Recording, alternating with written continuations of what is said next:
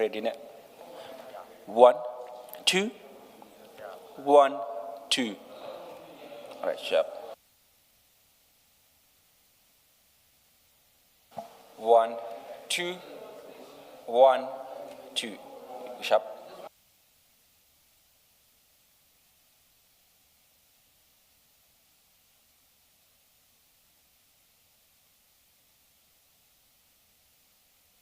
1, 2, 1, 2. 1, 2, 1, 2. 1, 2, 1.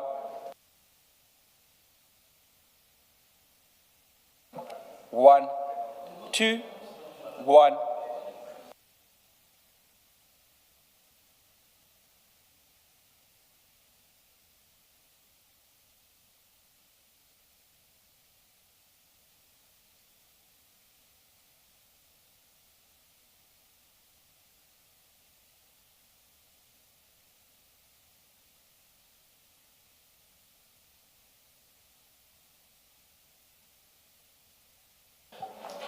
1, 2, 1, 2.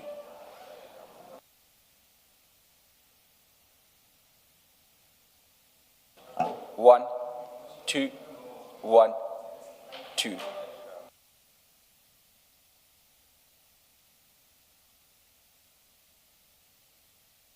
1, 2, 1.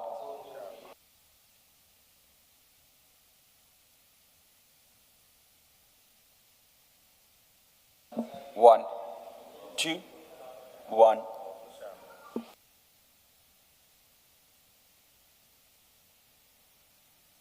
1, 2, 1, 2.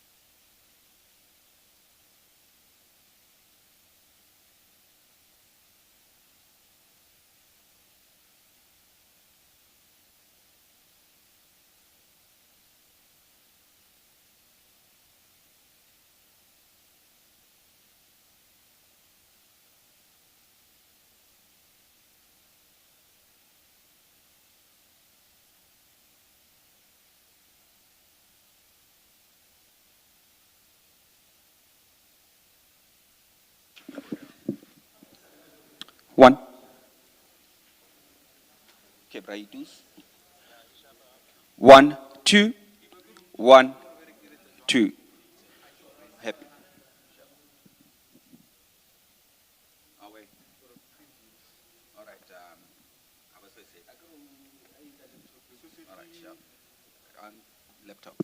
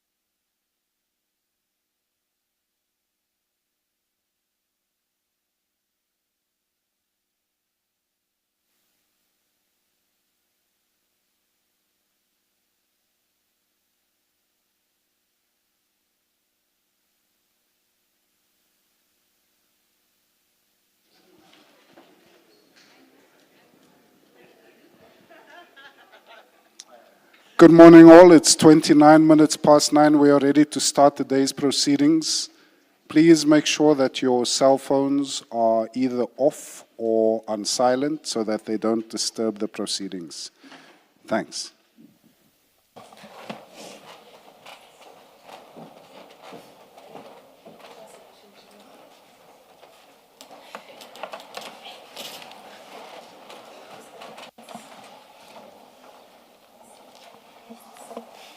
Tell him I'm here.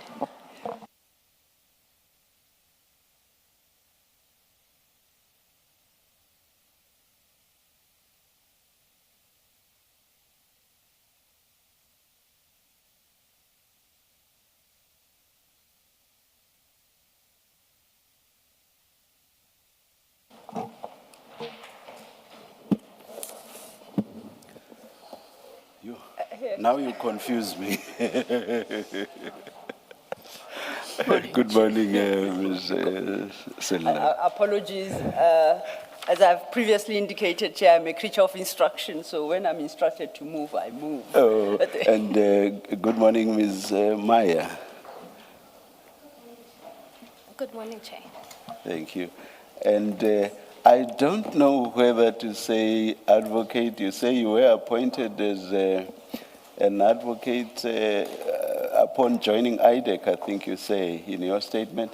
But with regard to admission, I saw no admission other than your admission as an attorney.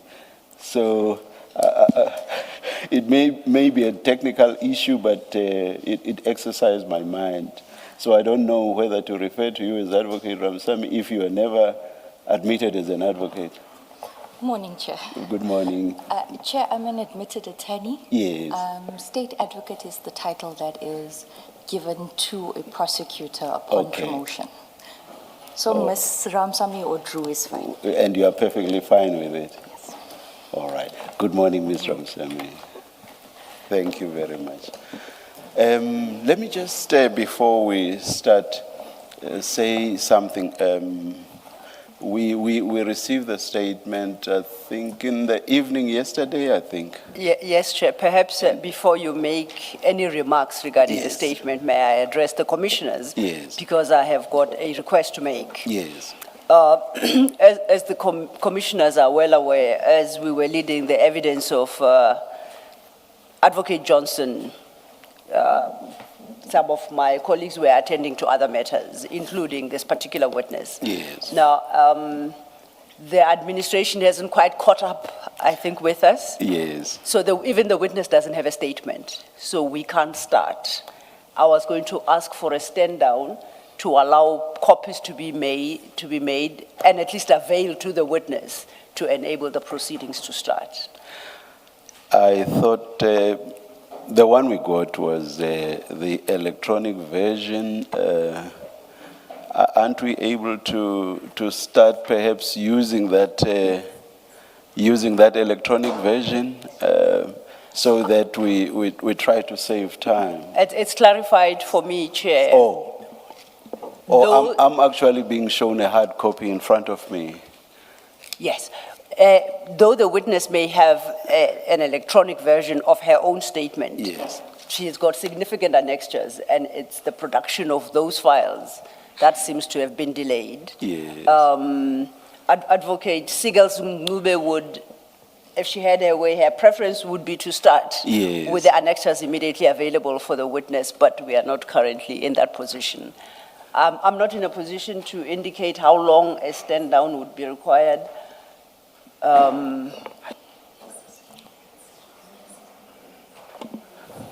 All right, then we'll stand down. But let me. That's your preference. Good morning, Ms. Sigals. Is that your preference? Yes, Chair, that is the preference, and all the right. witness's preference as well. Oh, all right, all right. Let me raise the point or the issue I wanted to raise. Yes. Having gone through the electronic version of the statement, which, as I say, we received in the evening yesterday, I noticed, and this must be true of my colleagues as well, that the statement implicates Advocate Johnson quite seriously. what I wanted to raise, I do have thoughts of my own as to why what I'm going to raise did not happen. My mind is focusing, for example, on the fact that what Advocate Johnson is implicated on was not put to her. I can imagine why not, but I would like you to please comment on that, Ms. Siegels, and Ms. Siegels Ncube, and perhaps also address us on how, in practical terms, this is going to be addressed so as to treat Advocate Johnson fairly. Thank you, Chair. Chair, the position is that on the 22nd of July, when Advocate Johnson gave evidence regarding certain events that occurred in the Mokwele investigation, she mentioned the name of Mrs. Ramsamy. And during that evidence, I received personally, because I was assisting Advocate Selo, I received a message from a DPCI officer who had indicated to me that Ms. Ramsamy had made certain disclosures to him regarding these matters and had wanted to consult on the matters. That is why I excused myself from those proceedings and discussed it with the NPA, and we arranged a consultation with Ms. Ramsamy for the 22nd of July while Advocate Johnson was giving her evidence. So we first became aware of these allegations against her during her evidence, and the witness was very clear that she had wanted to give evidence in public. She was aware of the allegations that she was making, that they were serious, but had not wanted them to be put to Advocate Johnson until she had been given an opportunity to give her full version, because her intention was in any event to only make this disclosure under protected disclosure protection after Advocate Johnson gave her evidence. But given that Advocate Johnson had implicated her in these proceedings, she thought that the correct process to follow would be to come to us with that evidence. So we did not have this information prior to Advocate Johnson giving her evidence. It only became known to us during her evidence. The intention is to serve a Rule 3 notice on Advocate Johnson to address these allegations, Chair. And that will be done during the course of today and tomorrow, depending on whether there are further matters that emanate from her evidence. As Chair would notice from her statement, she wants to give evidence in two parts, and she's only submitted one statement thus far. There will be another statement which further implicates Advocate Johnson. So it is either that we'll serve the notice today in respect of this first statement, or we will wait until she concludes her evidence on both statements. Second statement not yet provided and concluded, and then we will furnish a full Rule 3 notice on Advocate Johnson. And the first statement was finalized only yesterday. The first statement which was Advocate Johnson's last day of testimony. Correct, Chair. This last night is when the statement was finalized at shortly after 6. And it was signed, she signed it this morning. The statement. Oh, I did not even notice that what I read was not signed. Yes, Chair. Yes, it was an unsigned version yesterday, and she signed this morning. The statement. Oh, thank you, thank you.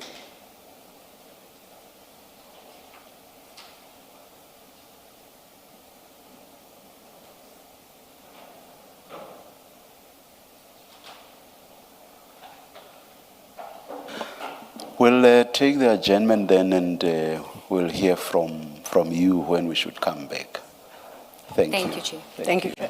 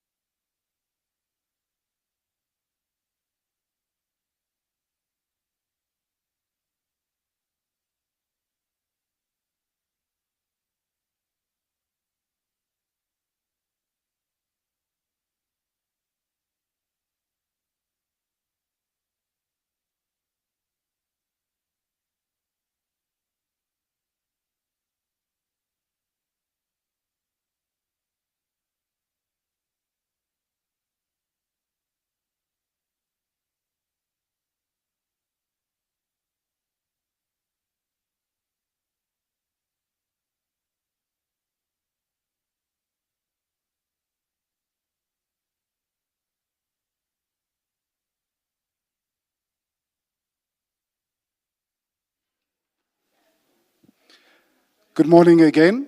We are ready to resume now. Please do make sure that your cell phones are on silent. Thanks.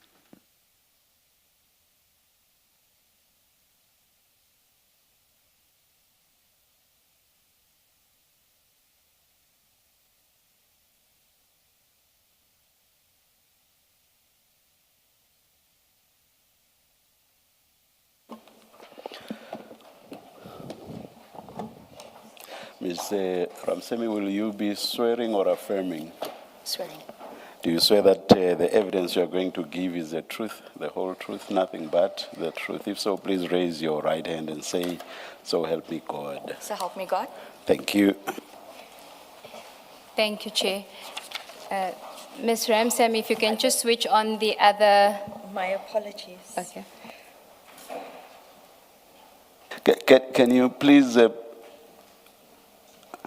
Can you please pronounce your surname? My surname, Yes, Ramsamy. Ramsamy. Thank you. Tirushanta Tirushanta. Ramsamy. Yes. If you can also just raise your voice, please, Ms. Ramsamy. I'll try my best. I'm a little bit nervous. Okay, that's fine. Nothing to be nervous about. Can we start with your statement? So there should be a file in front of you which says witness statement, and that is the statement at page 1 to 33. If you go to page 33, if you can confirm that that is your signature. Confirm? And just confirm that it was signed this morning, the 30th, not the 29th. Confirm. And do you confirm the correctness and truthfulness of the contents of the statement? I do. Now, there should be another file, which is file 10, exhibit file 10. Correct. Do you have that? Yes. And that is CJC 400, and it has sub-exhibits as well as exhibit numbers. And those are primarily the annexures or the documents that you refer to in your statement. Correct? There are then other files in front of you, but that relates to the entire IDAC stream, which at some point we will get to some of those files, but primarily we'll be focusing on the documents in file 10. Okay. Thank you. And those are the documents that you have provided to the Commission as part of your witness statement, correct? Okay. Now, Chair, as you indicated earlier about the issue of Ms. Ramsamy being referred to as advocate, and she explained why that is, for purposes of her evidence, when we do get to those aspects where emails are addressed to her or referred to her as advocate, we understand the context within which that is. Yes. Ms. Ramsamy, then, if we can start with your witness statement, and if I could ask you here, please feel free to elaborate on your statement where you feel necessary, and we can start on page 1 of the statement at the introduction. Thank you. I am an adult female admitted attorney in the full employ of the National Prosecuting Authority. You'd have to raise your voice again. Sorry. Or bring the mic closer. Can I bring the mic closer? There we go. Yeah. Can we do, is that better? I am an adult female, admitted attorney in the full-time employ of the National Prosecuting Authority, attached to the Investigating Directorate Against Corruption, commonly known as IDAC, which is established in terms of Section 7, subsection 1, capital A of the National Prosecuting Authority Act 1998, Act number 32 of 1998. I joined the IDAC as a state advocate on the 1st of March 2023. I hold an LLB degree obtained from the University of KwaZulu-Natal, and I was admitted as an attorney of the High Court of South Africa on the 7th of June 2013. I was appointed as an aspirant prosecutor in Pietermaritzburg, KwaZulu-Natal on the 1st of February 2015. I wanted to continue the I wanted to contribute to the justice system after a personal tragedy. What started off as a 2-year commitment as a prosecutor has turned out to be an 11-year journey. I was based within the Pinetown cluster, KwaZulu-Natal, from the period of 2016 to 2020. During this period, I've dealt with drug-related prosecution and worked closely with SAPS members such as Carl Saunders, who has given evidence before this commission. Thereafter, I was a regional court prosecutor in Pretoria Court, CBD, and I was then appointed as a state advocate on the 1st of March 2023 in the Investigating Directorate, IDAC, or which later became IDAC. Given the extensive nature of my evidence, I will submit two statements. The first statement being the statement which deals with the genesis of the crime intelligence investigations until my consultation with the complainant, Mr. Fadil Adams, on the 6th of January 2025. In the second statement, I will deal with the events that transpired after January 6, 2025, regarding my involvement in the crime intelligence investigations and the Medicare 24 investigation. If I may clarify with regards to the Medicare 24 investigation, the Commission will see emails and correspondence that relate to Tembisa. However, the Commission will also see that the documents that I've provided does not relate to Tembisa. It was just titled that under, my opinion is that it was a guise. It is in fact the Medicare 24 contract. Can I just clarify on that? So later on, we will see handwritten notes from you of consultations that were held and meetings that were held where reference is made to SAP's contract, Tembisa Hospital.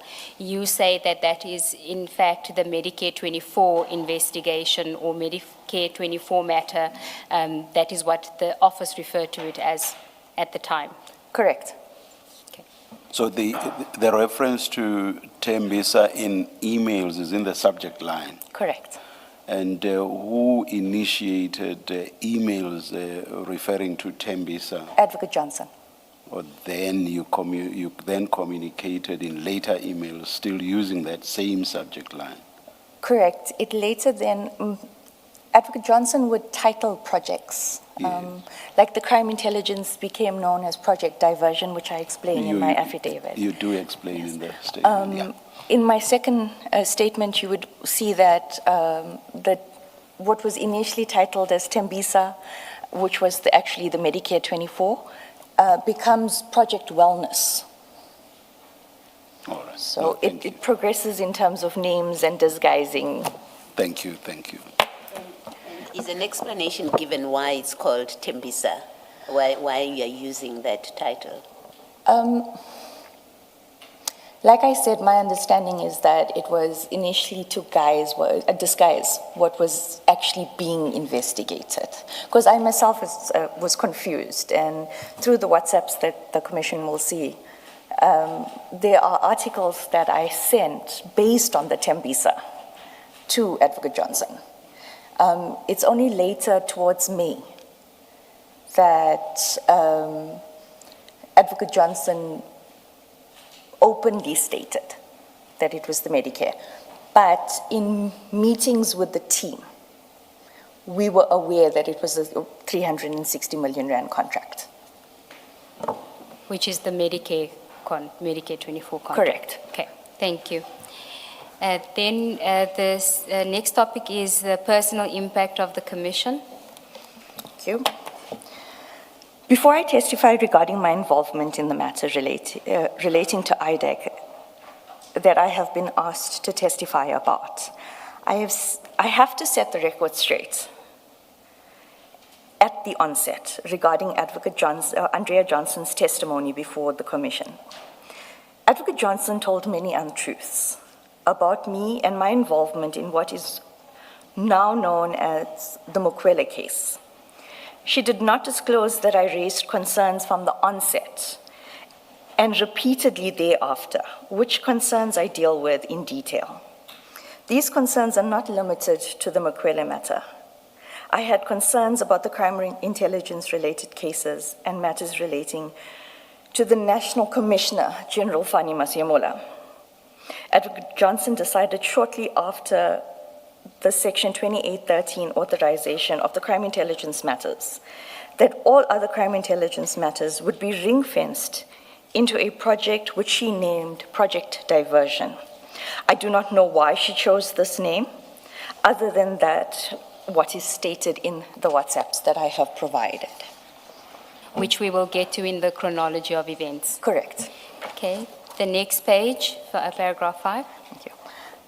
I am profoundly disturbed but not surprised by Advocate Johnson's testimony. She sought to blame me for so-called irregular or problematic processes. Let me make it clear that Advocate Johnson was in charge of Project Diversion, and in particular the Mukwele matter from the onset. I deal later with the makeup of the team, which was different to how a project or investigation team is usually constituted. It is my belief that Advocate Johnson handpicked me to be part of this project because I had successfully, or rather we had successfully investigated another Section 27 referral matter involving a high-profile individual. I also believe that Advocate Johnson picked me because she thought that I would not question or ask questions because I'm a state advocate, not a senior state advocate, not a deputy director of public prosecutions. What she did not anticipate was that Mr. Mansa Rapesu, the lead investigator, and I would question Project Diversion from the start. May I proceed? Thank you. Continue. Thank you. I confirm that I prepared documents on Advocate Johnson's instructions instructions that were one, not in accordance with IDAC's standard operating procedures, which Advocate Johnson indicated to this commission did not exist. 2, the process followed in July 2023 referral. And 3, that went against my concerns when assessing the merits of the complaints by Mr. Adams. I refer in particular to the application for authorization of Section 2813 investigation that I prepared on the 5th of December 2024. Sorry, can I just interject there to deal with the issue of the standard operating procedure, which you deal with in that paragraph, which you say Advocate Johnson said does not exist. If we could ask the commissioners to go to file 10 and page 9, which is, if you can identify that document for us, and the signature on page 10.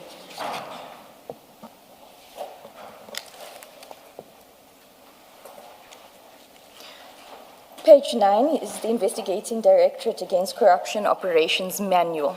This is disseminated via email to every person that works at IDAC. It is also re-disseminated to every staff member upon the arrival of a new staff member. So it cannot be said that there are no operating procedures or SOPs within IDAC. The And then signature, page 10, yes.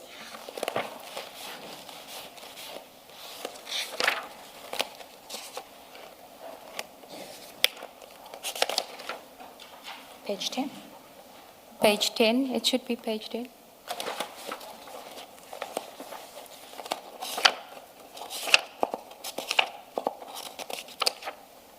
You were on 9, which was the first page of the operation, and then page 10. The last paragraph or portion of that page 10 is the signature of Mr. Matthew Sissoko. He is the head of investigations and operations, also known as the second in charge of our office. And then thereafter is the signature of Advocate A. Johnson, Investigating Director IDAC. Please note that the dates also indicate 16 October 2024. This is version 2. Yes, we can see there that version 1 is 18 December 2023, and then version 2, 16 October 2024. Correct. And could you just briefly tell us what the operations manual deals with? We are going to deal with it in detail later when we engage you on the processes, but if you could just give us a high-level summary of the document for now. The operational manual. Sorry, Ms. Am I speaking Ramsamy, too yes, softly? and I apologize. closer, Okay. yes. The operational manual is supposed to, and I use the word very, supposed to, create structures in which the IDAC works. These structures are based in terms of Section 7 and 27, 28, and 29 of the NPA Act. It sets out procedures with regards to investigations, referrals from the NDPP, team constitutions, reporting lines, presentations, instructions on how presentations are supposed to be done, on briefings as and when investigations are in progress. Basically, it's the Bible of how a structure of our nature, or IDAC's nature, is supposed to work. And when I use the word supposedly, if I may, Advocate Segal, continue, thank you.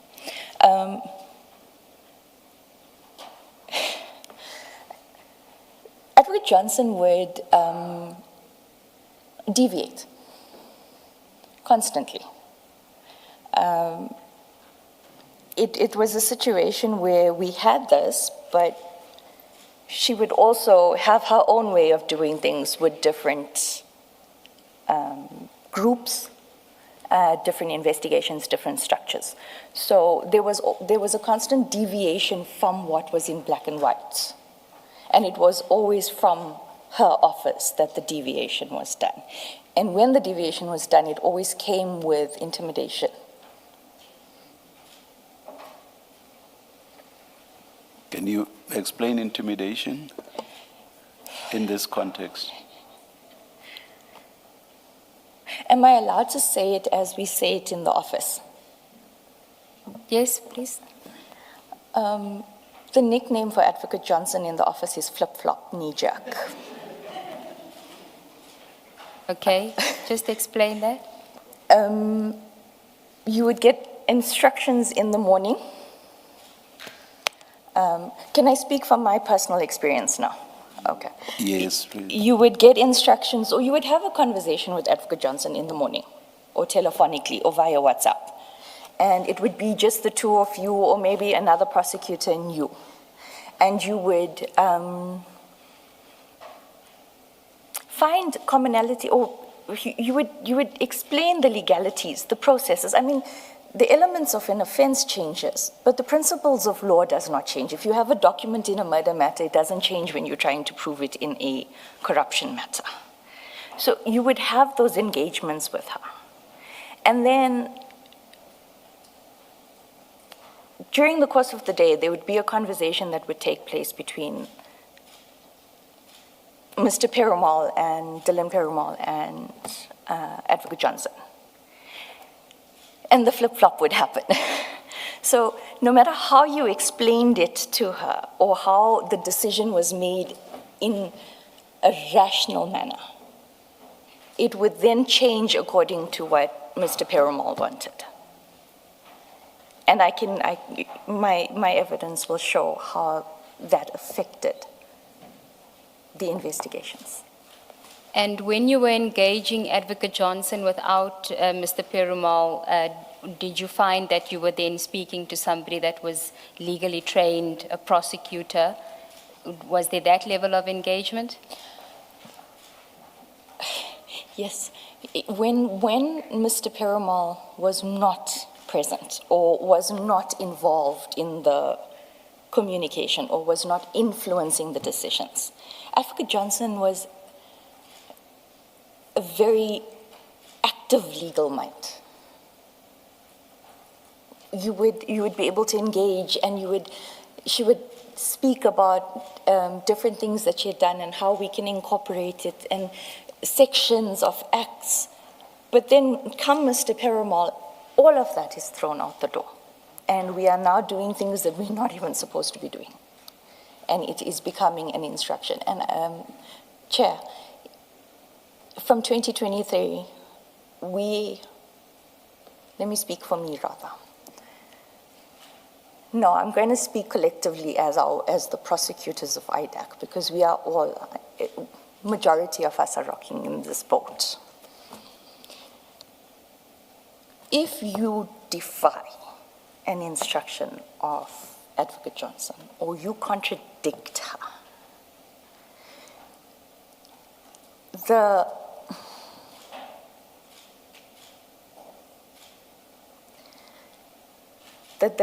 reign or the wrath,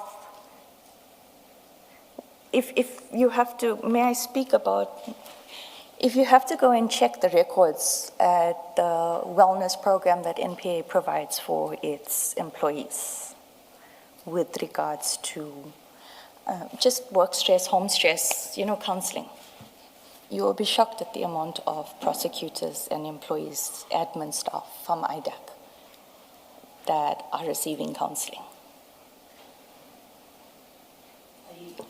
Is that not because of the nature of the work you do?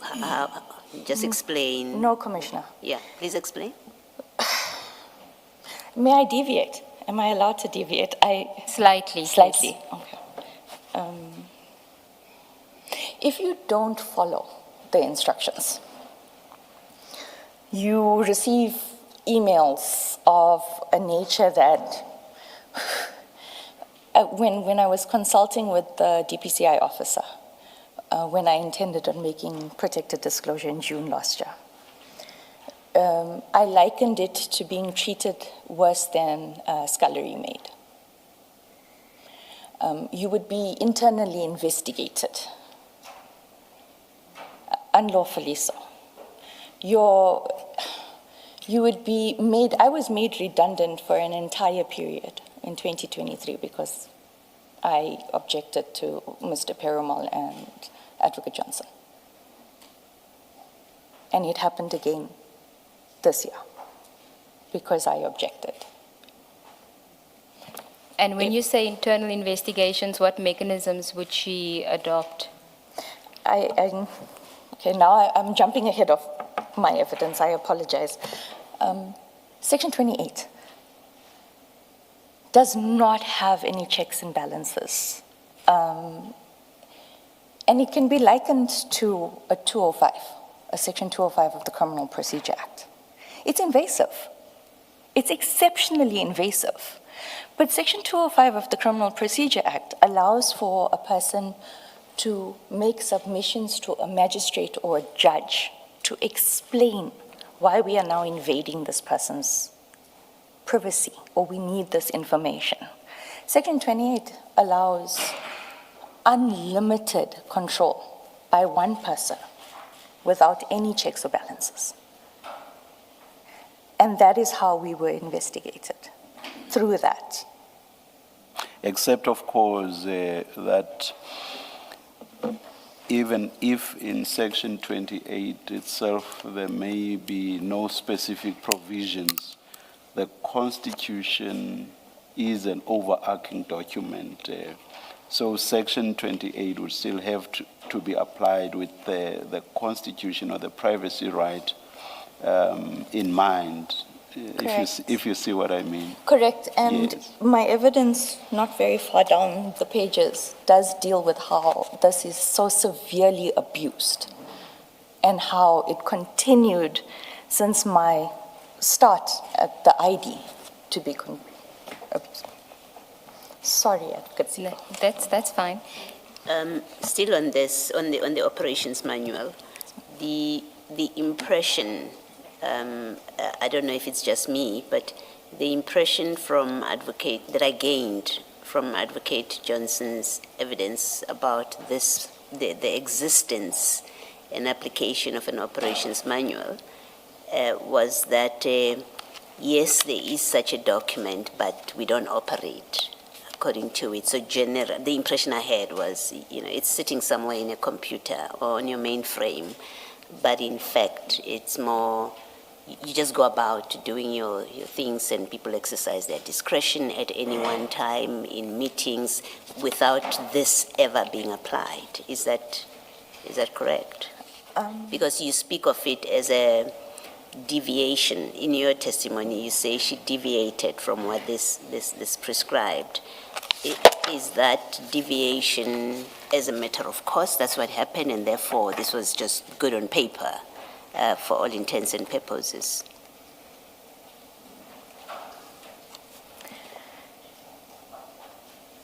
It's applied as and when Advocate Johnson wanted to use it. All right, I'm answered. Thank you. Okay, we can go back to your statement, paragraph 6. The 6th line, the sentence that starts, I will explain. I will explain why this did not sit well with me. Page 3. Yes, page 3, paragraph 6. You'll see after you deal with the 3 points, you then say, I refer in particular to the application for authorization. Do you have that? Yes. You can read from there. I refer in particular to the application for authorization of a Section 2813 investigation that I prepared on the 5th of December 2024. I will explain why this did not sit well with me. However, the commissioners must bear in mind that at this point, Advocate Johnson had stated they had made a decision that the matter was to proceed in terms of Section 2813, and that I was to draft the authorization and email it to her on the same day that the referral was handed to me, because she wanted to approve it by Friday, the 6th of December 2024. I deal with this fully later in the statement. Continue. On or about the 30th of June 2025, after the Mokwela arrest and the first appearance, I contacted a DPCI officer. I must state I trust this DPCI officer, which is why I contacted him, to inform him that there's a problem at IDAC and that I need to see him and explain and show him the documentation that I had in my possession. I asked if I could do protected disclosure. We agreed to meet on the 2nd of July 2025, where I showed him a prosecutorial memo prepared by me and another prosecutor regarding the matter of General Masiamula and Lieutenant General Kumalo, which I deal with later. He said that he would speak to a colonel at the DPCI and get back to me as to how we were to proceed. The reason that I contacted DPCI is because I had previously, in late April 2025, informed Advocate Santos Manila, the DDPP that I report to, of the discord amongst the team being that of the crime intelligence investigation, and that the investigation procedures were being flouted and that the investigation was sloppy. He replied that he had his own problems. In August 2025, I started collating documents regarding what I considered to be unlawful instructions from Advocate Johnson and Mr. Perumal regarding project diversion. May I proceed? Ms. Ramsamy, sorry. When Advocate Manilal says he has his own problems, was it about the same issue, the crime intelligence investigation, or? He had not, although he was on paper as the deputy director, he had not been briefed on the matter, which I do discuss later on in the statement. The question I'm asking is, when he said he has his own problems, did you understand him to mean about the same subject, the same investigation, or he had his own problems within IDEC? I'm just trying to understand what it is he was. I understood it to mean that he was not interested in my problems and this project. I see. Yes, thank you. That answers me. Thank you. Okay, continue. On the 8th of August 2025, Advocate Peter Surunya, a deputy director of public prosecution, came on board the Mokwela and Lushaba cases. He started sending emails and memoranda that accorded with my concerns on how the Mokwela matter was being conducted. Advocate Joyce Stwayo and I also approached Advocate Surunya with our concerns. He can confirm this to the Commission. When Advocate Surinje requested to be removed from the Mukwele and Lushaba cases, I was removed from the Mukwele case, and although I was apparently kept on the Lushaba case, I was excluded from the case from September 2025. I also approached another deputy director and showed him all the documentation that were concerning. He stated, "These things will never come to light." In November 2025, after Advocate Johnson testified at the ad hoc committee, I contacted the same officer at the DPCI. I informed him that Advocate Johnson had lied to the ad hoc committee and that I had proof of this. Once the new NDPP, Advocate Motibi, was appointed, I met with the DPCI officer.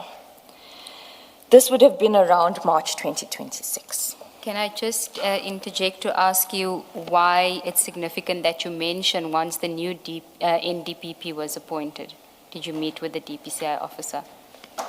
Because I knew that if I had reported or we had taken these concerns to this then sitting NDPP, nothing would have been done. Advocate Johnson, there would be no repercussions, there would be no corrective measures. By that you mean Advocate Shamila Batoy? Correct. Why would you have formed that opinion?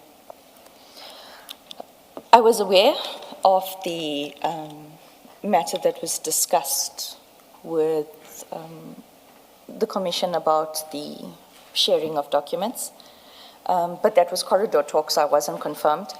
But if I may put it frankly, from a prosecutor's point of view that's in the office every day, Advocate Johnson was the blue-eyed girl of Advocate Batoy. She could do no wrong. If needs be, or if the Commission so sees fit, if you look at any grievance that was sent about IDAC from the staff members, it was squashed to an extent where people started just resigning. People were applying for posts. I'm an SA. I've been applying for SA posts just to get out of that unit. And you referred to the sharing of documents.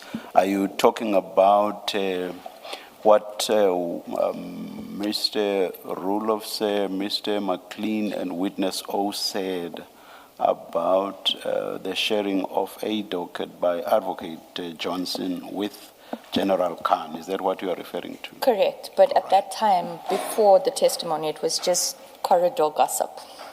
Thank you, thank you. Thank you. Before you move on to the next paragraph, at the end of that paragraph 9, this is the prosecutors after you show him documents, the DDPP, and he said these things will never see the light of day. What did you understand by that? That they will be destroyed, they will be suppressed? What exactly did you understand? That no one will ever know that these things were done by Advocate Johnson or at IDAC. So it would be suppressed? Correct. Okay. Paragraph 11 on page 5. I mention this because I do not want the narrative to be that I am retaliating against Advocate Johnson for making me the scapegoat, or that I am coming forward with this information now that my name has been dragged through the mud. Then the mandate of IDAC?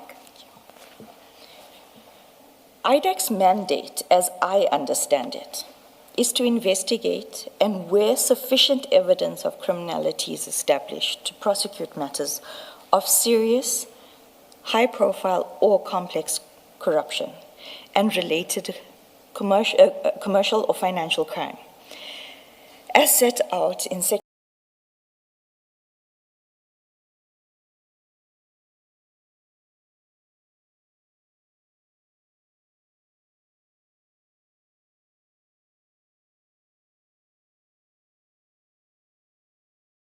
offenses, including contravention of PRECA, POCA, PFMA, and the Local Government Municipal Financial Management Act. the Financial Intelligence Center Act. May I proceed? Where appropriate, IDAC also institutes the resulting criminal proceedings. I've had the benefit of listening to the Commission's engagement with Advocate Johnson regarding the word "or" in Section 7(1), subsection 1, capital A of the NPA Act. My understanding of that IDAC interprets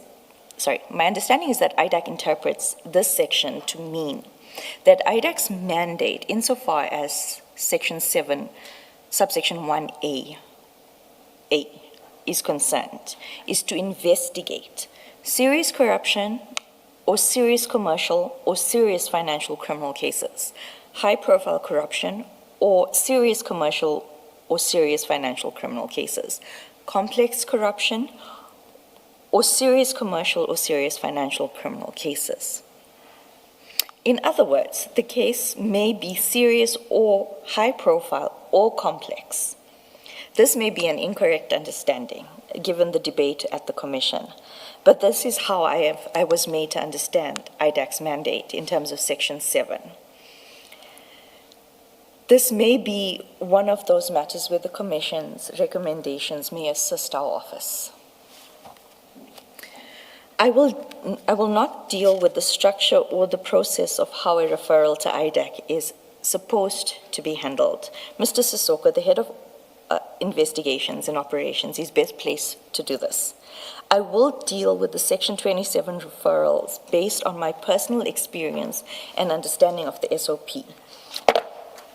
Case Selection Criteria Directive issued and signed by Advocate Johnson and Mr. Sissoko in October 2024 and in August 2022, respectively. Okay, the next topic is a referral to IDAC.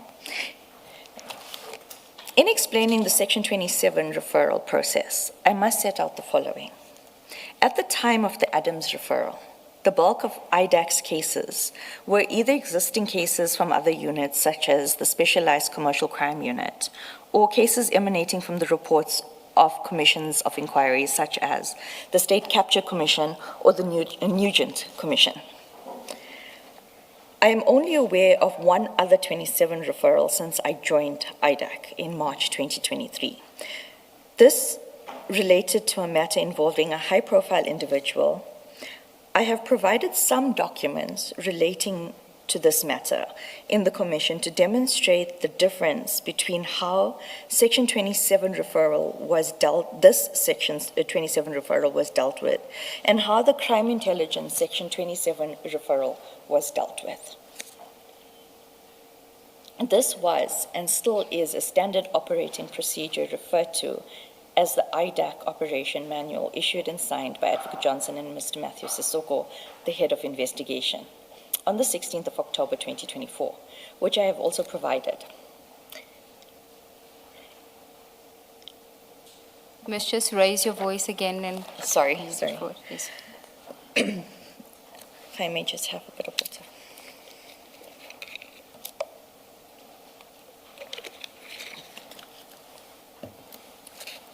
There was and still is a standard operating procedure referred to as the IDAC Operation Manual, issued and signed by Advocate Johnson and Mr. Matthew Sissoko, the head of investigations, on the 16th of October 2024, which I have also provided to the Commission.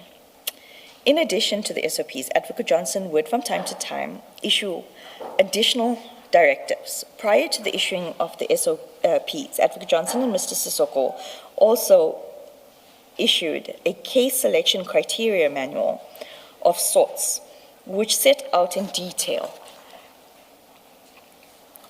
the process to be followed in selecting cases to be investigated by IDAC.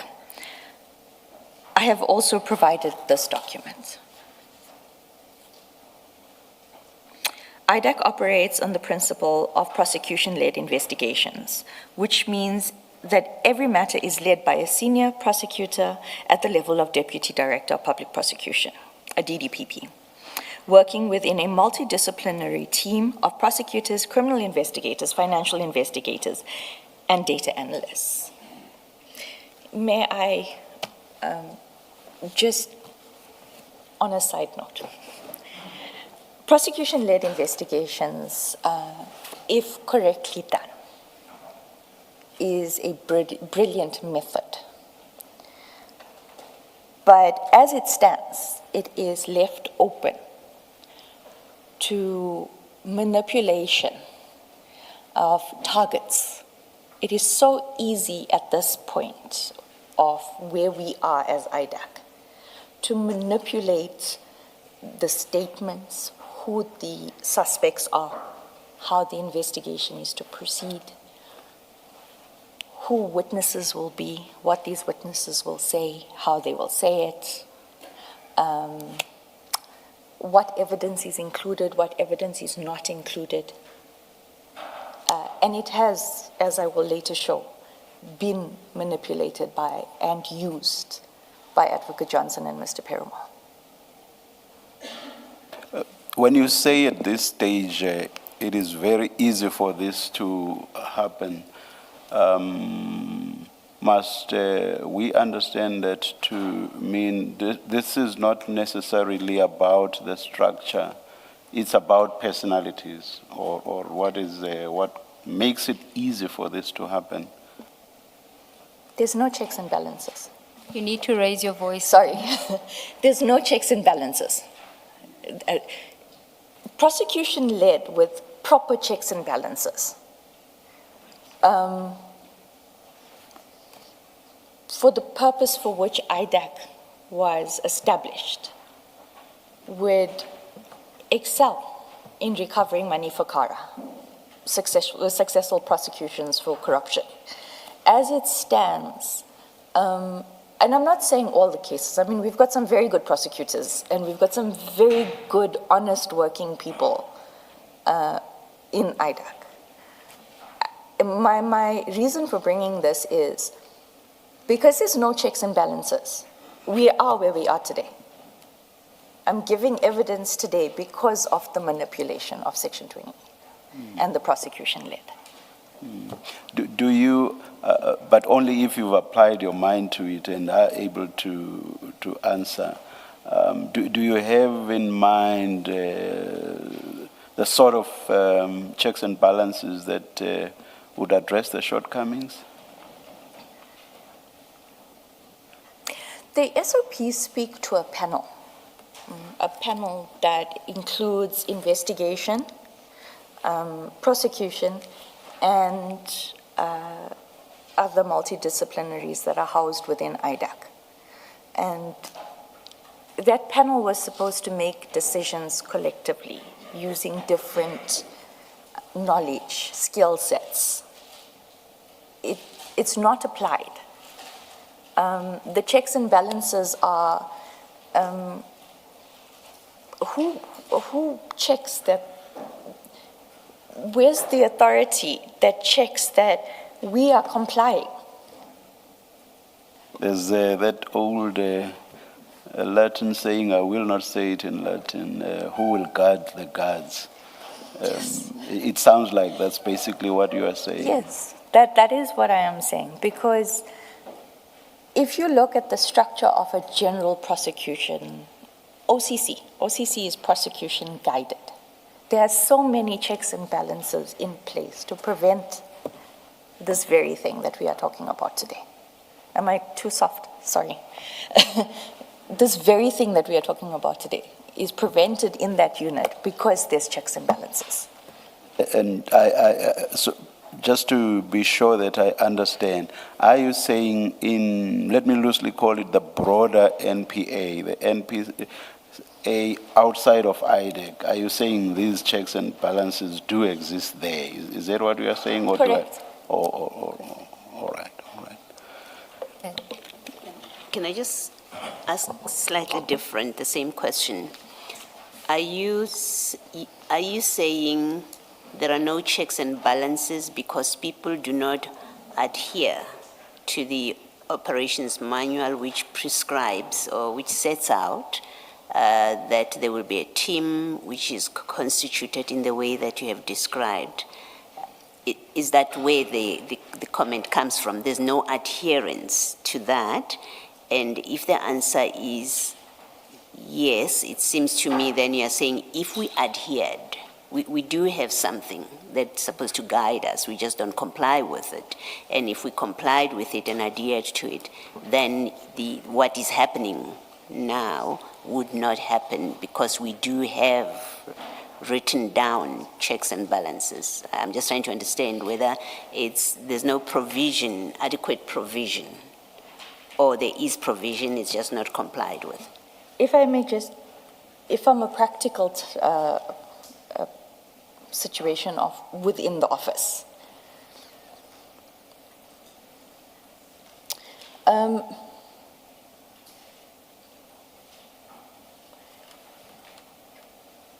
so when you do the investigation plan and the taskings and the deputy director is in charge of the former head of IDAC would, so if I had a problem with Advocate Ncube, I could go and gossip. I could really just, our office was run on gossip. You would be called into the office on gossip. But I could go and gossip about Advocate Ncube and say, Advocate Ncube doesn't know what she's doing, she's confusing the processes, and then the next meeting, Advocate Johnson is at the meeting, and what I said is golden, but the correct way that Advocate Ncube is asking for is out the door. So, in as much as we've got a structural basis, the head constantly would interfere and deviate from that. It's not a question, it sounds from what you're saying, and please just clarify for me, it sounds like it's not a question of something must still be invented that will provide the checks and balances, that would obviate what you're describing now, but rather you do have the tool on paper. If only we all complied with it and strictly, then this concern or this complaint and its consequence would not happen. Correct. Also, you must understand, until March 2026, none of this could be reported, because who do we report it to?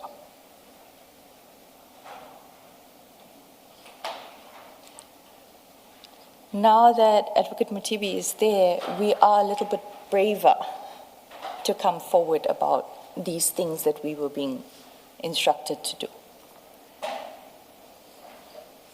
Does I don't know much about it other than what has been reported in the media. You know better and much more about it. Does the office, the existence of the office and now the appointment of the office of the IDEC judge, I'm going to call him that, in its mandate, and its written mandate, I'm not talking about informalities, I'm talking about formal mandate. Does that address what you're raising? If there is concern about matters that relate to the ID, or for that matter, even the NDPP, because there's now this great friendship between the ID and NDPP.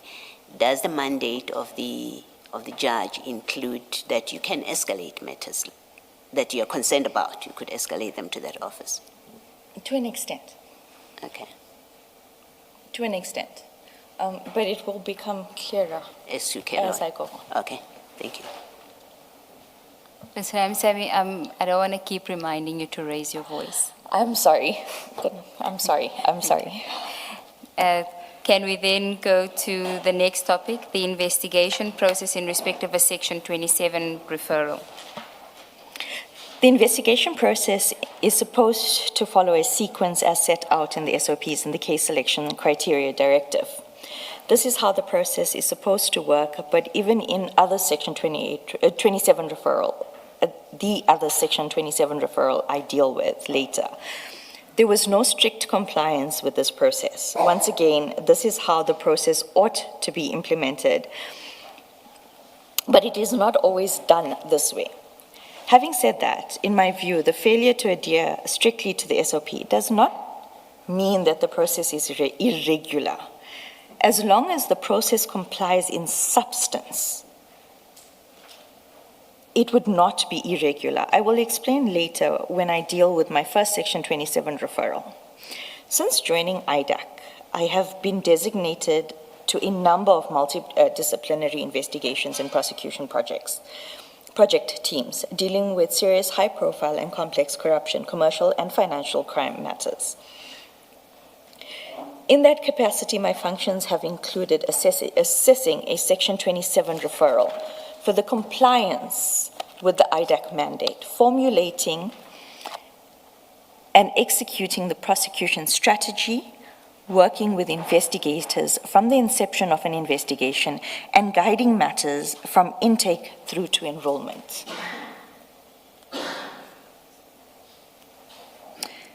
Given that my experience of dealing with the Section 27 referral, other than the crime intelligence referral, is limited to only one prior referral, it would be easier for me to explain, with reference to my prior experience, how a Section 27 referral ought to be dealt with in practice.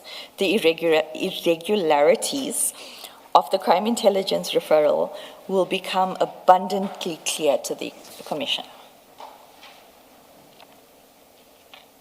In July 2023, I received a meeting invite from Advocate Johnson. The other attendees were another state advocate, Mr. Dylan Perumal, Chief Investigator, Mr., if that may be corrected, it's Mr. Tamane Benang.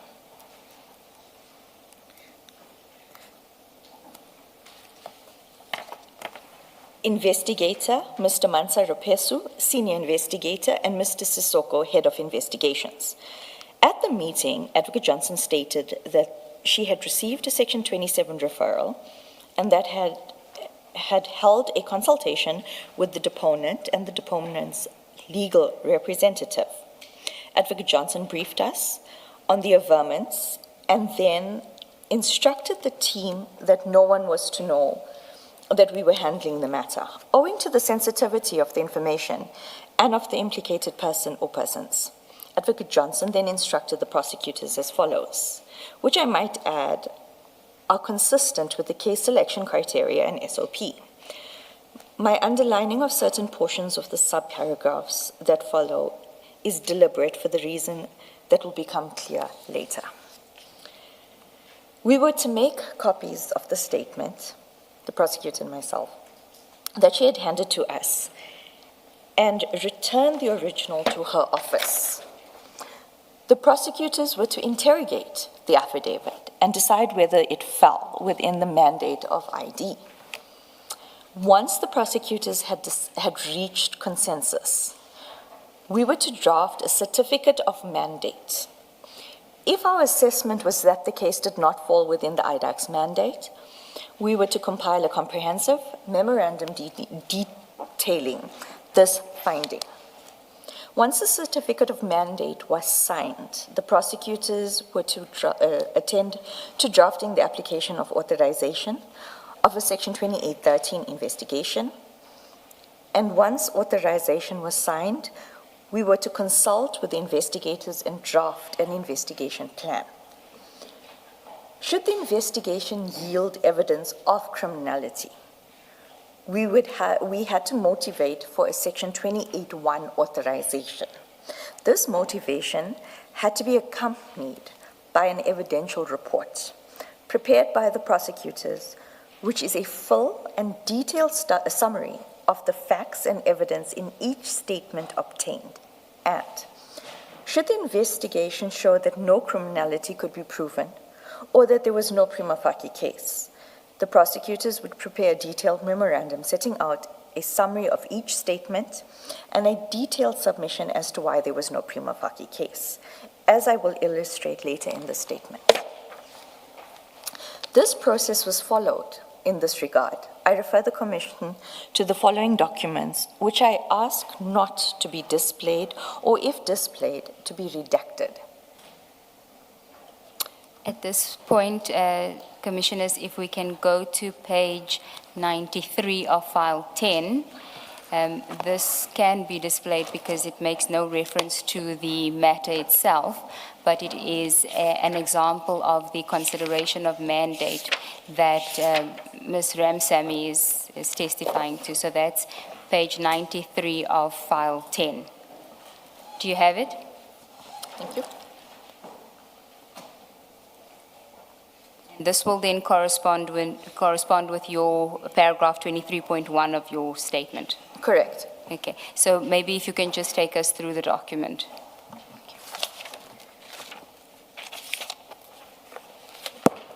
Myself and the other advocate that had been allocated to the matter. And I might add at this point, when we were given this 27 referral, we were given a week to interrogate the evidence contained in the affidavit referral. We then drafted this, indicating that we had found sufficient evidence that it did fall within the IDAC mandate, not only under high-profile individual, but also serious corruption. Okay, thank you. So we can go back to your statement 23.1. Maybe before you do that, the page 93 is quite scanty. Is that all you say? You have an introduction.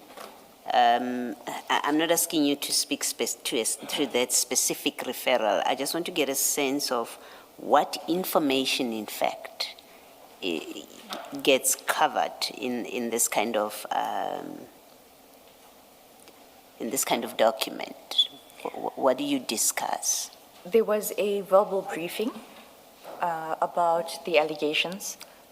And then once we received we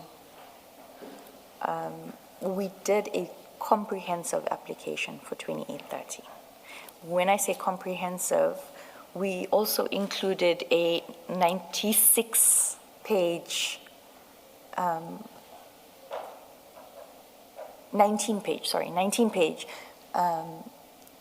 summary of the evidence that was contained to confirm our mandate and our application for the 2830. And so you set out what the matter is about, correct. What you have found, what you have to inform a decision on the recommendation that you're making. Correct. Okay. And so this would be the first page. This is our recommendation having regard to what had been provided to us, and then you include your summary, the 19-pager. Correct. Okay. I unfortunately cannot give that to the Commission. No, I understand. I just wanted to have a sense of the decision maker, because this on its own is not very helpful at page 93. It doesn't tell you what the decision maker has in front of them to exercise the discretion whether to accept or not accept the recommendation. Thank you. And then just still on that document, we have, it will, at B, it says recommendation. This matter falls within the mandate. That's your recommendation with the other prosecutor. And it then goes to Mr. Sesoko and Advocate Johnson. Correct. For their recommendation. Correct. Or approval. So they he recommends and she must approve. correct. It's so that it's what I spoke of the previous way we dealt with checks and balances. Okay. And then at 23.2 of your statement, you deal with the application for authorization for Section 2813. So that happens after Advocate Johnson confirms that she approves that it falls within the mandate, after you submit this document, the consideration memo of mandate, and the summary, and then she would ask you, who makes the decision that there must be an application for 2813? After the report and the certificate, we would then receive an email or a WhatsApp from the PA indicating that please come and collect your certificate, and at that point we'd be informed, proceed with drafting a 2830. It was not a matter of us just bombarding them with the applications. We had to get permission for each step. Okay, let's try and finish this section and before tea. Above 24. Thereafter, a meeting with the investigators took place and an investigation plan was drafted. This is referred to as a prosecutorial plan. Once the investigation was completed, I drafted what is referred to as an evidential report. This report provides a detailed summary of the evidence contained in each statement obtained, how the individual statements or collective evidence is linked to the elements of the offense. At some point, the state advocate was removed by Advocate Johnson and a deputy director was allocated to the matter. We drafted and submitted a request for Section 28(1) to be approved, and upon approval of the request, the Section 28(1) was submitted and signed by Advocate Johnson. The process of registering a docket and enrollment then followed. Thank you, Chair. Would this be a convenient time to take the tea adjournment? Yes, let's adjourn and resume at 11:30. Thank you.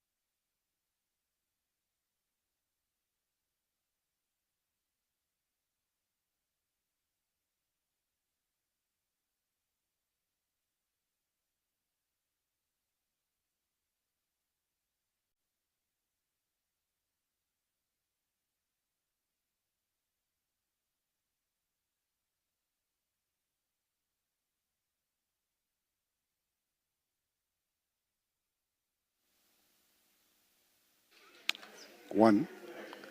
Good morning again. It's 29 minutes past. We are ready to resume.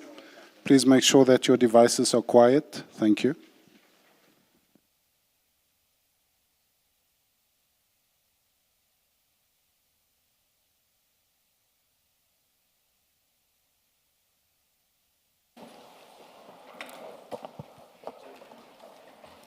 Can you switch on your microphones? On? Thank you. We were on page 12 at paragraph 28, starting a new topic, which is project diversion. So you can start at paragraph 28. Thank you. Against this backdrop, I now deal with project diversion. On the morning of the 3rd of December 2024, the office staff received notification of a staff meeting scheduled for Friday, 6 December 2025. 24.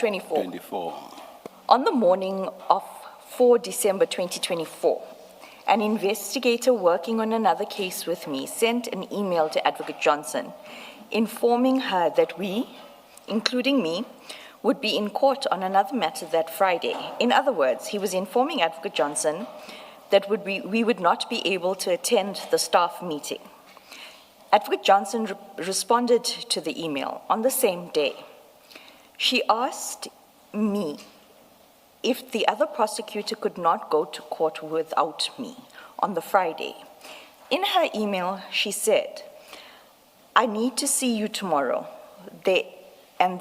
Us, which meant is, a product I need you to compile for my office to be submitted by Friday. I responded that I would avail myself of the briefing and the other prosecutor would attend court that Friday.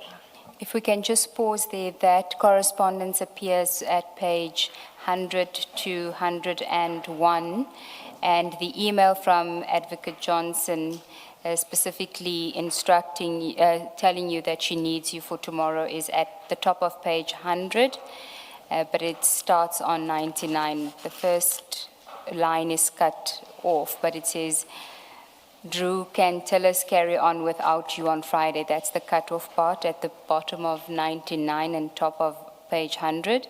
And then on page 100, there's the "I need to see you tomorrow," and there us, which is a product I need you to compile for my office to be submitted on Friday.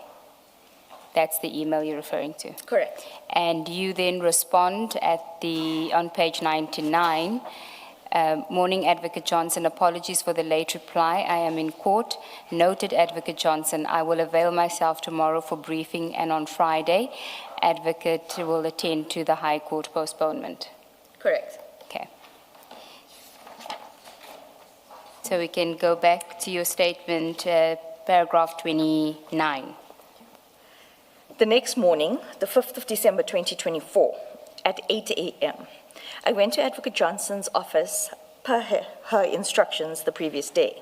When I arrived at her office, she had a gray document bag with a zip, and she told me that it contained a highly sensitive Section 27 referral affidavit. She told me that they had decided that the matter will be investigated. She did not say who they were, and I did not ask.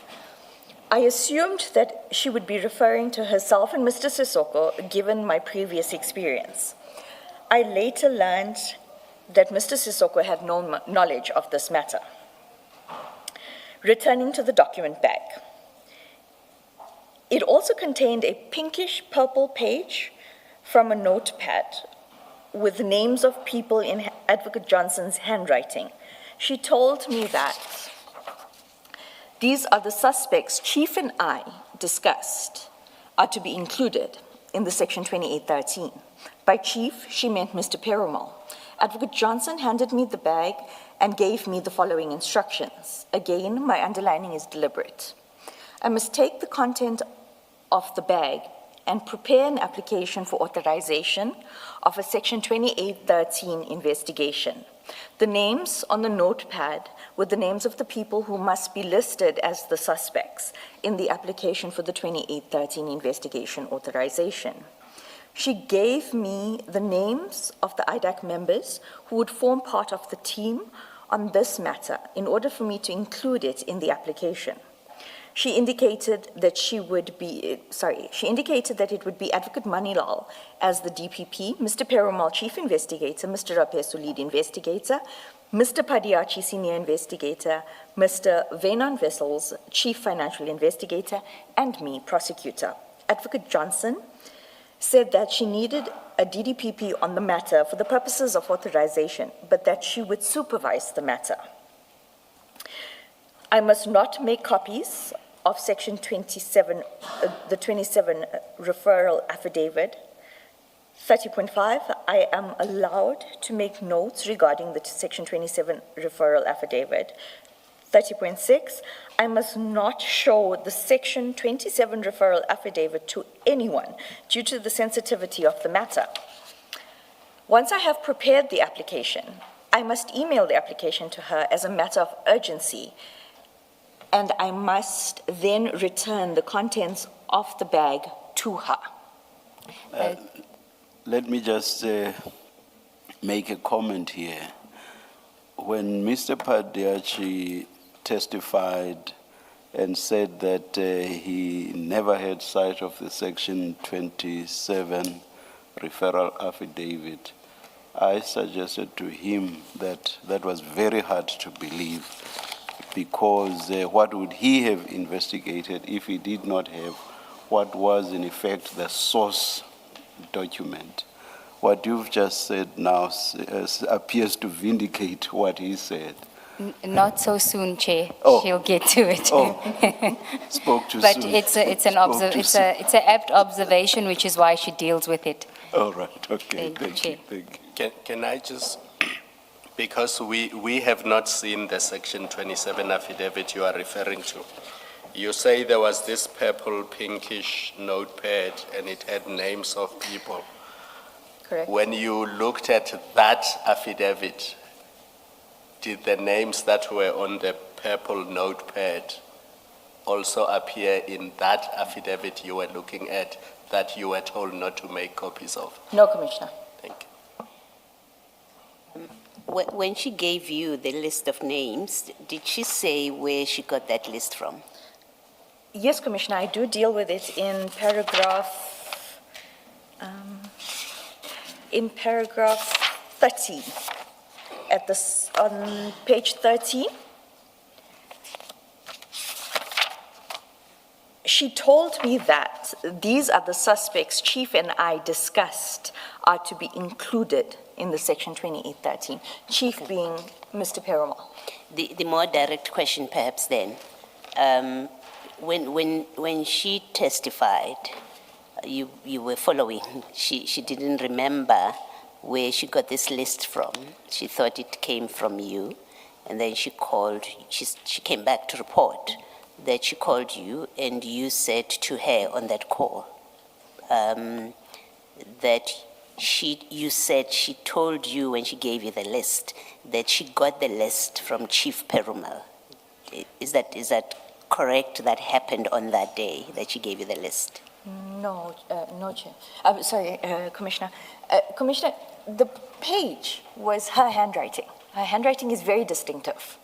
And it was a pink purplish page with notes that she would usually, or a notepad that she would usually keep in her office.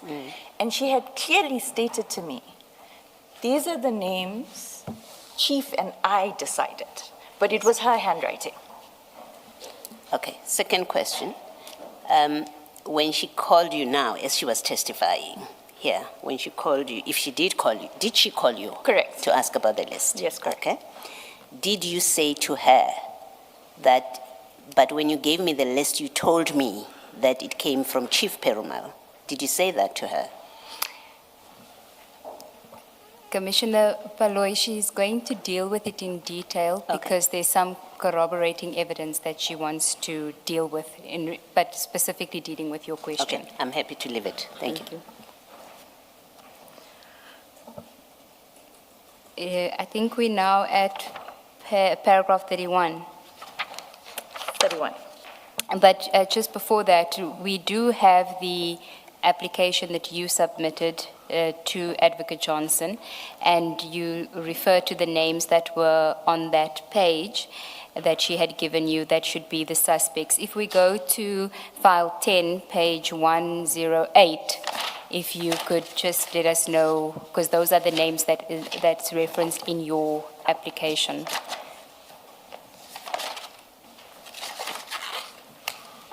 So if we can start on 106, that is the application that you sent to Advocate Johnson, correct, for Correct. authorization? Correct. We'll deal with the email correspondence evidencing that you had sent it to her. And then on page 108, at paragraph 3, names of subjects and entities forming the subject matter of the investigation, but are not limited to, and there are names there, and an automotive engineer. Are those the names that was on the page? Correct, because the 27 referral that I had sight of, a lot of these names didn't correlate with that 27. So I personally don't know. I can honestly tell you, Chair, even during the investigation portions of it, 3.11, no feature. 3.9, also no feature. 3.12, I will explain as I go on as to how that name came about, but it wasn't in the referral. Okay. So then let's go back to your statement, paragraph 31. Advocate Johnson told me that she needed the application urgently. Because she wants to approve the Section 2813 investigation by Friday, 6 December 2024. She did not explain the urgency. I requested that I be allowed to draft the application when I got home later that day, because I had to be in High Court in the morning for another matter. She said it was fine as long as she received it that evening.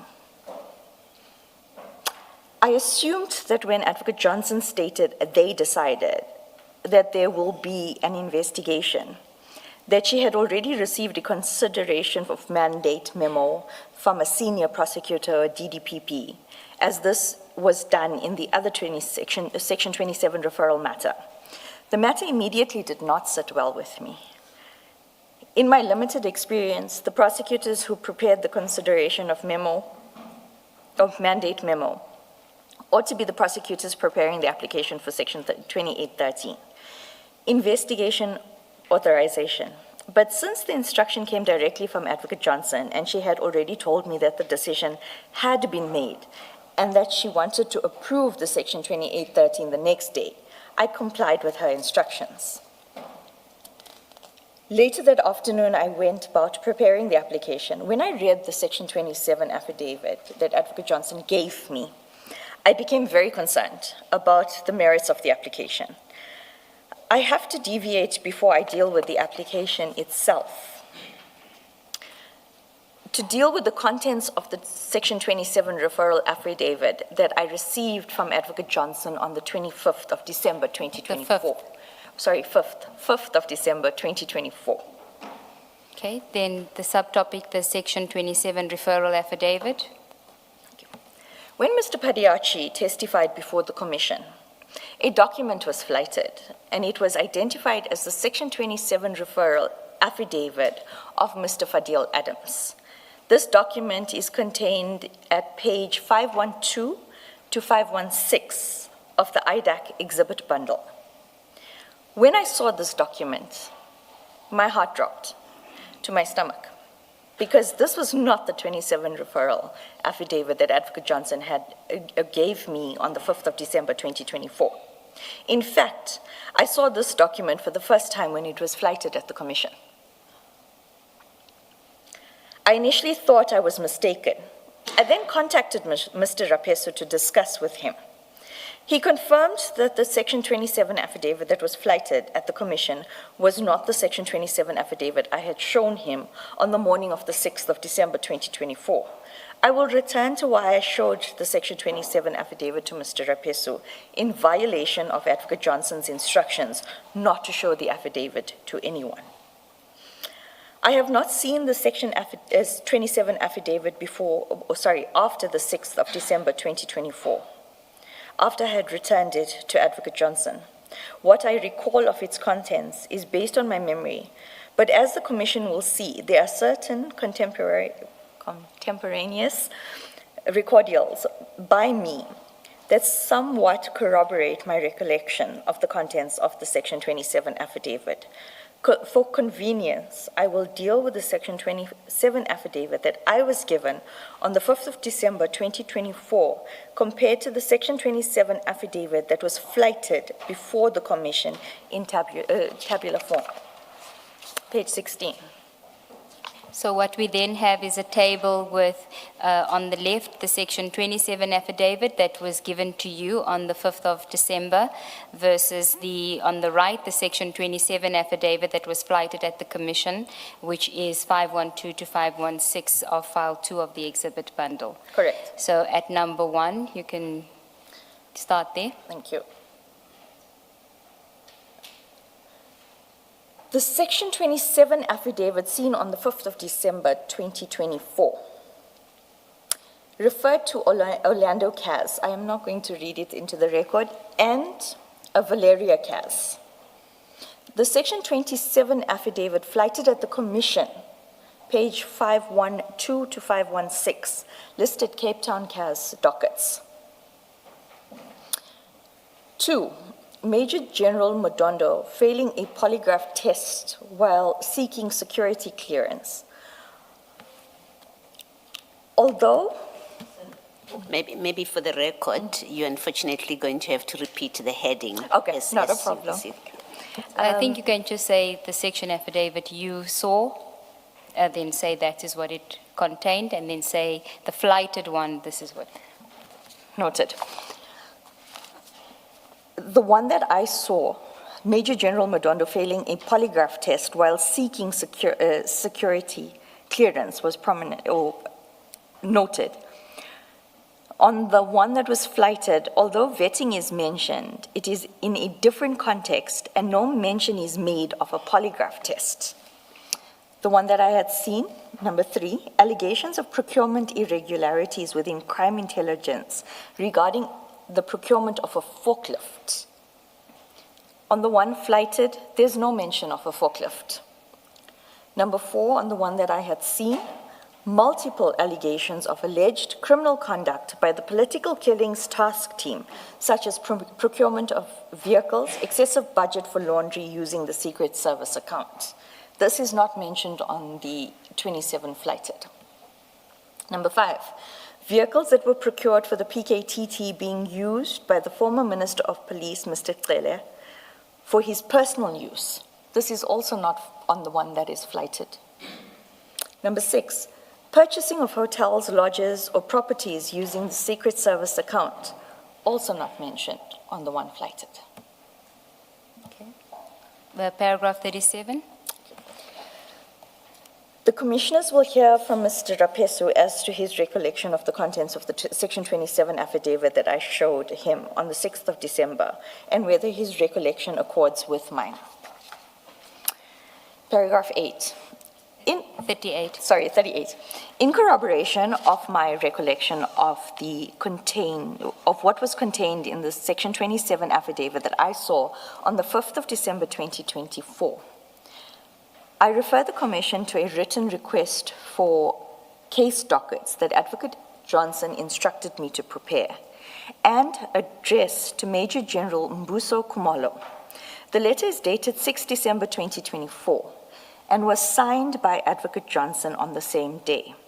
The request was based on dockets referred to in the Section 27 affidavit. Can you just pause there? We want to refer the commissioners to that. It's on page 111 of file 10.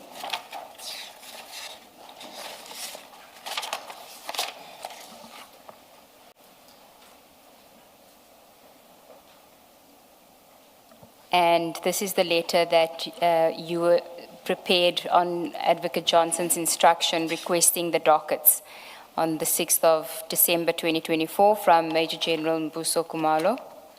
And at paragraph 2 is the list of the case number, the dockets that you were requesting. Correct. And they are Valeria, Orlando. Correct. And you then say that is what was in the section 27 referral affidavit that you saw. Correct. Okay. Now, if we can then go to file 2, page 512.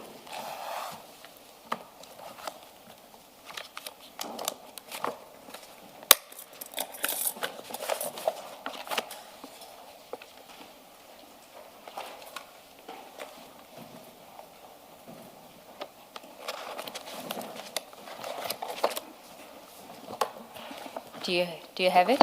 Almost there. Okay.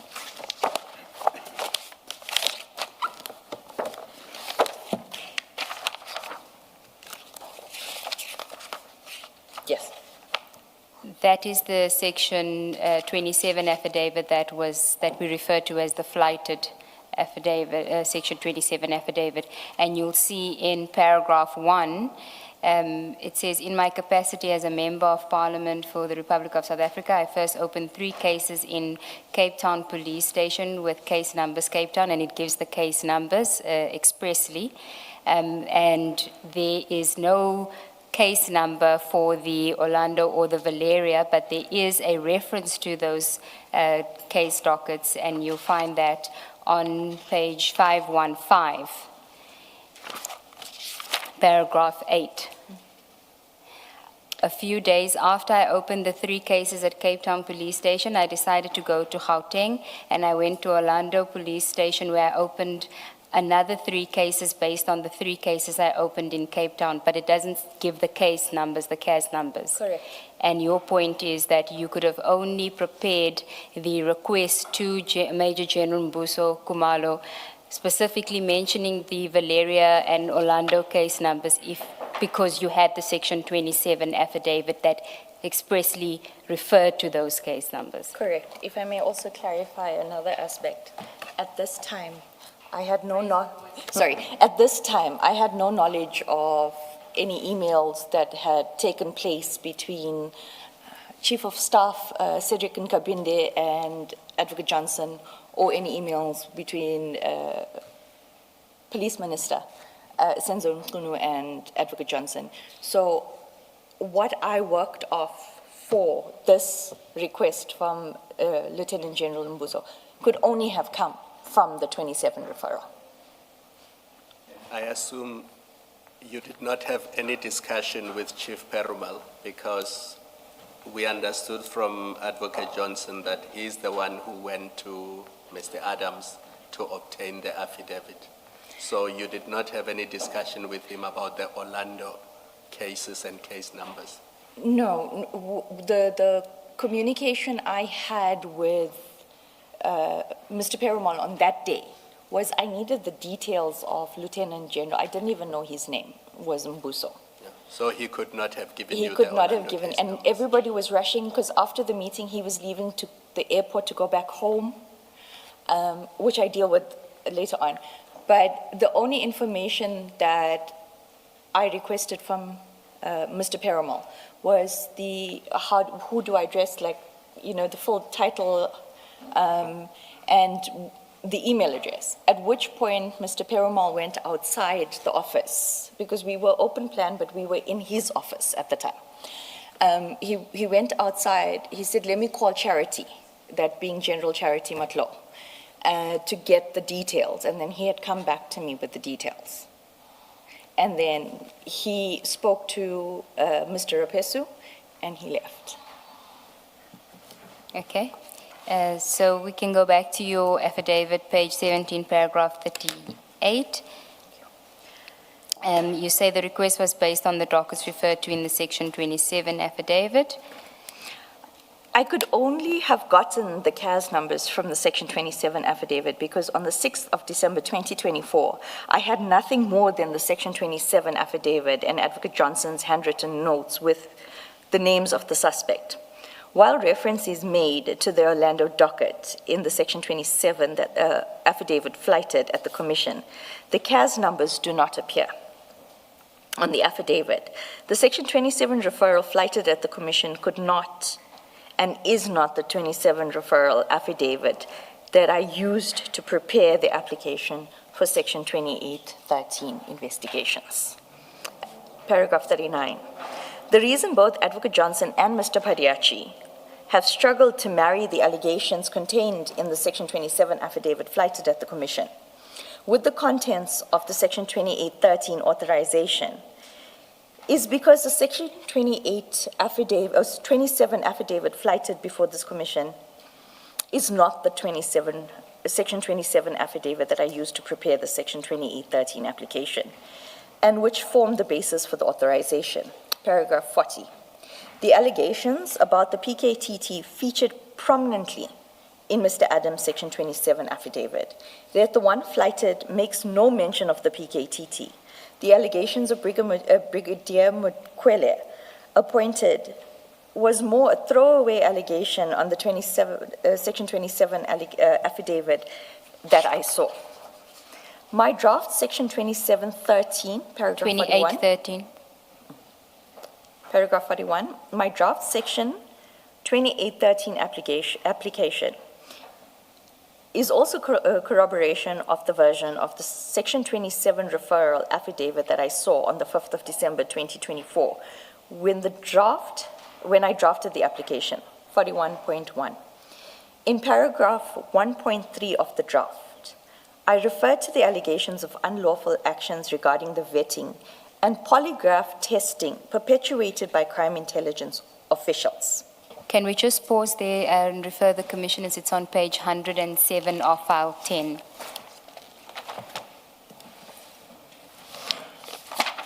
That is the draft application, or your application.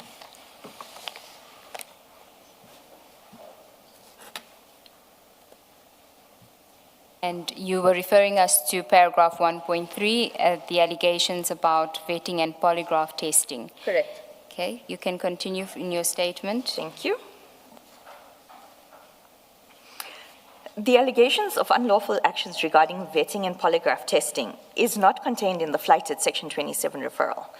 I could only have gotten the allegations from the Section 27 referral because at that stage, we had not even requested the dockets. Paragraph 41.2. The Section 27 referral affidavit I considered contained allegations of procurement irregularities regarding the procurement of a forklift by crime intelligence and procurement of vehicles for the PKTT. Hence, the reference to awarding tenders in the Section 2813 application and authorization. And that is on page 107, file 10, paragraph 1.7, fraud and corruption pertaining to awarding of tenders and or contracts involving SAPs and or circumventing of procurement processes. Correct. Okay. Then we can go to the next subtopic, Mr. Perumal's attempt to scapegoat me regarding the Section 27 affidavit. Paragraph 42. On the 9th of October 2025, I was contacted by Ms. Innocent Sukakane, personal assistant to Advocate Johnson. She informed me that she was told that Mr. Perumal had called me that same day regarding the whereabouts of the original Section 27 referral affidavit. She said that I had told Mr. Perumal that I was tasked with the safekeeping of the Section 27 referral affidavit and that I could not chase the Section 27 referral affidavit. Paragraph 43. If I recall correctly, in September 2025 or early October 2025, the accused persons in the Mukwele matter had made numerous requests for the Section 27 referral. I want to say that Advocate Johnson and Mr. Perumal were struggling to find the Section 27 referral affidavit and perhaps thought I had the affidavit, but I cannot say there's a word missing. I want to genuinely say.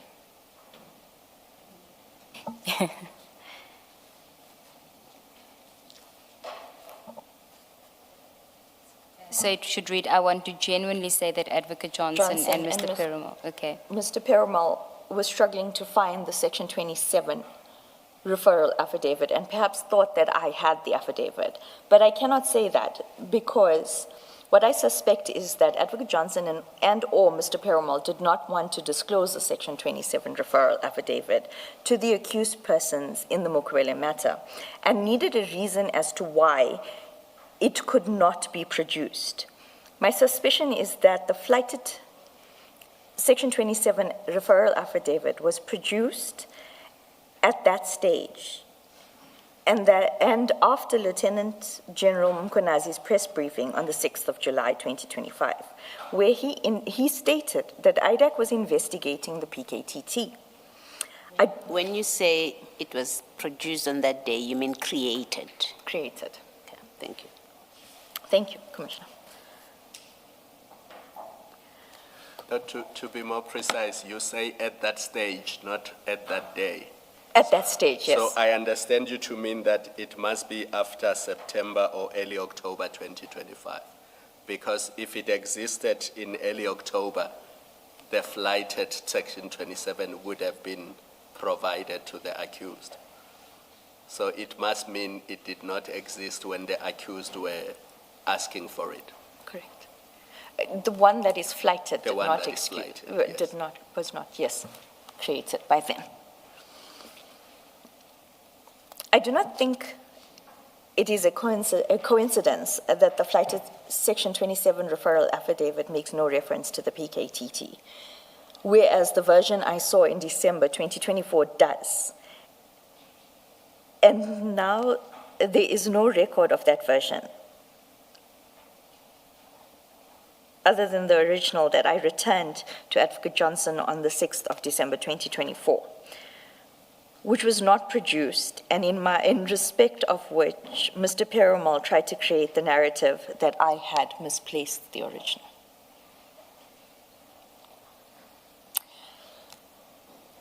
I was concerned that I was being blamed for something I had no knowledge of. I addressed an email to Advocate Johnson to set out the events that transpired on the 5th of December 2024 and thereafter regarding the Section 27 referral affidavit. I have provided the email to the Commission.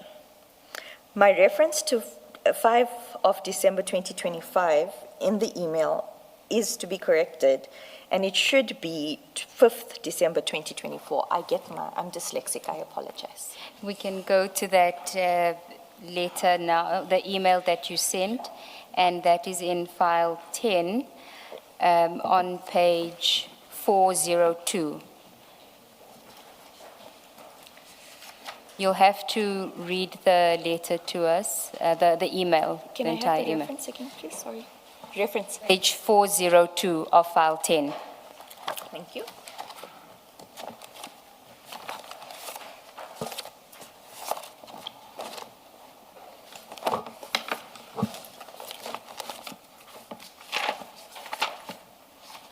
Let me know when you're there.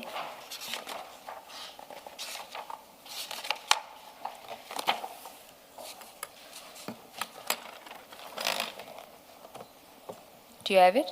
I do. It's an email from you on 9 October 2025, 1347, addressed to Advocate Johnson, Mr. Perumal, Mr. Sesoko, Mr. Tlale. Who is Mr. Tlale? He's the project manager. And then that is Innocent is the assistant. Correct. Advocate Johnson's assistant. And the subject is Section 27 referral, F. Adams. Correct. You can read it. Good day, Advocate Johnson. I was contacted by INO in respect of, 1, that I was contacted by Mr. Perumal today regarding the above referral, and that I indicated you told me to keep it safe and that I cannot trace it. Mr. Perumal did not contact me today. Mr. Shlale contacted me this morning, and I explained to him as follows. 1.1. On the morning of the 5th of December 2025, but it should read 2024, at 8 a.m., while in your office, you gave me a grey document bag folder with a zip which contained the 27 affidavit referral and piece of note paper with your handwriting. I asked to attend to the necessary after court from home, which I did, and emailed you that evening. 1.2. Sorry, can you just raise your voice and... Sorry. Okay. 1.2? 1.2. Your instructions regarding the folder was that I return it to your office the next day, and no copies of the documents were to be made. Because the grey document bag was conspicuous, I put it in a large brown envelope and returned same to your office before the staff meeting on the 6th of December 2024. Once again, I apologize. On the 10th of June 2025, in your office, where a meeting was being held with myself, Mr. Sissoko, Mr. Perumal, Mr. Padiachi, Mr. Mlambo, and Mr. Charles, I indicated that we needed the documents in the folder. At that point, we were all packing to move offices. You indicated that I should text you the following day and you would look for it through the many boxes. 1.5. On the 11th of June 2025, I attach a screenshot. I contacted Mr. Perumal indicating that we would only need the folder in 3 or 4 weeks should I trouble the ID to look for the folder, to which he replied, it can wait. Paragraph 2, I wish to state, I did not retain possession of the original Section 27 affidavit referral, nor any copies thereof. As instructed, I returned same to your office on the same day after receiving it. 2.2, I did not have any communication with Mr. Perumal today. Our last communication was on the 18th of September 2025 via WhatsApp text.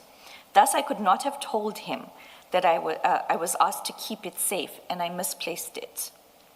2.3, I was contacted by Mr. Shlale today, earlier this morning, and stated to him exactly what I have stated above. Kind regards, Trishantha Ramsamy.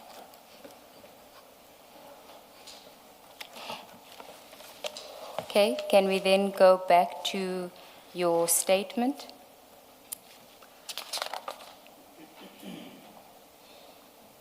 We are at paragraph 45. Thank you. Later the same day, at 3:04 p.m., Advocate Johnson responded to my email via text, WhatsApp, sorry.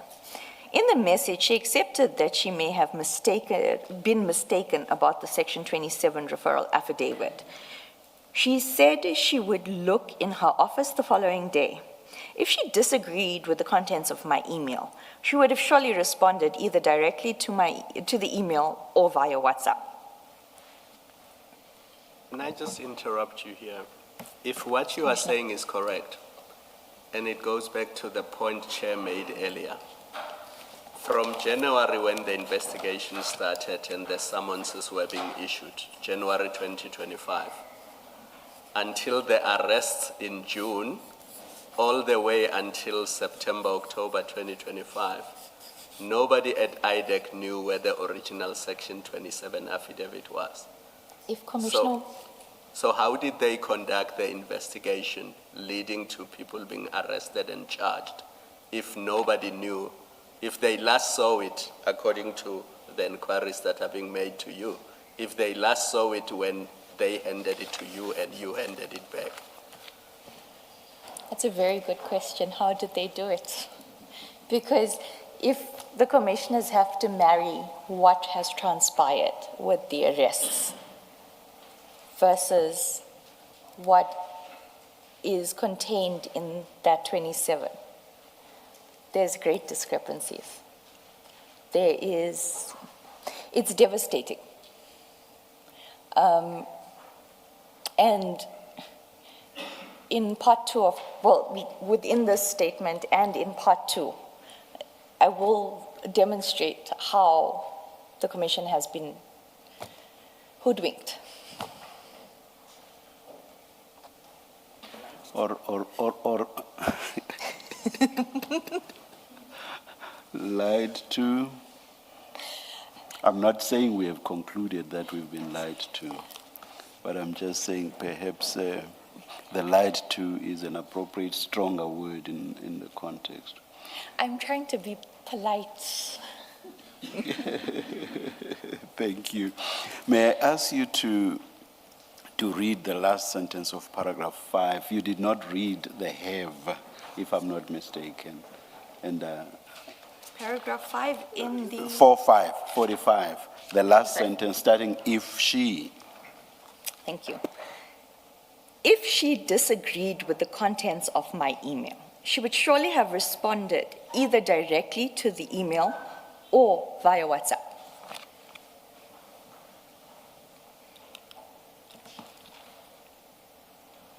Okay, we're just trying to locate the WhatsApp screenshot. I know that it had been provided to us where Advocate Johnson responds, and it should be in the exhibit bundle, but for some reason it's not in the electronic version, but we'll come back to it later.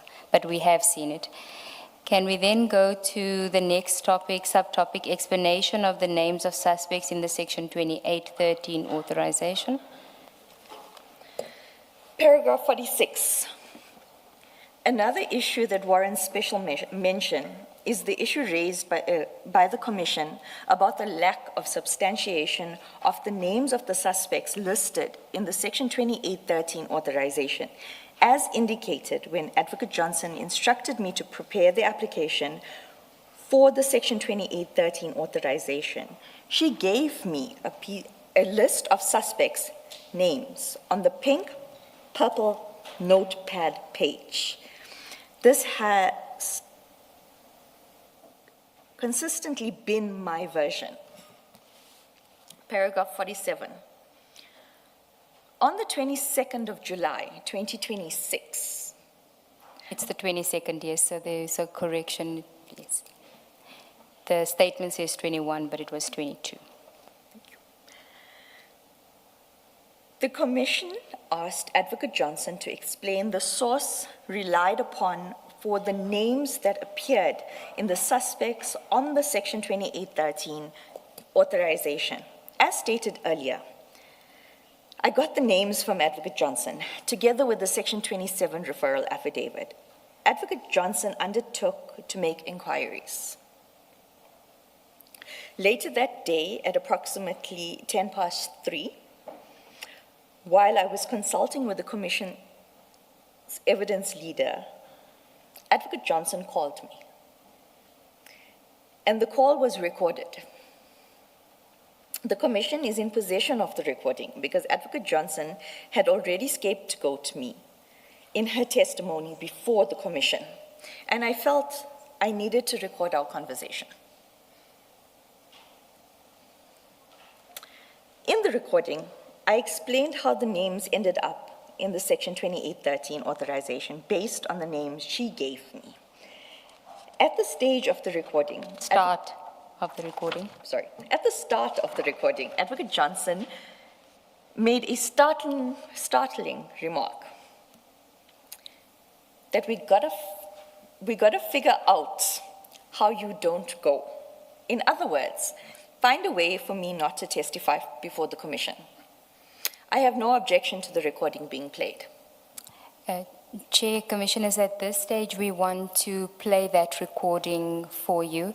It is approximately 12 minutes. We have tried to only deal with what we consider to be important, but it all of it is important. And there may be a point that we do cut it where it has nothing to do with the subject matter.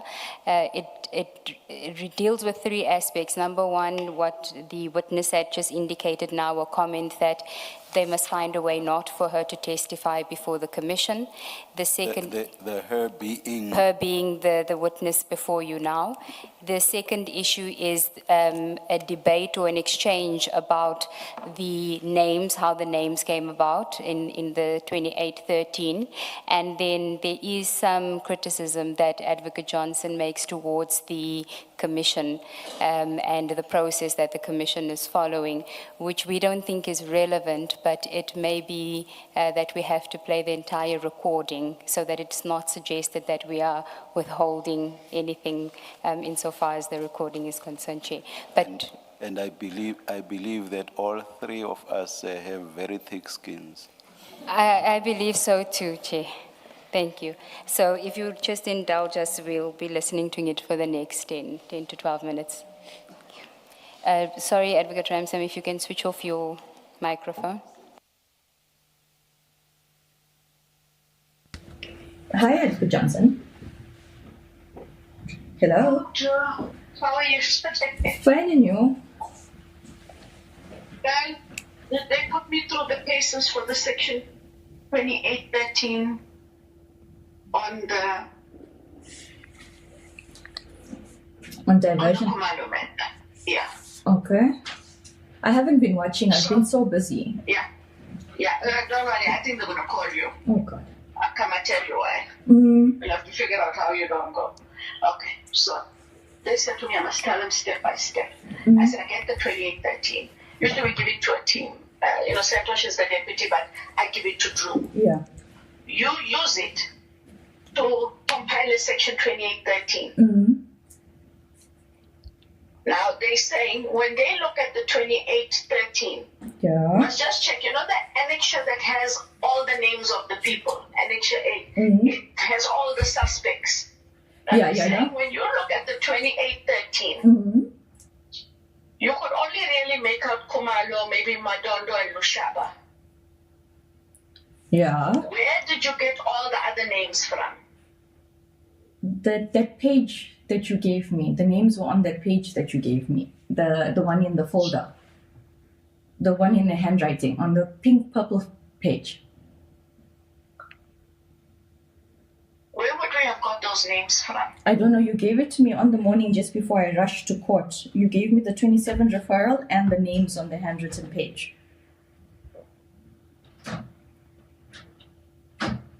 Because they are asking me where you got the names from, and I honestly am saying, I'm not sure. Because I can't remember to share for me. I can't remember either. No, I remember distinctly because that's why I also put it in my email where I received the 27 referral and I received that piece of paper with handwriting and it was the suspects that was written on there. And you explained to me that the suspects was after Dylan had consulted with Fadil. That's how the list came about. So Dylan would have consulted Fadil before you did the 20.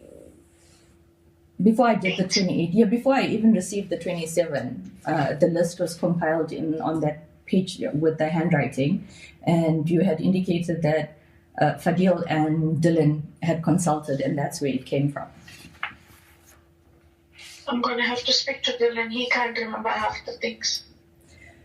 But it's on my email. Because I'd say I've now abused my power by authorizing other people's names that are there. I don't know what to say, Mama, because I specifically remember, and it's also on my email, because after you phoned me last night, I went and found that email where I explained what I received from you and what I returned to you. And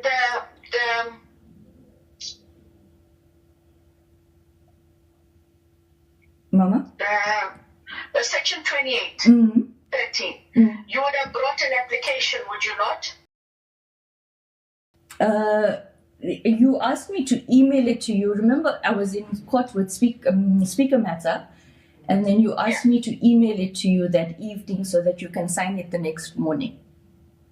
Yeah, but what I'm saying is, so I signed the authorization. Yeah, the 2813 authorization. Yes, but did you put an application together for the authorization? What I'm trying to get at is, remember, for us to authorize Drew, usually we just put a thingy with a short summary of facts. Yeah, but you told me not to do the mandate memo. It was just the. I'm just opening my laptop for you now. 1 second.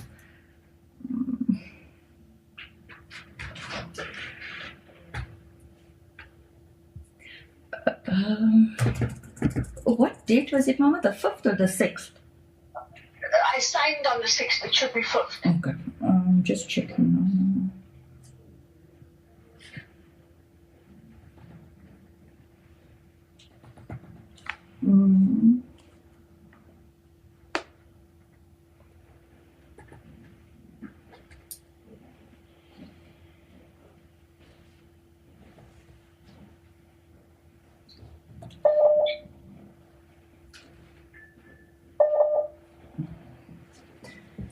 Why can't I find that email?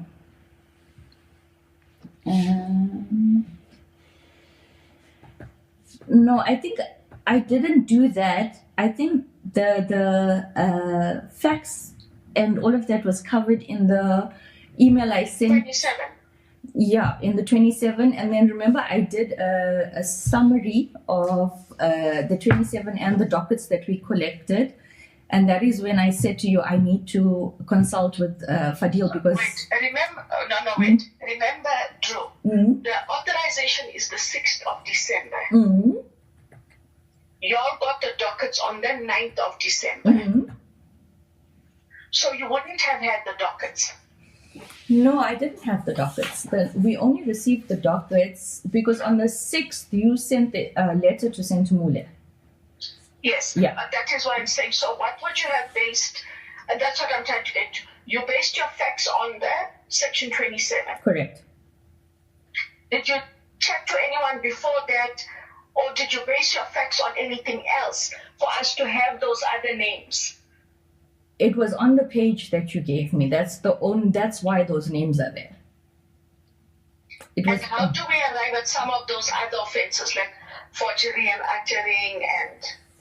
Forgery and uttering, we generally put in our 28. That's how I explained it, but he said, I have abused my power by doing that. No, it's a standard thing because out of fraud, we get forgery and uttering.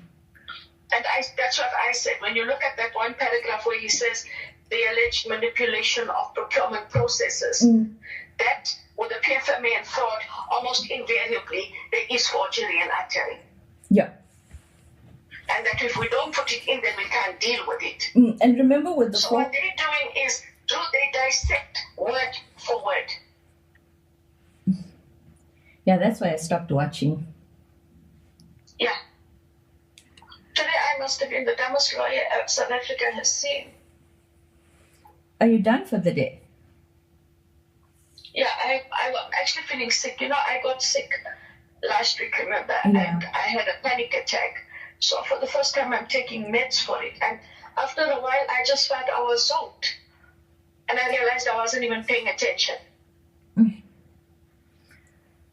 No, but to answer your question, the names that I obtained or placed in the 2813 was the page with your handwriting and the names of the suspects. And then when I asked about it, you said that Dylan consulted with Fadil.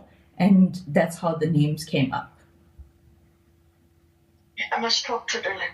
If we have to have a quick WhatsApp call later, is it okay with you? No, that's fine. I'm free. Yeah, because, otherwise I'm very confused because they need to know from me tomorrow. Where did I get these names?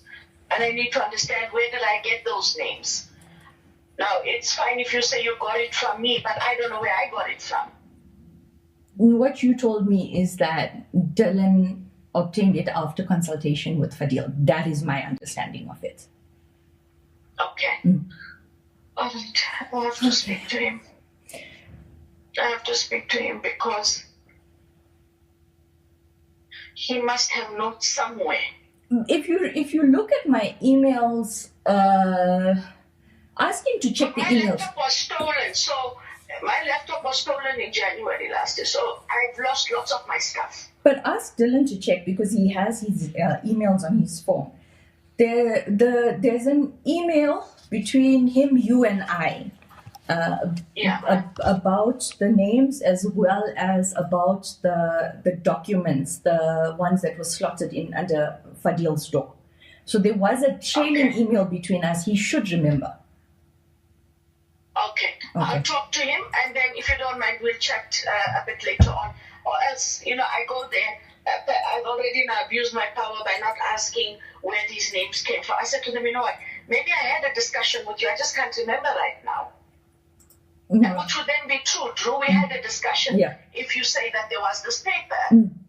But where did this paper come from? Where would those names have come from?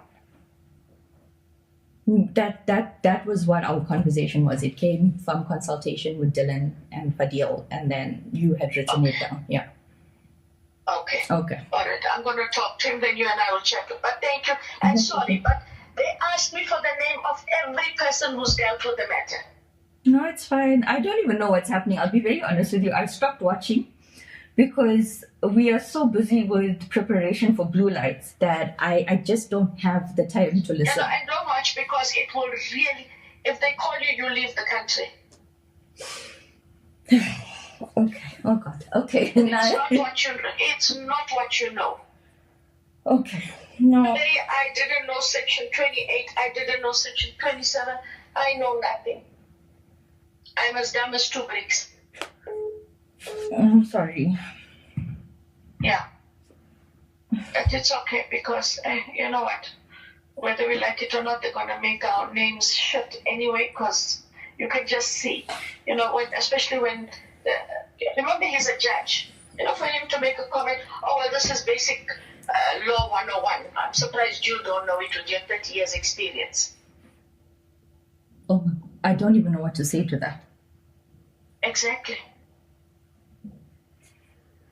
And he makes faces, they laugh with each other while you're still answering. It's so unprofessional. Yeah, no, I don't want to go there. Yeah. We'll see what we're all going to do, but it's just going to be a shit show. But I'm going to talk to Dylan quickly. Okay, but ask him to check my emails it must have been around the 11th, 12th or 13th of December because I went on leave on the 14th of December. So it would have been the 11th, the 12th or the 13th of December. But he would have had to speak to Fadil after Fadil gave us the 27th, remember? Yeah. No, his indication is that he had spoken to him in December, so it was late November. Yeah, late November. Yeah. Yeah, because Fadil's 27 is dated 21 November. So he would have had to speak to him between 21 November and the 5th of December because on the 6th we signed the authorization with these extra names. Yeah. Yeah. Okay. All right, I'm going to talk to him. Okay, Mama. All right, thanks, Drew. No problem. Okay. Bye. All right, bye. Thank you, Chair, Commissioners. Ms. Ramsamy, you refer to Advocate Johnson as Mama. Why is that? You can switch on your mic. When I started with ID, before it became IDAC, Advocate Johnson was the head of office. And we had a choice between calling her ID or Mama J. And I respectfully call her that because she's not a bad person. She's not. When I got sick, she was there. She was she's kind. It's just the work ethic that I have a problem with. And so I respectfully call her Mama. Okay. So I just cut the J part out. Okay, this was the recording on the 22nd of July where you telling her how those names came about. Correct. And you are referencing emails that were sent in December 2024, where Mr. Perumal indicated that he had consulted with Mr. Adams. Correct. And those emails you have provided to us, we'll get to that. But if I understand it, the emails you are referring to in that recording are emails that were sent after, in response to your docket report. Correct. Okay, which comes after the dockets were collected and after the 2813 is authorized. Correct. Okay. So we should then go back into your statement to deal with the 2813 investigation, which is on page 21 at paragraph 49. Mr. Rapesu? No, page 21, paragraph 49. 49. 2813 investigation. Returning to the events of December 2024, on the 6th of December 2024, before the staff meeting, I went to Mr. Rapesu, who had been designated as one of the investigators in the Adams referral. I trusted Mr. Rapesu. I had to show him the affidavit because I had such unease about what I was instructed to do, especially given the lack of substantiation of the allegations contained in this Section 27 referral affidavit, and the fact that I had been given names of suspects to include in the Section 2813 application, that I simply couldn't reconcile with the contents of the Section 27 referral affidavit. Paragraph 50. Mr. Rapesu briefly perused the affidavit before I had to return it to Advocate Johnson shortly before the staff meeting. I went to Advocate Johnson's office and returned the Section 27 referral affidavit, and she gave me the signed 2813 authorization. There was a meeting scheduled for 11 a.m. with the team assigned to the Adams referral, which took place in Advocate Johnson's office. Present in the meeting was Advocate Johnson, Mr. Perumal, Mr. Rapesu. Mr. Padiachi and Vessels were not present, and I. Mr. Padiachi and Mr. Vessels were not present in this meeting. Before I deal with the events that transpired from the 6th of December 2024, I want to make it clear that Advocate Johnson and Mr. Perumal launched an orchestrated attack on General Masiamula and General Kumalo using IDAC's powerful investigation tools. And this will become evident in my statement and testimony. Sorry, as I understand this, correct me if I'm wrong, the attacks were made at the meeting or not? I make the statement. Or do you mean they were made as the investigation was going on? I think when my second statement is before Chair, for the 22nd of January, Chair will understand the clear picture, including the notes. Okay. But I don't make a statement of this nature lightly. All right. No, thank you. Can I also just seek clarification? So when you say an orchestrated attack from the 6th of December, you are referring to the investigations themselves being an orchestrated attack? Correct. Okay, and when you say using IDAC's powerful tools, it is the tools that one finds in Section 28, for example, the investigation itself.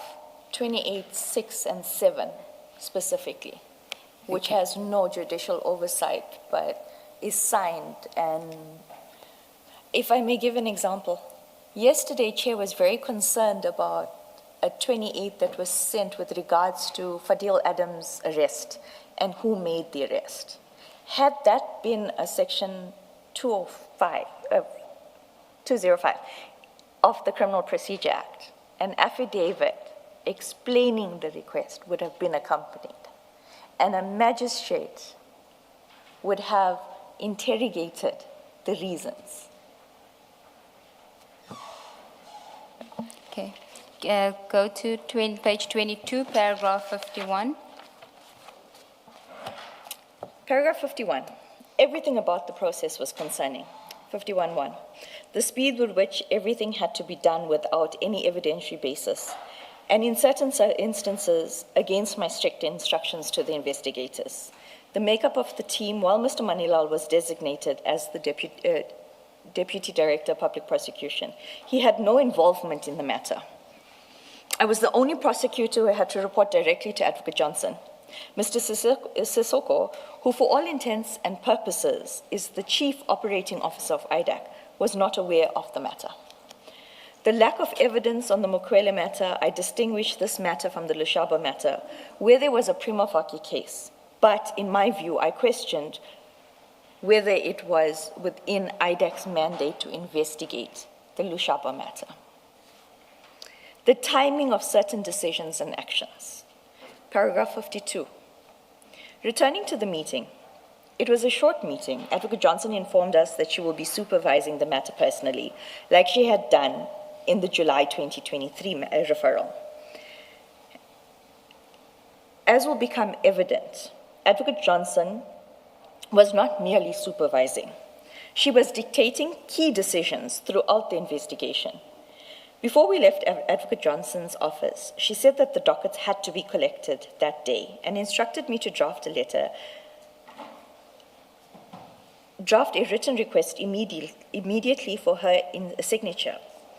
And she repeated that the dockets must be collected today. I did not understand the urgency, especially as it was Friday and nothing would happen until Monday anyway. She told me to address the letter to Major General. There is an error here. I was told to address the letter to Major General Kumalo. I didn't know the first name at the time, as I had previously explained. Mr. Perumal instructed Mr. Rapesu to collect the dockets immediately. He should not wait for the letter because he, Mr. Perumal, wanted to take the dockets home with him to Eastern Cape. Mr. Perumal also mentioned that Mr. Padiachi had already been briefed on the matter. I found this very strange because we were being briefed for the first time on the Section 2813 authorization, and it had only been signed earlier that morning. Clearly, Mr. Padiachi was briefed on an investigation that he knew would be authorized before it was authorized. Allow me to digress again before I continue the timeline. The next. Sorry, can you please reread the sentence starting, I found this strange? Yes, Chair. I found this strange because we were being briefed for the first time and the Section 2813 authorization had just been signed earlier that morning. Thank you. Okay. Then the next subtopic is, did Mr. Padiachi see, there's a missing E there, the Section 27 referral affidavit? This is the question that Chair, or the issue that Chair had raised earlier about Mr. Padiachi. I think it was Commissioner Kumalo who asked. And No, it was Chair. Yes. Okay. Paragraph 53. I heard the evidence of Mr. Padiachi that he had not seen the Section 27 referral affidavit. I confirm that Mr. Padiachi had not seen the Section 27 referral affidavit in my presence. However, I believe that Mr. Padiachi either saw a draft of the Section 27 affidavit or the signed version. I say this because when Mr. Perumal and Rapesu and I went to Cape Town on the 6th of January 2025, and whilst at the airport, Mr. Rapesu went to collect the rental vehicle. Mr. Perumal complained to me that when him and Mr. Padiachi were in Cape Town in November 2024, there was a shortage of hotels, and they were forced to stay at the Formula One hotel. He expressed how embarrassing it was for him and Mr. Padiachi to meet with a member of parliament at the Formula One. For this reason, I doubt Mr. Padiachi's version that he did not see the Section 27 referral affidavit. Having said that, there was a lot of secrecy around this Section 27 referral affidavit. Had it not been for Mr. Perumal's comments at the airport, I would have believed Mr. Padiachi that he had not seen the Section 27 referral affidavit. As far as I was aware, before Mr. Perumal's comments at the airport, the only people who had seen the Section 27 affidavit was Advocate Johnson, Mr. Perumal, and Rapesu, because I had shown it to him and me. Is your point that because he was with Mr. Perumal when they were consulting with Mr. Adams in November 2024, he would have seen a draft of that affidavit, or on their way back, he would have seen the signed version? It could not be possible to sit in a consultation to draft an affidavit and not know the contents thereof or see it. But he could have waited outside while they were doing that. I will get to the relationship and the closeness later on, if it will be allowed. So you are talking about the original affidavit, not the one that has Pretoria and Cape Town issues. Correct. Oh, all right, thank you. But it would seem that when you say it would not be possible that Mr. Padiachi, Colonel Padiachi was with Perumal in Cape Town, a statement was taken, that he wouldn't have seen that affidavit. So it must be that you're also referring to the November. The November statement. Yeah, the one that was shown here in the commission. Oh. Okay.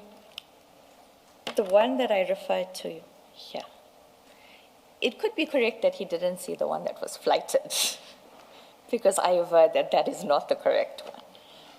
But my statement here is that the one that I am speaking about, the one that contains the PKTT and the vehicles and the lodges, it would have been improbable that he would have not had seen the original.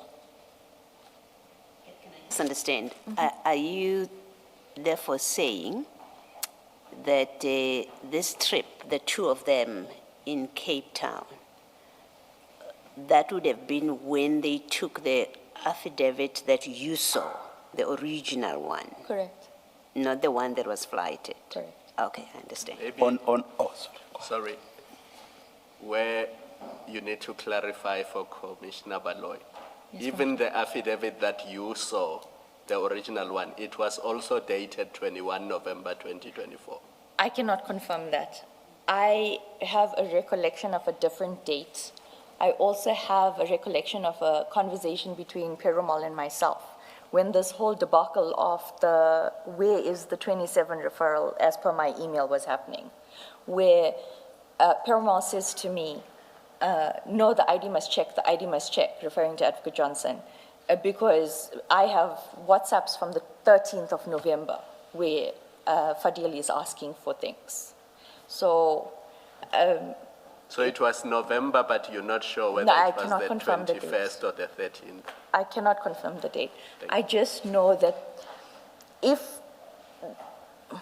may I just point to the 22nd, Advocate Lee? January. Before you get to that, the one that you saw would have been dated November 2024 as well, because in your application 2813, you referred to the Section 27 in November 2024. Correct. Okay. But you can't recall who the commissioner was, you can't recall the date, because it wasn't something that you were focused on necessarily at that stage. No, I think my focus was more on the content of that statement. Yeah. And your assumption that the affidavit was taken in November when the two of them were there together is based on the fact that they were there in November and it is a November affidavit. Is that why you think it must have been taken? That is my thinking, my line of thinking with regards to that. Also, there are later emails that the commission will have sight of where Advocate Johnson, I'm now questioning the veracity of the affidavit itself and the lack thereof in the dockets that were opened. It is at that point that Advocate Johnson even sends me an email saying, ask Chief, he consulted, he should have those things.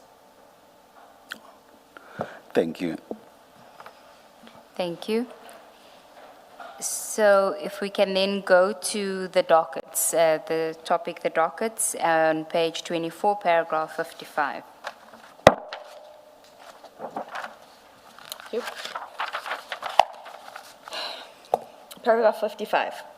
After the meeting, I prepared the letter to Major General Khumalo. I point out again that the letter asks for the Valeria and Orlando dockets mentioned in the 27 referral affidavit, not Cape Town dockets listed in the flighted section 27 affidavit. There was a lot of commotion on that day. I do not refer to outside the office commotion. I'm talking about within the office. Bless you. Mr. Rapesu will elaborate on the docket retrieval issue. Ultimately, on the 9th of December, 2024, I had to change the letter request from Major General Khumalo to Lieutenant General Jacobs. I sent Advocate Johnson a WhatsApp message to tell her that based on the information I received from Mr. Rapesu, the letter had to be changed to Lieutenant General Jacobs. Her response was that I must shed the letter because it was not going to Lieutenant General Jacobs. She said she had written to Divisional Commissioner, Detective Services, Lieutenant General Sentimule. I was still unclear on the process to collect the dockets. Advocate Johnson told me to ask Mr. Rapesu to call Colonel Phillips and ask if Lieutenant General Sentimule had asked Colonel Phillips to hand the dockets over. The WhatsApp exchanges have been provided. Yes, we can go to file 10, page 113.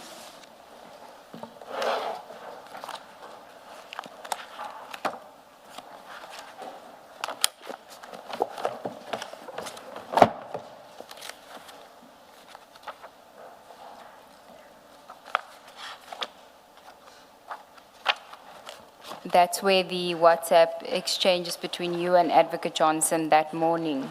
Correct. You can take us through it. So the black would be yours, and then the white would be Advocate Johnson. Morning, Advocate Johnson. This is the 9th of December 2024, 8:38 a.m. Morning, Advocate Johnson. I trust you are well. The letter that was sealed for Khumalo has to be changed to Lieutenant General Jacobs. I have the sealed bag. May I leave the details in bag with Ino and await new signed letter? Once received, Mansa has made arrangements to collect the dockets. Not going, this is now Advocate Johnson, not going to Jacobs. Shed the letter. I wrote to DivCom on Friday. She will revert today. I know I state at 8:40, noted, thank you. 11:40, I send another message. Advocate Johnson, my apologies for disturbing you. Please advise what the instructions are about collecting the dockets. Are the investigators to wait upon the reply and you giving them the go-ahead to collect the dockets? Thank you. 114. You can just go to her reply because that's a repeat of your question, of your message. Thank you. So she replies at 11:40. They must wait till I get the go-ahead. 11:42. I will advise the team. Thank you. I then send another message at 11:44. Mansa received a call to come collect the dockets in 30 minutes in CBD, CBD being Pretoria. Please advise if he should. From a Colonel Phillips. Advocate Johnson replies at 12:00. Ask him to call Colonel Phillips quickly and ask if General Sentimule asked him to give us the dockets. Once you revert, I will tell you what to do. They confirm that... Just go to the next page and read it. It's the full message on 115. They confirm. Thank you. They confirm that it came from General S.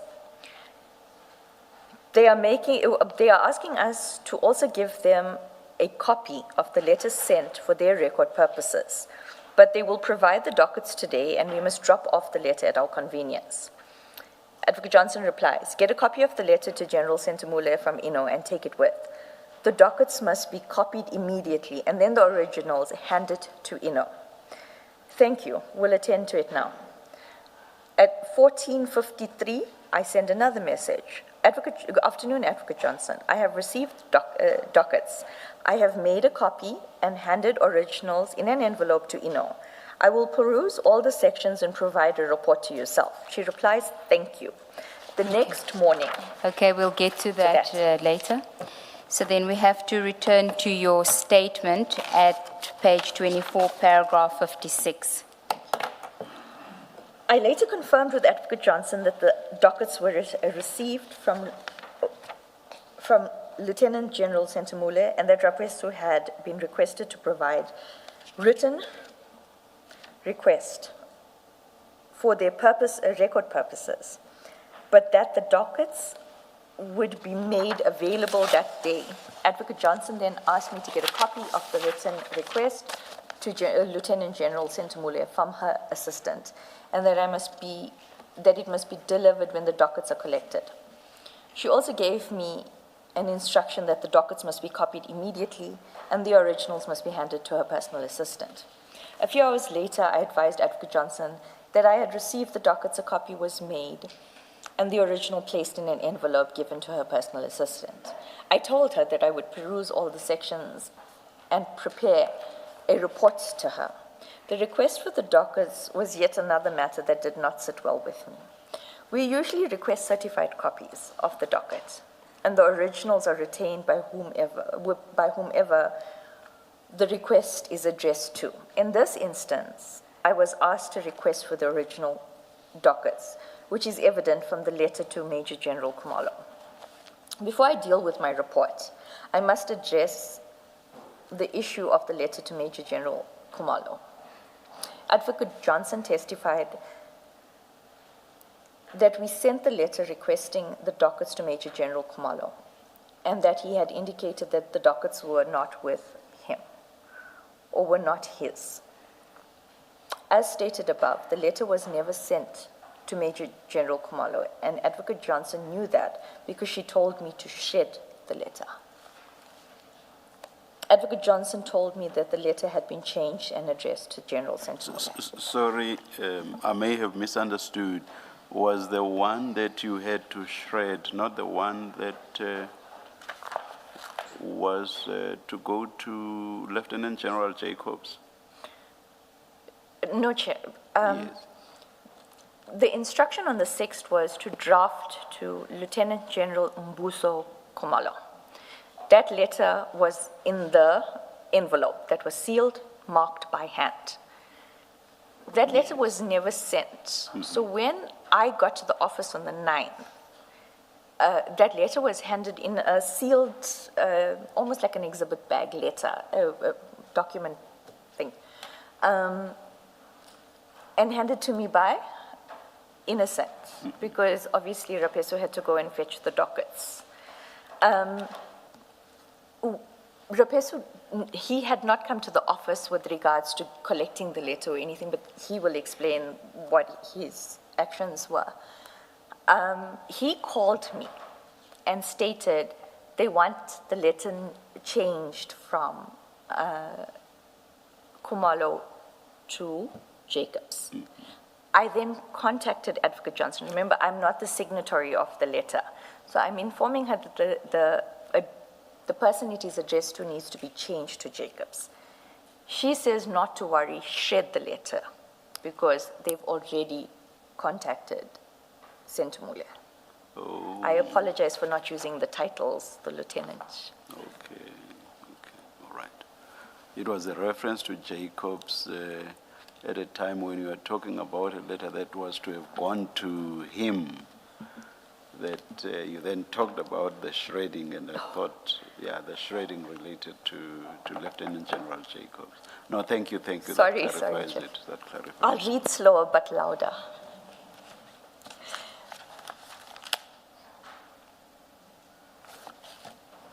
That is at page 113, where you say, Morning Advocate Johnson Trust, the letter that was sealed for Kumalo has to be changed to Lieutenant General Jacobs. So at that stage, it's still to General Kumalo. It's not, you are telling her it has to be changed. Correct. And she then says, shred, it's not going to Jacobs, shred the letter, which the only letter then is to General Kumalo at that stage in the sealed bag. Correct. Okay. Is there particular reason why you, as the process you describe about getting dockets, that you make copies, you get certified copies and leave the original with its owners, the agency that owns the docket? Is there a particular reason for that?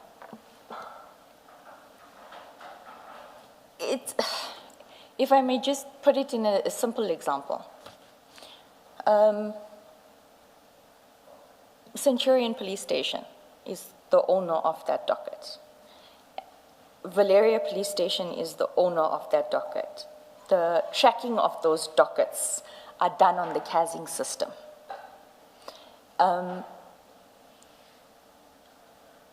If Valeria is asking for Centurion docket, it must be transferred to Valeria. On the face of the brown copy of the docket, it would be scratched off Centurion, put Valeria. Valeria will have to recast it so that it can be checked for safety reasons. We all know dockets go missing, get bought, destroyed. So that is the reason. We don't have a casing system at IDAC. So it would also, with the other 27 referral that I discussed earlier that I attended to in 2023, we did not, there was a reference to another docket. We did not call for the physical docket in its original state. We called for a copy. And that copy comes with the front certified. Because for me, it was a situation of, what are we going to do with these? Like, are we now taking these dockets? Are they going to be cast on one of our investigators? And if the system shows it's still not cast on one of our investigators. Say it's not.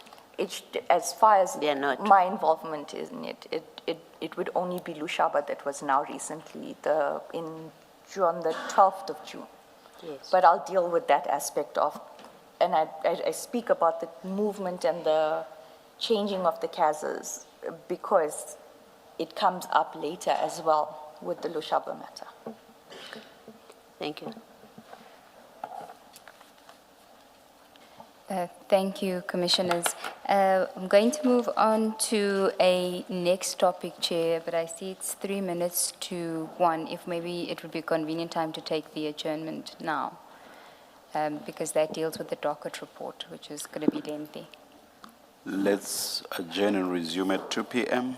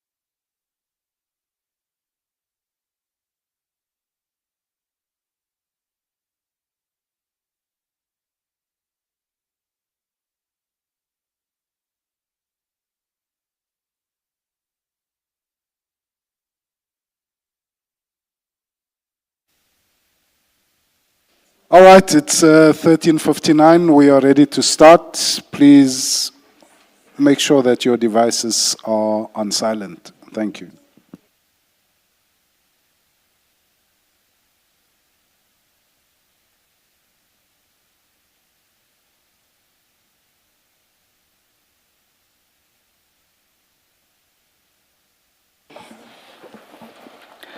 Yes, Ms. Seegers Ncube. Thank you, Chair. Ms. Ramsamy, can you put on your, thank you. Just before the adjournment, we had dealt with paragraph 59 of your statement on page 25. We were moving on to your docket summary report. So we can start at paragraph 60 on page 25, but I just want to confirm from you that on the 9th of December, when you received the dockets, whether the dockets that we have in the bundle file 10 are the dockets that you had received, and whether they were only the Valeria and Orlando, or whether you had received others as well. So if we can go to page 117 of file 10.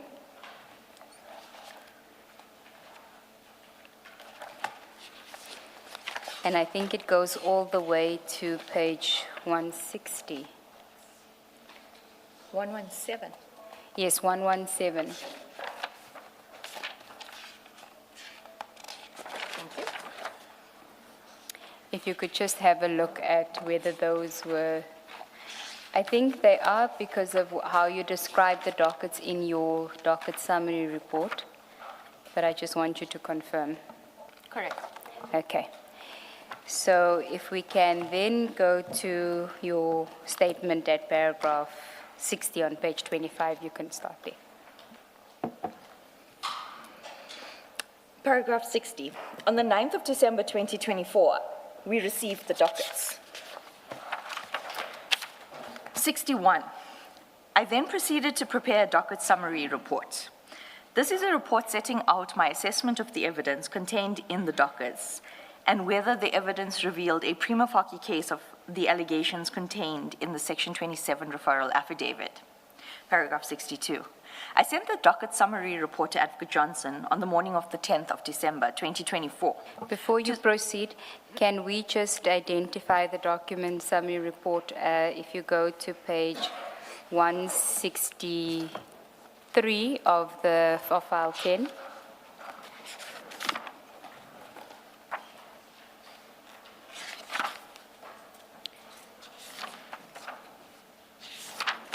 Are you there? Correct. It is the correct report. It starts at 163 and ends at 165. Okay. And how we are to understand it is that you would deal with the dockets that were referenced in the Section 27 referral affidavit. Correct. And did you receive the Cape Town dockets as well? Correct. Okay. Now, what I propose we do is we go through your report and then we can go back into your statement. So if we can go to the report at 163, I will then indicate on the docket which docket we're dealing with when you go through your report. So the first one is 403. You can go through that, and then that docket should be at page 146 to 154 of the bundle, if you can just confirm that.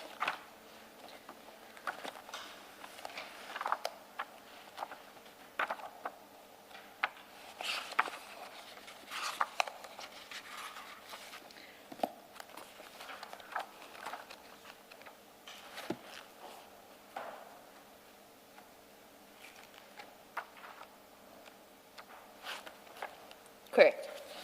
Okay, so let's go to the report at 163, and you can just read first from number 1. You don't have to read the case number, but we know it's 403. I marked the report confidential. It is titled Docket Reports. Number 1 is 403, Alleged Offences, Corruption, and Defeating the Ends of Justice. Docket content, A clip, 1 statement. A1, F. Adams.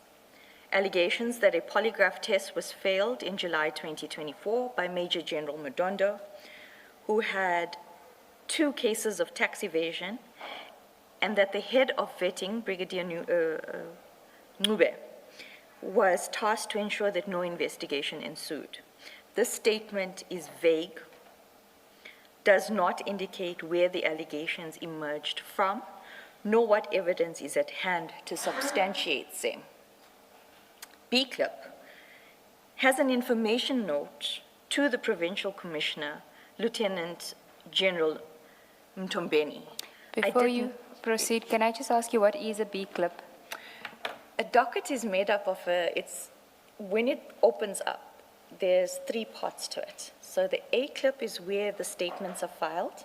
The B clip is generally correspondence between the prosecutor, the attorney, maybe LCRC, or it also has, you'd find stapled in there the receipts if exhibits are handed in or taken for testing, then you'll have a lab receipt. So that is where we note, or as prosecutors and police officers, we would see where what is transpiring or whether this has been done, what communication has been filed. The C clip is a diary. It is supposed to be communication between the commander, the investigating officer, or the person allocated to the docket, and then later on it becomes communication between the prosecutor and the investigating officer, or the commander of the investigating officer. But that is A clip, B clip, and C clip. Okay. And then, so you were going to say something when I asked you about the B clip when you were reading about the information note? Okay.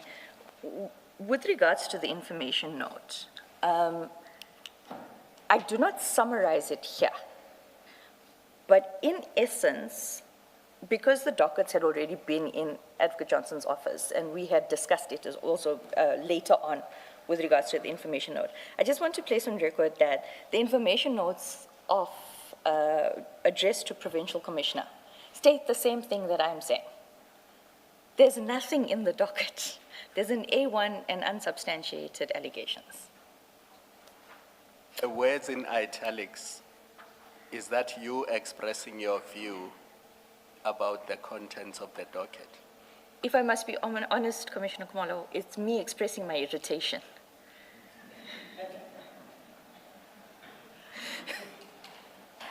Why were you irritated? We have a 27, we have a 2813.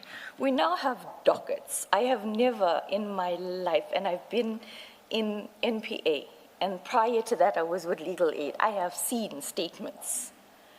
To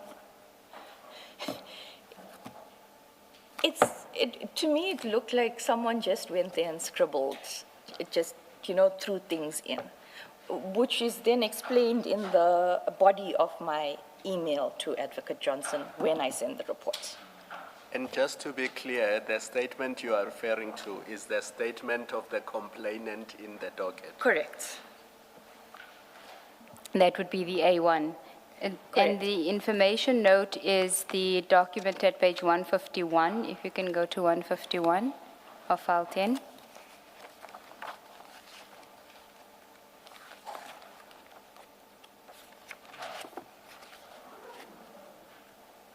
Yes, correct. This is the information note. And so that was in the docket when you got it on the 9th? It was in every docket that I received, yes. Okay. This information note is not an IDEC document. No, Commissioner, it's not. It is the, it's my understanding of this is that when these allegations were made against high-ranking officials within SAPS, the instruction was that the Provincial Commissioner is to get weekly or monthly updates. Mr. Rapeso will speak to that because he was the one that collected the dockets and he was told with regards to that. Okay. So then we can go back to your report. C-clip, one entry upon opening the docket. So the entry in the C-clip is what is generally termed the opening entry on a C-clip. Generally, it would be the date, time, of the opening and the A1 being obtained, the contact details of the A1, just so that if it's not on the A1. Also, if there's potential witnesses that the A1 or the person, the complainant, has, it would be noted there. And a brief summary of the A1 allegations. Okay, the next one, which is 404, Valeria, and it's on page 163, and the docket is at page 136 to 145, if you could just confirm.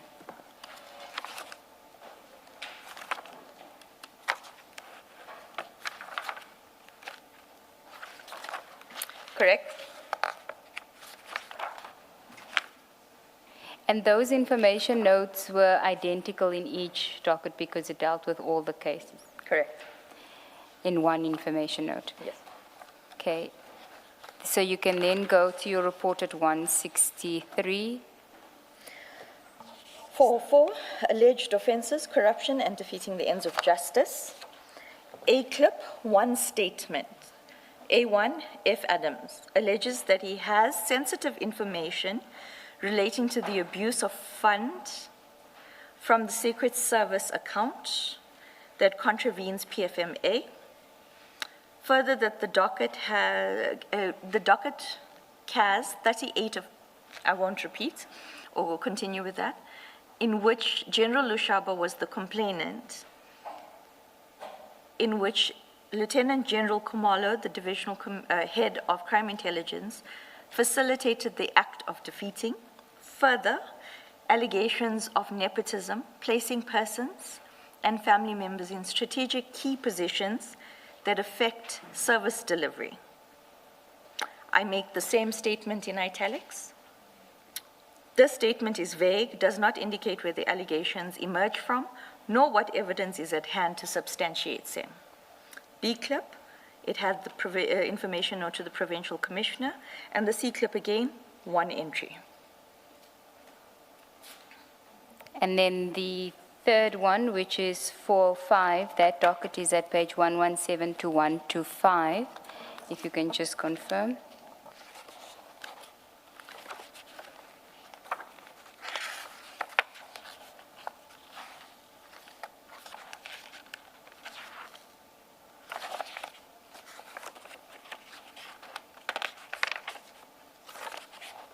Confirm. Okay, and then you can deal with your report at 164. Thank you. Alleged offenses, corruption.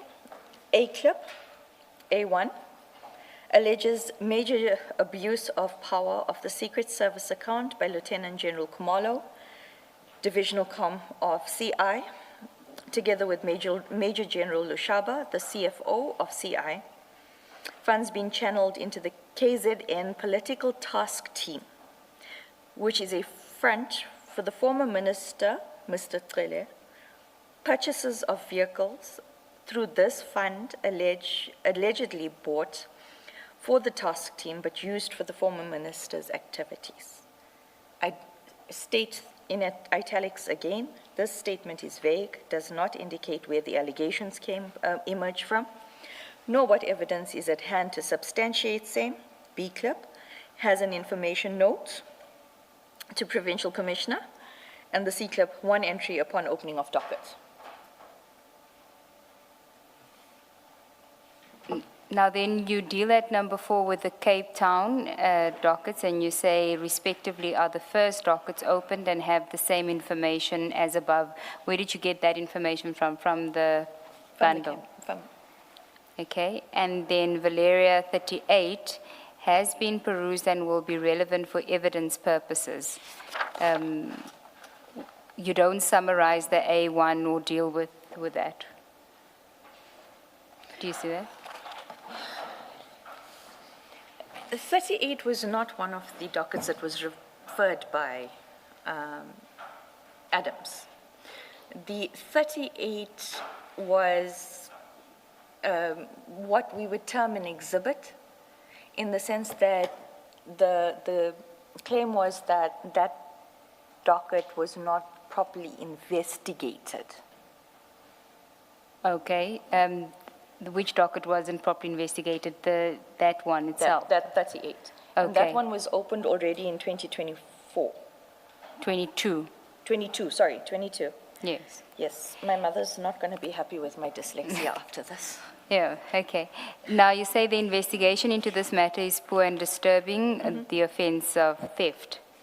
Yes, as I had done with all the other dockets, I had thoroughly perused A clip, B clip, and C clip. I found discrepancies, but I'm not an investigating officer. My discrepancies were based as a prosecutor on the... I also realized that very little effort had gone into that docket. And had it come to me for a decision, I probably would have put a very nasty diary entry to the commander as to why it was done so, for lack of a better word, sloppy. I may have missed it. Did you, I see it's on 161, but did we place it on record, the date of this summary?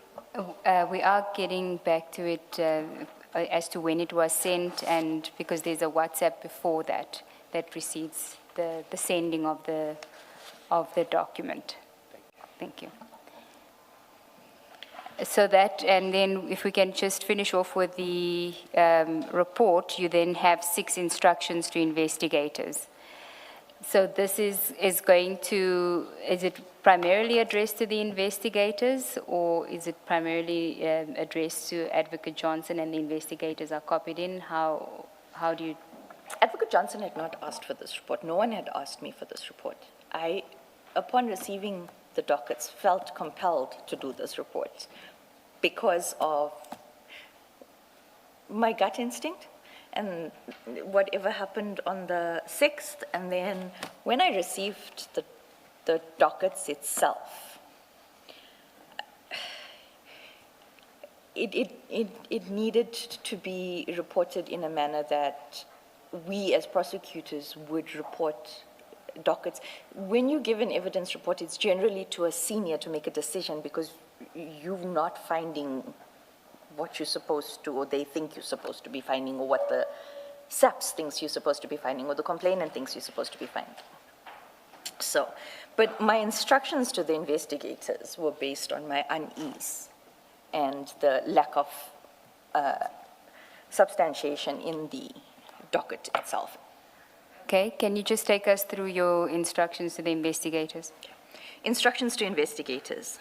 F. Adams is to be consulted. Full and detailed draft affidavits to be obtained before prosecution plan can be discussed. One of the 2 prosecutors must be present when this consultation takes place. You will also note that I'm trying to now involve the DD that is allocated on paper, because I'm working on my own under the I'm going to do the supervision of Advocate Johnson. So by saying that, I'm saying one of us, either the DD or myself, need to be present when this consultation takes place. Okay, continue. All information, documentation, and witness names, etc., to be contained in the affidavit draft from F. Adams. So you want the evidence? Correct. He's saying that he has proof. He's saying that someone slotted things under his door. He's opening dockets, but he only makes vague allegations and then props up a name here and there, and then you don't know what's happening exactly. So I wanted a full and detailed draft report or affidavit from him. And he must advise us, okay, this is a witness that I know will come forward, or this is a possible witness, and this is the evidence that I have. Can I just ask you before you continue, why didn't you at this stage say to Advocate Johnson that section 2813 that you had asked me to apply for, to do the application for, on the 5th. I've now looked at the docket.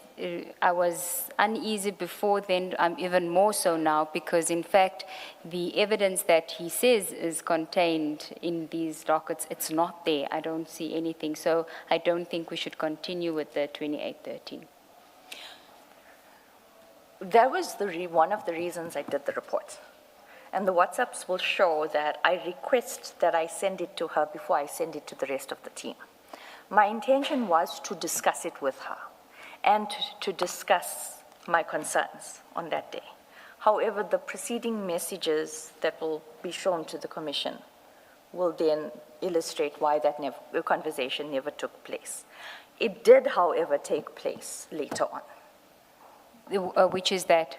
Which does that? Sorry? You say it did take place later? The conversation between myself and Advocate Johnson did take place in January about my concerns. Okay.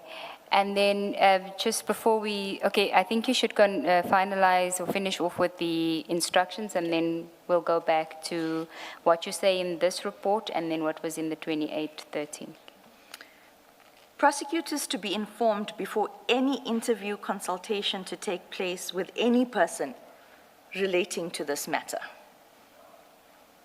May I explain why I put this in? There was so much speed and so much of need to get going where the prosecutor is not even ready to say, let's set down a plan of action.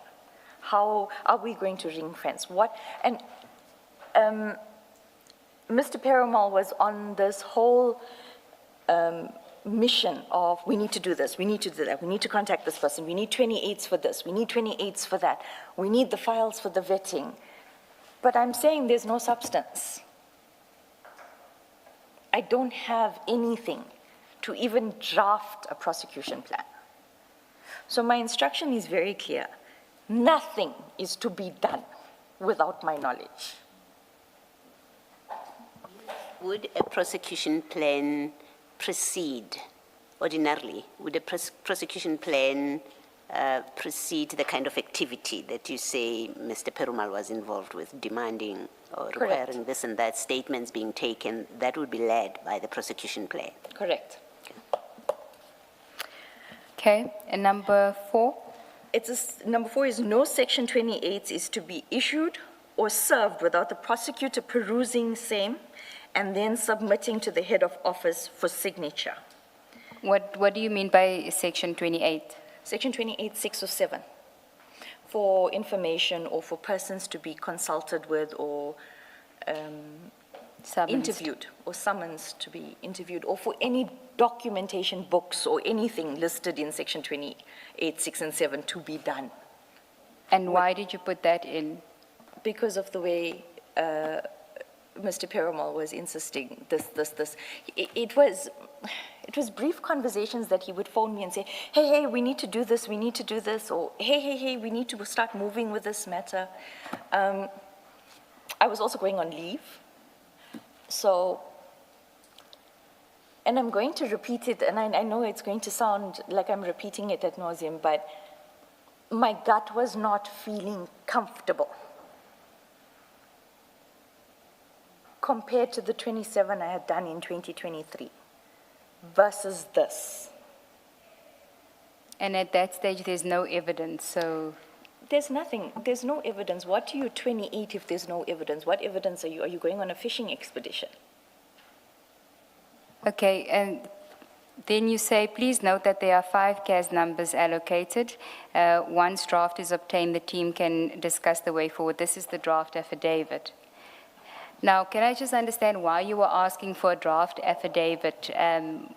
Because you have the Section 27. What is the status of the Section 27 as in the investigation? In the 2813 investigation, what do you call the Section 27 referral affidavit? My understanding is that the 27 is supposed to be your A1. It's supposed to be your A1? A1. Okay. It's a complaint received. But that's my understanding. It's not implemented within IDAC. My understanding is if you are filing an affidavit with allegations, that is your A1. That is your complainant statement. Can it be supplemented? Yes, it should be supplemented if needs be.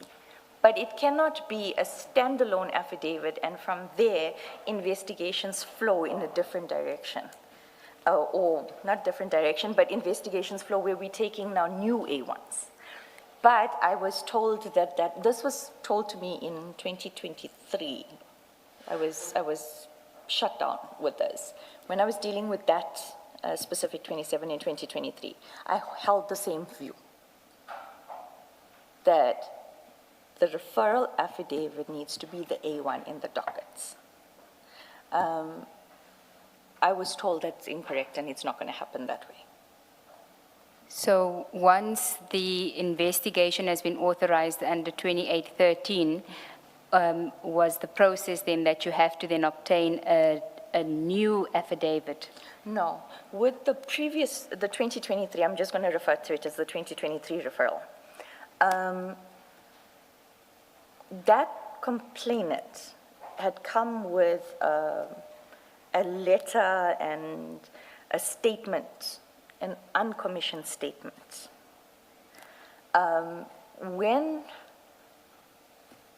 the matter progressed before myself and the other prosecutor got involved, the legal representative of that referrer submitted a very extensive formal affidavit, and that is in the docket.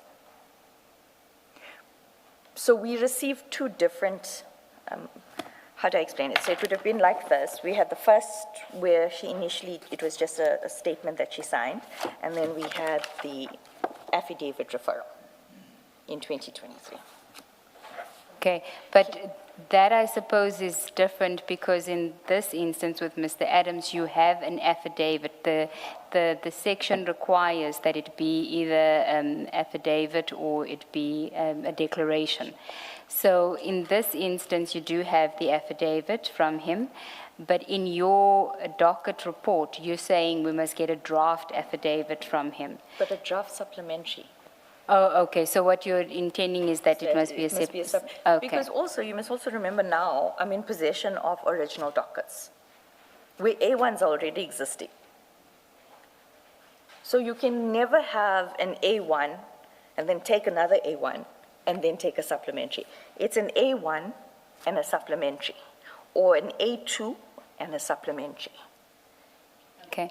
And the purpose of this affidavit that you were saying now needs to, because you say if Adams to be consulted, full and detailed draft affidavit to be obtained, you put a draft in bold.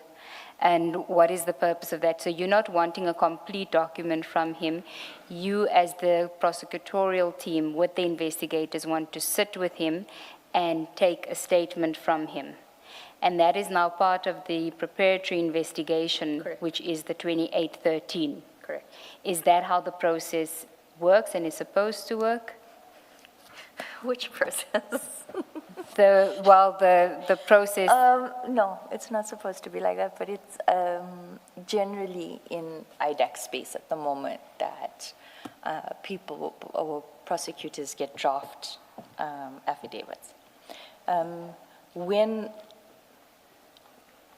most prosecutors prefer the draft only if the investigating officer is suggesting that this person is a 204. Then it would be a draft. But we generally, because we're prosecution-led, if the investigator says he needs to consult with you and he goes to you, I will constantly be updated about what is in the draft. They'll either send me WhatsApp pictures, they'll email me the draft, I'll read, I'll say, okay, but this witness is indicating that Mr. X has in his possession emails. Has it been canvassed? Or it would be, the deponent is saying, in 2024, I was in Limpopo and, whereas we have proof that he was in fact in Dubai. And I would then ask, has this been canvassed? Why is he saying this?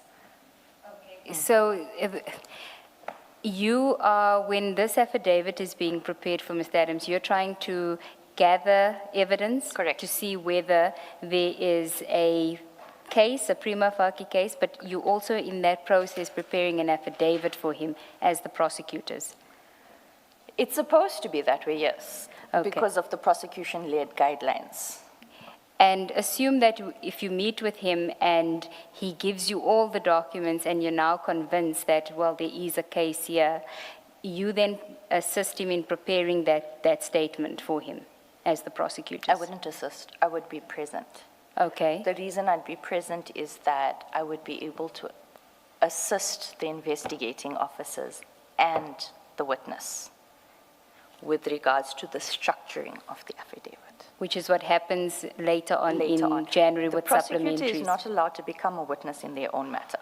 Yes, that is what I was trying to understand. So when you give the instruction to the investigators, you're removing yourself as being a potentially a witness, but you're still consulting with the witness when that statement is being prepared or being taken. Yeah. It's just that it's the investigator that's doing the drafting and that. Okay. Can I put it to you in a different way, in an easier way? Because of Section 28, prosecutors are allowed to consult with witnesses, right? My previous DD, who has retired, deputy director, he always said to me, because he comes from DSO, never consult with the witness where you don't have a statement, at least a draft, because you're walking in blind and you are going to be a witness. So if you're going to consult with the witness, ensure that you have a draft in front of you. You know what you're going to question and how you're going to assist the investigators. So that is what I was trying to say. Okay. So as part of that process, you say that the Adams is consulted, and then one of the two prosecutors to be present when that consultation takes place. So you want the draft statement before you plan your before you prepare your prosecutorial plan. If there's ever going to be a plan, because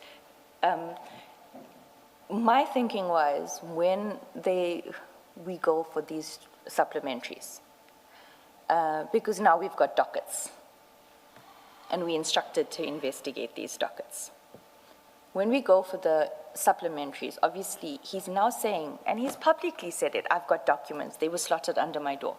Obviously in those documents, it might actually substantiate, and to an extent some of them did, I'm not going to lie. Some of the documents that I saw on the 19th of December did substantiate. Substantiate what was contained in the A1s of the A1s, dockets, yes. not the Section 27 affidavit that we've seen? Or Some of, what? no, not the one that you've seen, no. But Okay. because, am I allowed to speak about the forklift? The forklift. Yes, no, yeah.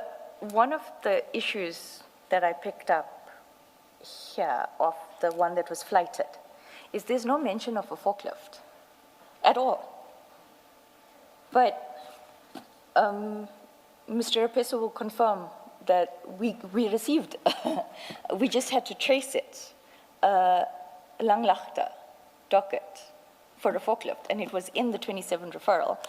And the supplementaries that we took was one of them for the forklift. And the first 3 witnesses that were identified were from the forklift documents.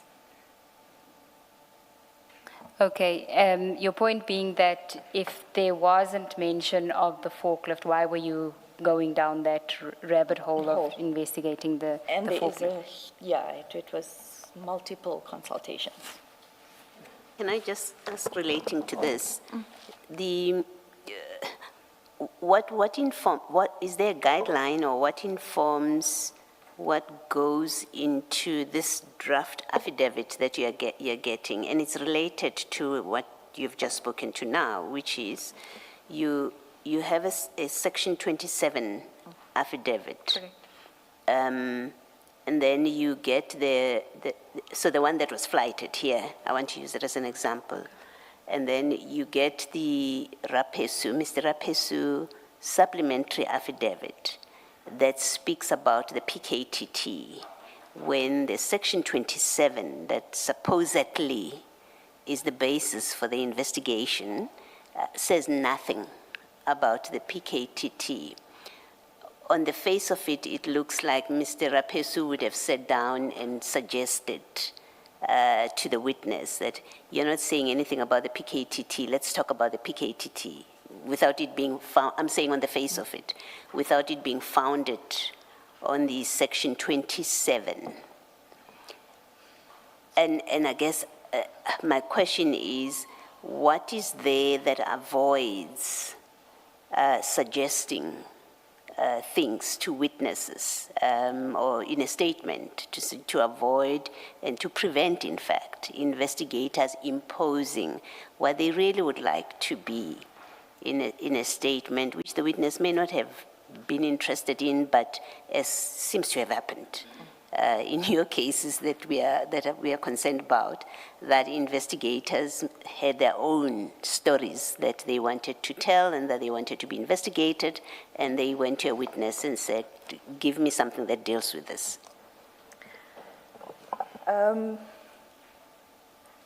Generally, I would assume it's ethics and morals that would guide someone, not to do that. As we can see, it's not done that way. But generally, certain investigators and certain prosecutors don't work in isolation. I personally, since the 1st of March 2023, have never gone to a consultation without at least 2 investigating officers or another prosecutor and myself.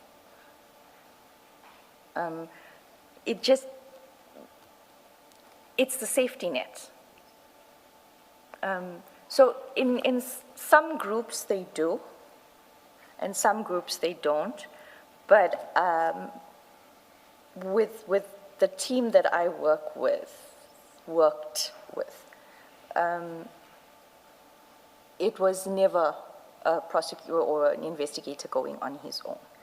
But I will qualify that with the fact that you must also know that if you have 2 investigators that have the same agenda going to that witness, which is one of the complaints that I do make to Advocate Johnson, and it is in an email, where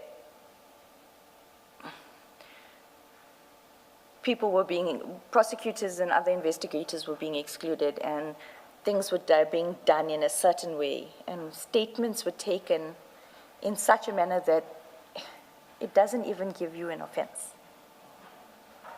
I guess what I'm asking is, and it's part of a debate that was had with Ms. Johnson, about what Section 2813 permits to be done, because you look at a referral, it doesn't speak to anything that you now find in an affidavit.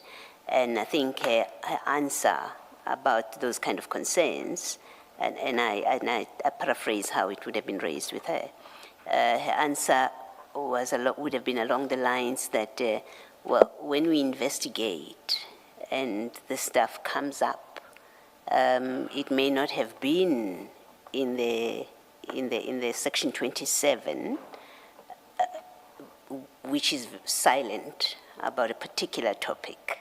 But when we now, as we do investigations under 2813, then we end up, finding this stuff, and that becomes justification for why, you have matter that looks like you went outside the parameters of your affidavit. If I may give a practical example of, remember I did the 27 in July. So between 1st of March and April, I was given what we call alphabet soup. So we've attached acronyms because the companies or whatever, just to shorten it, that we were investigating. And I think it was towards the end of March, I had discovered that there's a link from a project that is already authorized to another docket that is within the DPCI space. It is also investigated by the DPCI that has been seconded to IDAC. But the link and the suspects are glaring. And I approached the project manager as to what do we do now, because some of the accused or identified suspects are on the 28 that's already authorized. Some are not, and the scope in which the parameter, the legislation, that some of the legislation that's applicable to that offense is not covered in the initial 28. She said to me that we would have to do a new 28. So I said, no, but why? Why would we need to, why can't we do an addendum? Because an addendum is contractually binding, and it would make sense because we discovered it during the course of. And so there was a meeting that was set up with Advocate Johnson, and we asked her, should we do another new 28? So then I asked, but can't I do an addendum? And she said it was fine.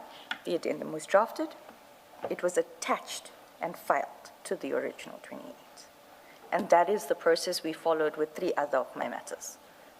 So that addendum would be a foundation and an explanation how you end up with these new other people that were not in the original. Thank you. But in this instance, if the Section 27 affidavit that you saw didn't have the allegations contained that you see in some of the A1s in the dockets, what do you do then if the decision is then made that, well, even though it's not in the Section 27 affidavit, because it's in the dockets that have been referred, we should still investigate it? What would the process then be? I would have still asked to do an addendum. But because in my 2813, and I'm standing by it, the original 27 had PKTT and slush fund and polygraph. That 2813 stood. However, my concerns were about what substantiated it. We know you've got resources. I've got interlocutories, I've got high court applications, I've got trial matters to be attended to, and I'm dealing with something that doesn't have substantiation. And in your 2813, you don't mention the PKTT. I was told specifically not to mention PKTT. Was that in the, okay, so let's just step back. So you do the 2813 on the 6th. At that stage already, you didn't mention PKTT. Was that a specific instruction, or was it to keep the 2813 vague?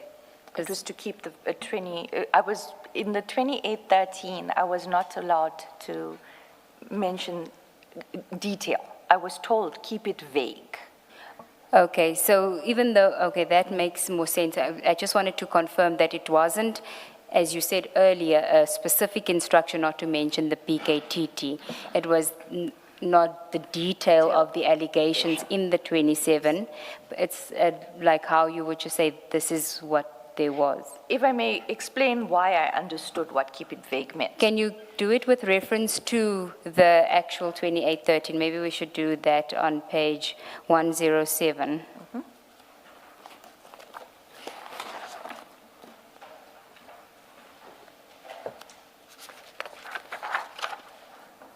Because you don't mention any names or specifics. So at 1.2, for example, you say the office received a complaint in terms of 27 in November.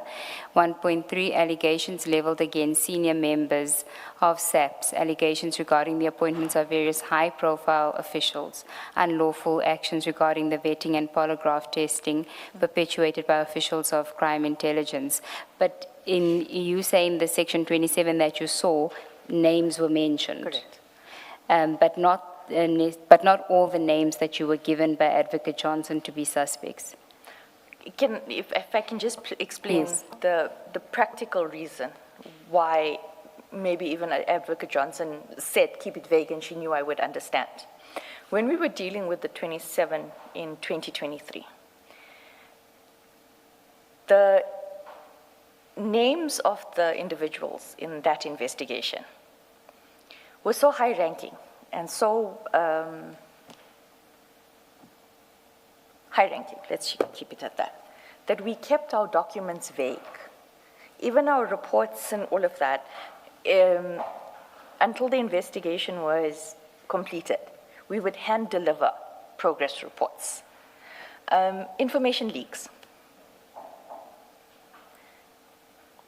Okay, so I can understand that because when we looked at the, which Commissioner Baloy mentioned, the consideration of mandate document, for example, doesn't really give you any detail. It's very scant.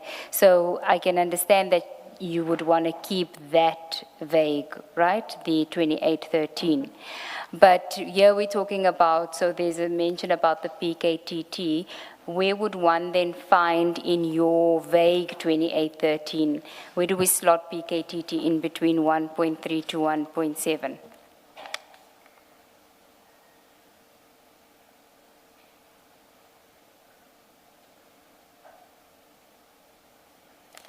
Fraud and corruption pertaining to awarding of tenders and or contracts within SAPs and or circumventing of procurement processes.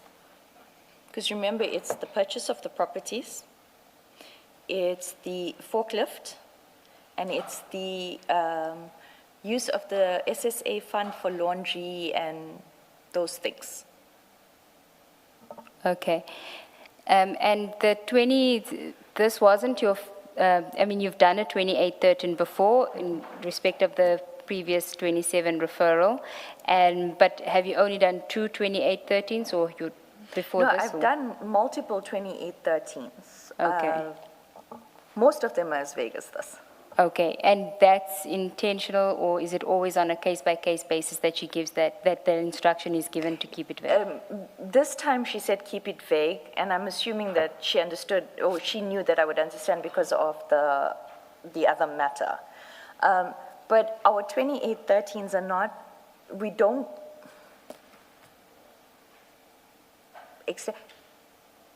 we work, so we're different units, right? We've got the ESCOM, the Transnet, I work in security cluster unit. It's the Zondo recommendations for the security cluster. Yes. It is high-ranking crime intelligence, high-ranking SAPs, high-ranking political individuals that were alleged to have fleeted money from SAPs and SSA. So we generally keep it vague like this. Okay. Then can we, are you covered? Okay. Thank you. We can go then to the email. I think it's first the WhatsApp message that you send to Advocate Johnson on page 161 of, we'll first deal with the WhatsApp, which is on 116 of file 10.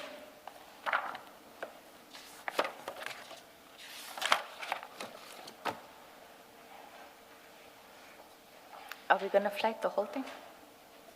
We are just going to deal with the good morning, Advocate Johnson.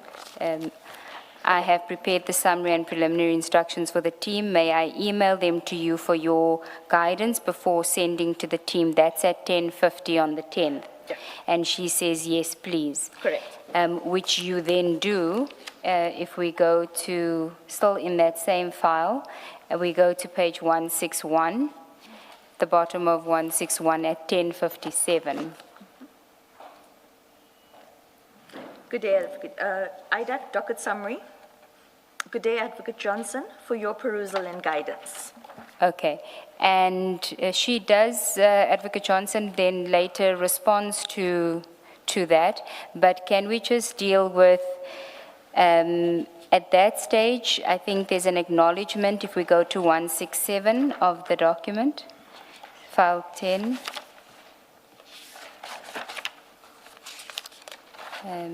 At the middle of the page, page 166, my apologies.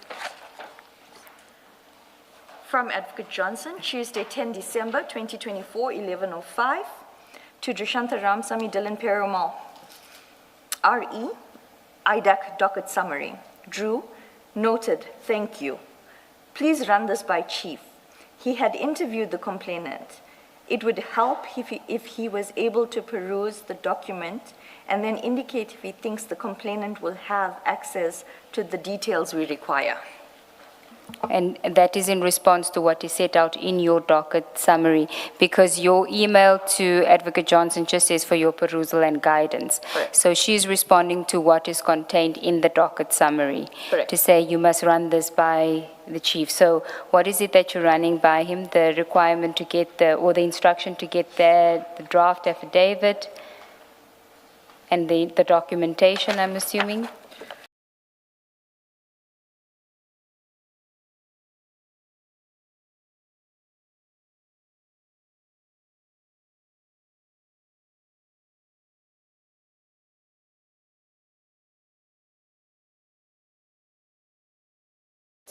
They have seen the documents that is in Fadil or Mr. Adams' possession. And a lot of my concerns will be calmed. Okay, then I think we have back to the WhatsApps from Advocate Johnson at page 116, file 10. So we know that she acknowledged your summary report, and then that was in the email at 11:05. You don't really have any discussions with her during that day. She sends you a WhatsApp at 16:03, which starts with the one just below, yes, please. You can read that and then take us from there. Drew, speak to Chief. I need you guys to urgently subpoena Lushaba's bank accounts before they move money. From the date he was acting as DivCom to date. Okay, let's just pause there. So at this stage, we know that you've sent the summary, and in that summary, docket summary report, you're saying that no Section 28s are to be issued without your perusal. Do you know whether Advocate Johnson and Mr. Perumal had any conversations during that day before she sends this WhatsApp to you? It's evident from Drew speak to Chief, because when I called the Chief, he indicated that Advocate Johnson received information that there was 50 million rand or 50 million rand of SSA money, secret service account money, that was being moved out of Lushaba's account.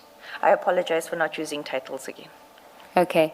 But that is when you then call him after she sends this message. She's just telling you to speak to Chief. And at this stage, Chief hasn't yet, which is Mr. Perumal, he hasn't responded to your email where you've dealt with the docket summary, because you sent it to both of them. So you then, if we can go into your statement before we continue with what happens the rest of that day. Paragraph 62 on page 26. I sent the docket summary to Advocate Johnson on the morning of the 10th of December 2024. To summarize, I reported that there is no substantiation in the dockets for the allegations contained in the Section 27 referral affidavit. Had the correct process been followed, I would have considered the dockets at the time when I prepared the Section 2813 application for authorization. In fact, it would have been preferable to have had the dockets, since they were existing case dockets, at the time when the consideration for the mandate memo was prepared, which I was not involved in. 63. In the 6 December 2024 meeting, Mr. Perumal and Advocate Johnson indicated that the dockets are what was referred to IDAC in terms of Section 27 referral, and could only be collected after the authorization. This did not make sense and was yet another red flag that caused my unease. Let me just understand what's being said there is that Mr. Adams is referring in his Section 27 referral affidavit to dockets. And what Mr. Perumal is saying is that you can't have the dockets before the 2813 is authorized, then you have authority to go and get the dockets. What they are saying in essence is that Fadil didn't only make a referral to us. Mr. Adams, I apologize, did not only make a referral, but he referred those existing dockets to IDAC. I did not understand it that way. Okay, so it wasn't just the Section 27, it was to investigate the dockets as well. But that's what he said. It didn't read like that. Okay. So then if we go to 64. Since the Section 27 referral affidavit referred to the dockets, I thought that we would find in the what we would find in the dockets would be prima facie evidence of the allegations contained in the affidavit. It did not. In fact, it had no new details. Again, I need to digress before I continue with the chronology. The Commission will note from my docket summary report that the B clip to all the 3 dockets contained an information note from Major General Kumalo to Lieutenant General Mtombeni, the Gauteng Provincial Commissioner, wherein an assessment similar to mine on the merits of the dockets were made. Advocate Johnson would have had the benefit of that information note and my docket summary report as early as 10 December 2024. Okay, then we get to the premature summonses. Before you do that, Advocate Johnson gave the impression in so many words that she doesn't get involved in the minutiae of reading documents, it works on briefings by investigators, I think largely, but by yourselves, that team. And so some of the things that are questionable that she was taken through to explain where did this come from, her answers would be, that's what my investigators told me. And yet here you say that she would have had the benefit of the information note as early as 10 December. Can you just explain how it worked?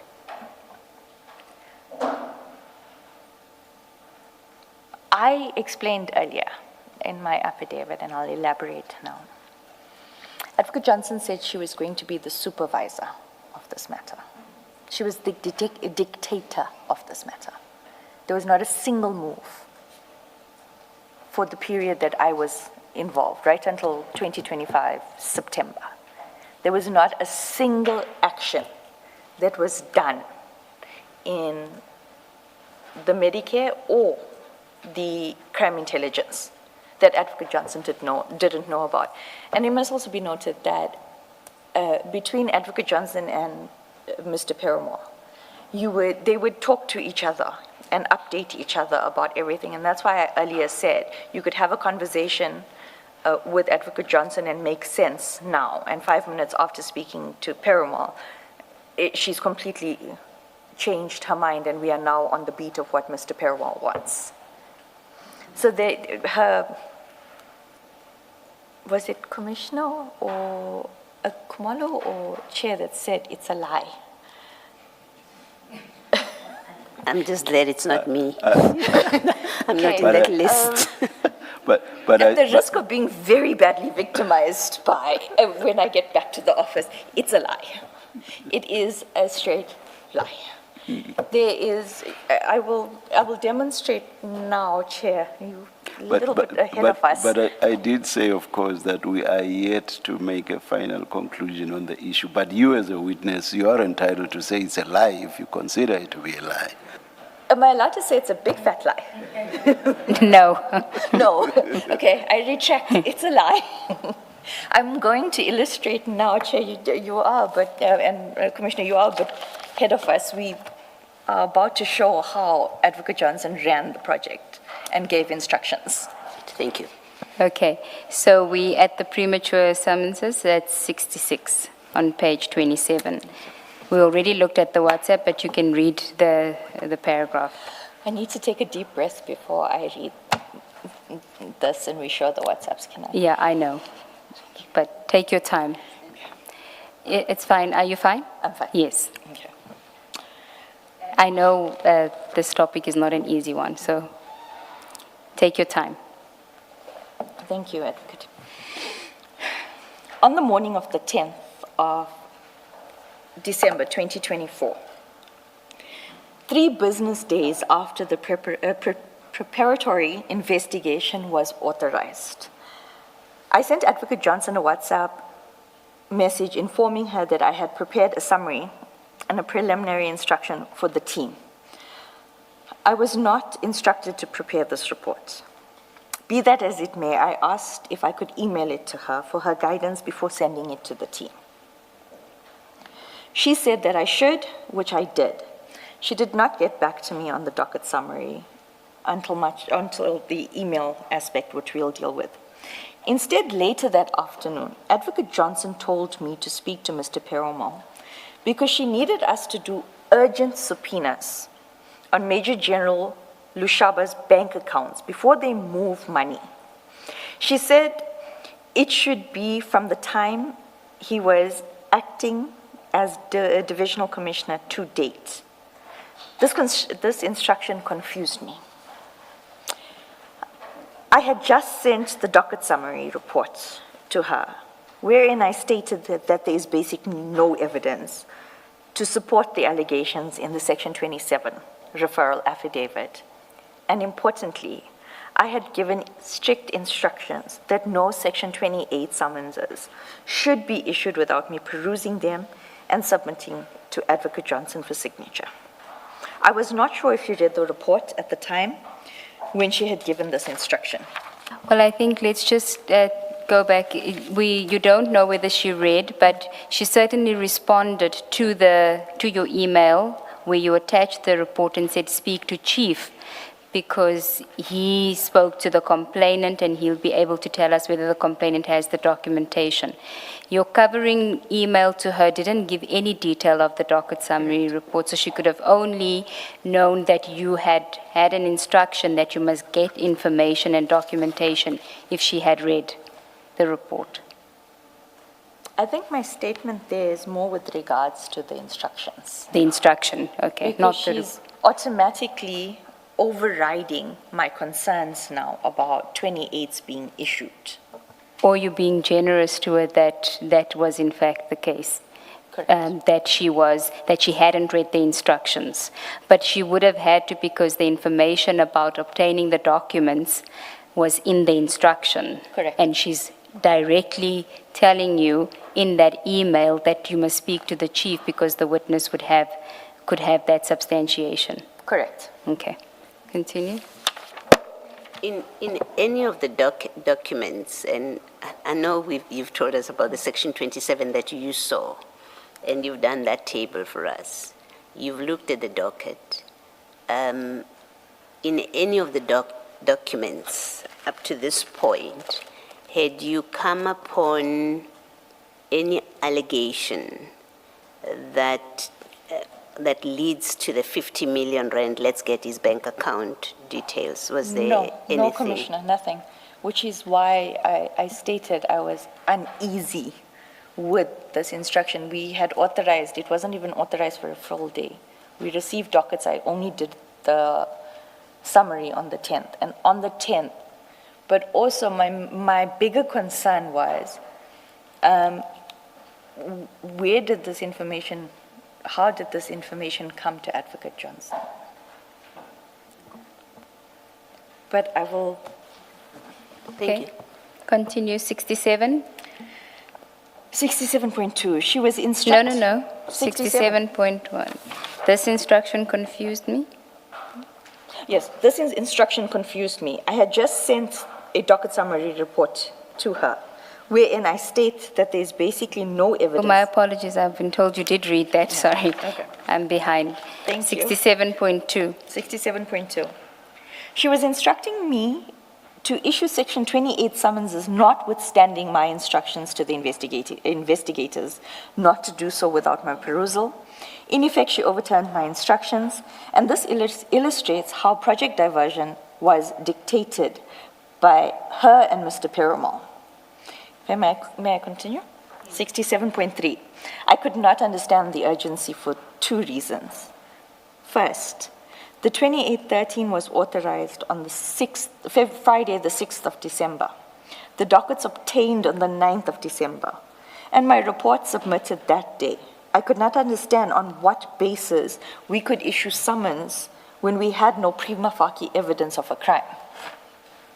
Secondly, the urgent summons from bank records would not stop the dissipation of funds in the bank account. What did it matter that the money was being moved? It would have been different if we had Well, you evidence. skipped a line there. The bank sorry. records would merely. The bank records would merely show the movement of the funds. It would have been different if we had evidence that there was an attempt to dissipate the funds and sought an urgent order to freeze the account. If there was a prima facie case, obtaining bank statements on an urgent basis would serve no purpose. Continue. I told Advocate Johnson that I would call Mr. Perumal. Before I called Mr. Perumal, I forwarded Advocate Johnson's message to a Signal group chat with Perumal, Padiachi, and Rapesu in the group. Thereafter, I called Mr. Perumal as instructed. He told me that Mr. Rapesu must move fast with the 28 summonses for Major General Lushaba's bank account. He said that Advocate Johnson had received information that funds in the amount of 50 million from the Secret Service account was being moved. As stated above, the movement of funds being the reason for urgent summons for bank statements simply did not make sense to me. But it was clear to me that the decision had been made, that the summonses would be issued if both the chief investigator and the head of IDAC have decided that it should be. After this call, I sent Advocate Johnson a message informing her that the Section 28 summonses would be ready as soon as possible for her signature and service by Mr. Rapesu. I asked her if he should process it under the Valeria dockets or the Cape Town dockets. Why did you ask that? Just explain that to us. I just wanted to understand, because you have your own investigation under 2813, why must it be issued under dockets, under other dockets? How does it work? If I may just refer, I can't remember if the CIN number had been authorized by them I yet. did, yes, that's what I wanted you. There was no CIN number. If I remember correctly, they hadn't been, it was only later on that a CIN number was allocated to the matter. And So what's we the would significance of the CIN number? A CIN number is our internal inquiry reference number. We generally don't even use the CAS numbers where they're already authorized. But because I didn't have a CIN number, and we were in possession of dockets, but it didn't make sense which docket to use, I had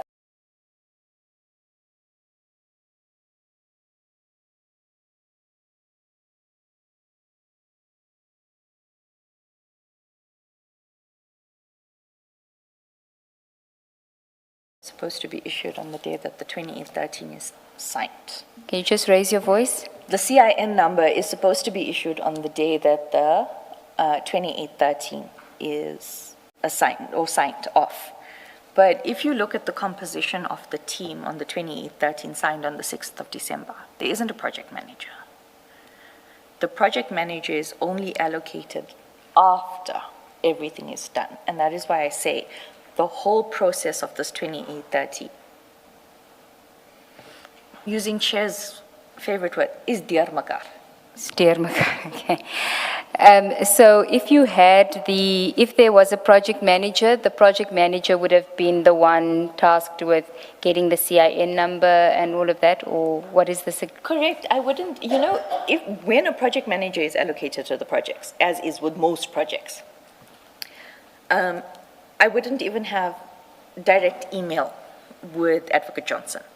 It would go me to the DD or me to the project manager, one of the two, depending on how good you are at formatting your documents. Then from the deputy director to the project manager would then take the documents to Advocate Johnson's PA. And then once it is signed, Advocate Johnson's PA would let the project manager know. He would collect it, he would scan it, and it would be disseminated amongst the team. Okay, so let's then go to page 171, which is the WhatsApp exchange between yourself and Advocate Johnson. After you say, I will call him now, which is you're going to call Mr. Perumal, which you do. She says, thank you. And then you send a WhatsApp to her after you spoke to him. Correct. On page 171. 171. Advocate Johnson, it will be ready for you, your signature, as early as possible tomorrow. The service by Mancha will, tomorrow, and service by Mansa tomorrow. Should we proceed with the Valeria CAS 405 or the Cape Town case? They both have the same A1 and allegations for enrollment purposes. The Valeria would be easier. If I may explain that. If at a given point there was prima facie evidence, to use the Cape Town CAS, we would have to enroll in Cape Town. Valeria is within our jurisdiction, which is why I state same. Her reply, due to the section 28 must use the next number in the register being the CIN register. I was thinking that we call this matter diversion. Then we follow the register, say diversion, and then no one knows what it is, and we are using our systems and process. Okay, so that is where we get the name Project Diversion from. That's Correct. The first time it's mentioned. Correct. And did she, other than this explanation, was there ever an explanation, detailed explanation given for the choice of name for diversion? How did you understand it? Projects that ran out of Advocate Johnson's office, that were not within the projects that ran out of Advocate Johnson's office, that were not within the ordinary SOPs, the ones that Advocate Johnson supervised herself. She gave titles to Matter X, Project Golden. There's even a project, section 41.6, which is she's investigating internal people within IDAC.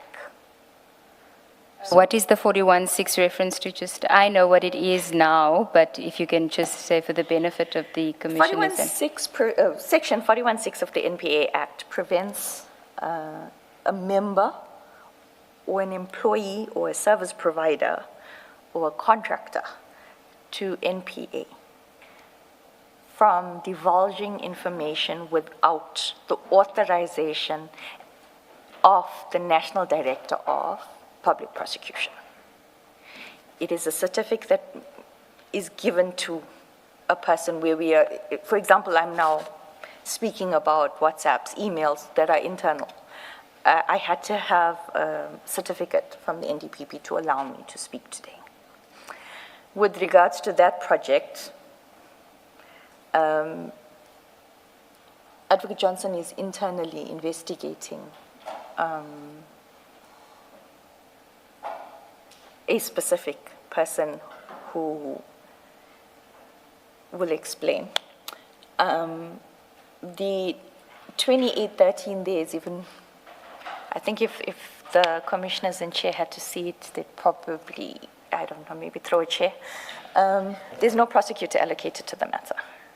It is an investigating officer that reports to Perumal directly and a service provider. So if there's no prosecutor on the matter, who even drafted it?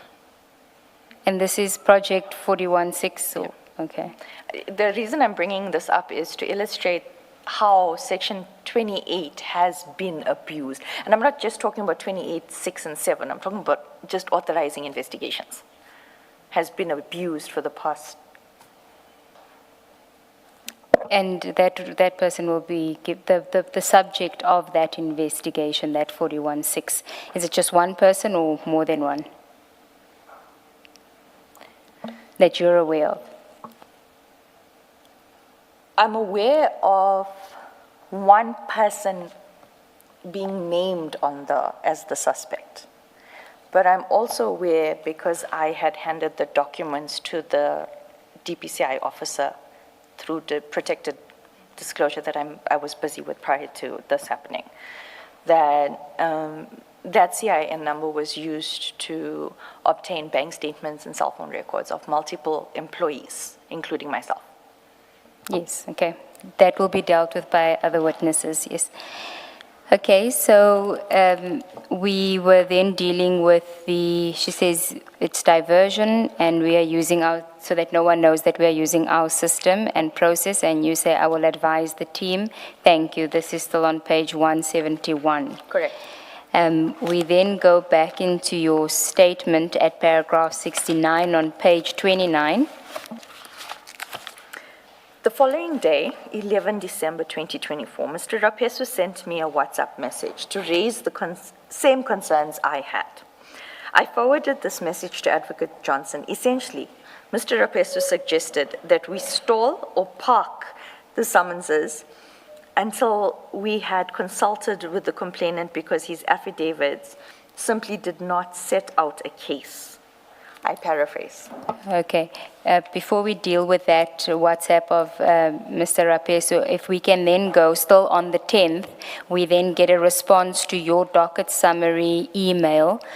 Mr. Perumal responds to that, and that is on page 168. I think you send him an email at 11. My mistake, I forgot to mention that at 11:16 on page 169, you send him an email after Advocate Johnson says that you must speak to Chief. You send him an email at 11:16 on that same day saying, hi Dylan, trust this finds you well. Then you can continue from there. As per trailing, please advise, the A1 indicates that he has sensitive information. Let's raise your voice. Sorry. As per trailing, please advise, the A1 indicates that he has sensitive information. After your consultation with him, can you indicate what does he have in his possession that substantiates the allegations?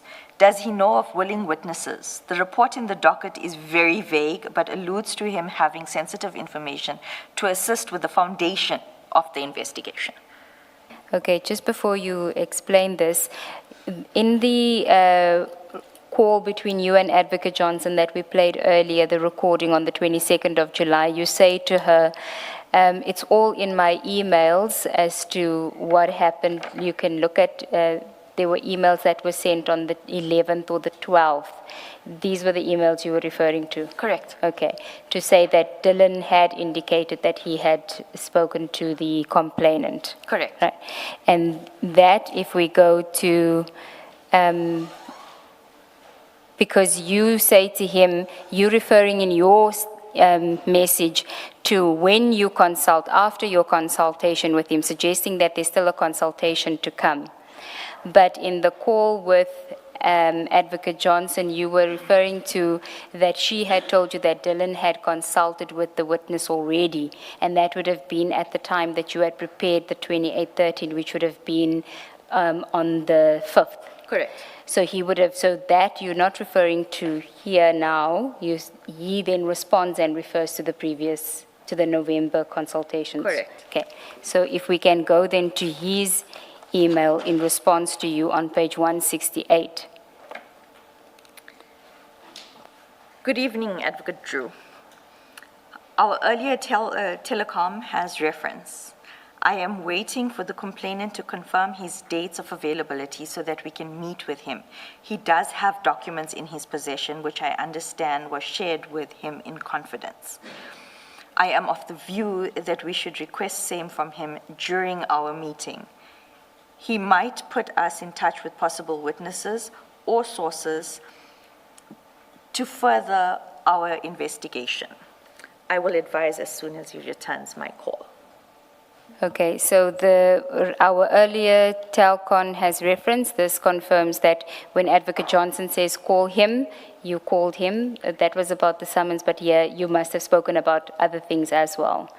I asked about the documents and the evidence. Okay, and he's then saying to you, he does have it, so it means that he would have spoken to the complainant before then to know that he has the documents.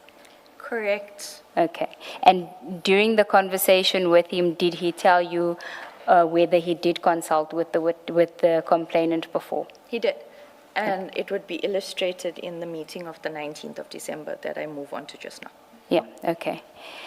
So in our chronology, this is now the 10th of December, 1939. You have the instruction to do the summons, and on the 11th, you get a WhatsApp, private WhatsApp from Mr. Rapesu in response to your signal messages that the summonses must be prepared, the 28s must be prepared. Correct. Okay, and that is at 172 now, file 10. Correct. Good morning, Advocate Drew. I have noted your... Please raise your voice again. I have noted your instructions to prepare Section 28s. I was suggesting that we stall or park it until we consult with the complainant. The reason being that his affidavits are not drafted properly. We need to consult with him so that we may be in a better position to do same. I'll prepare them in the meantime so that after consultation, we could move faster. I then...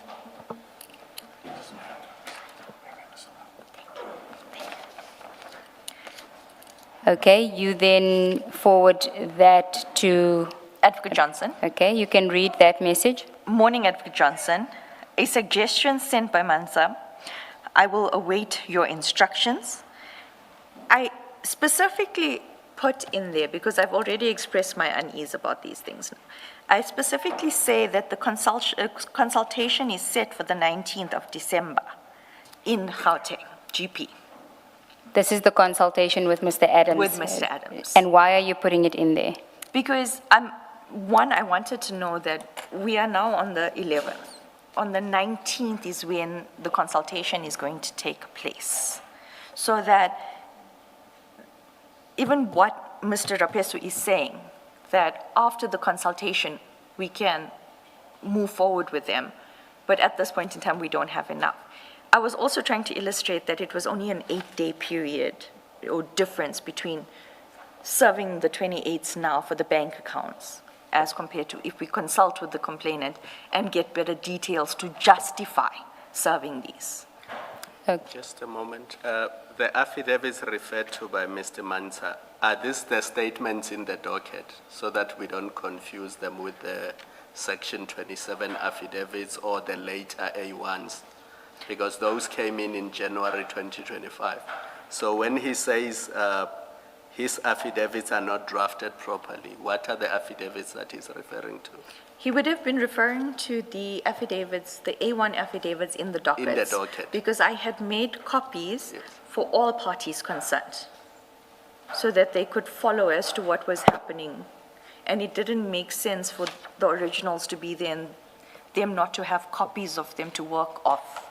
So they had copies of those things. But he's not referring to the Section 27 affidavit? No, Commissioner, he's referring to the affidavits in the dockets, the actual dockets.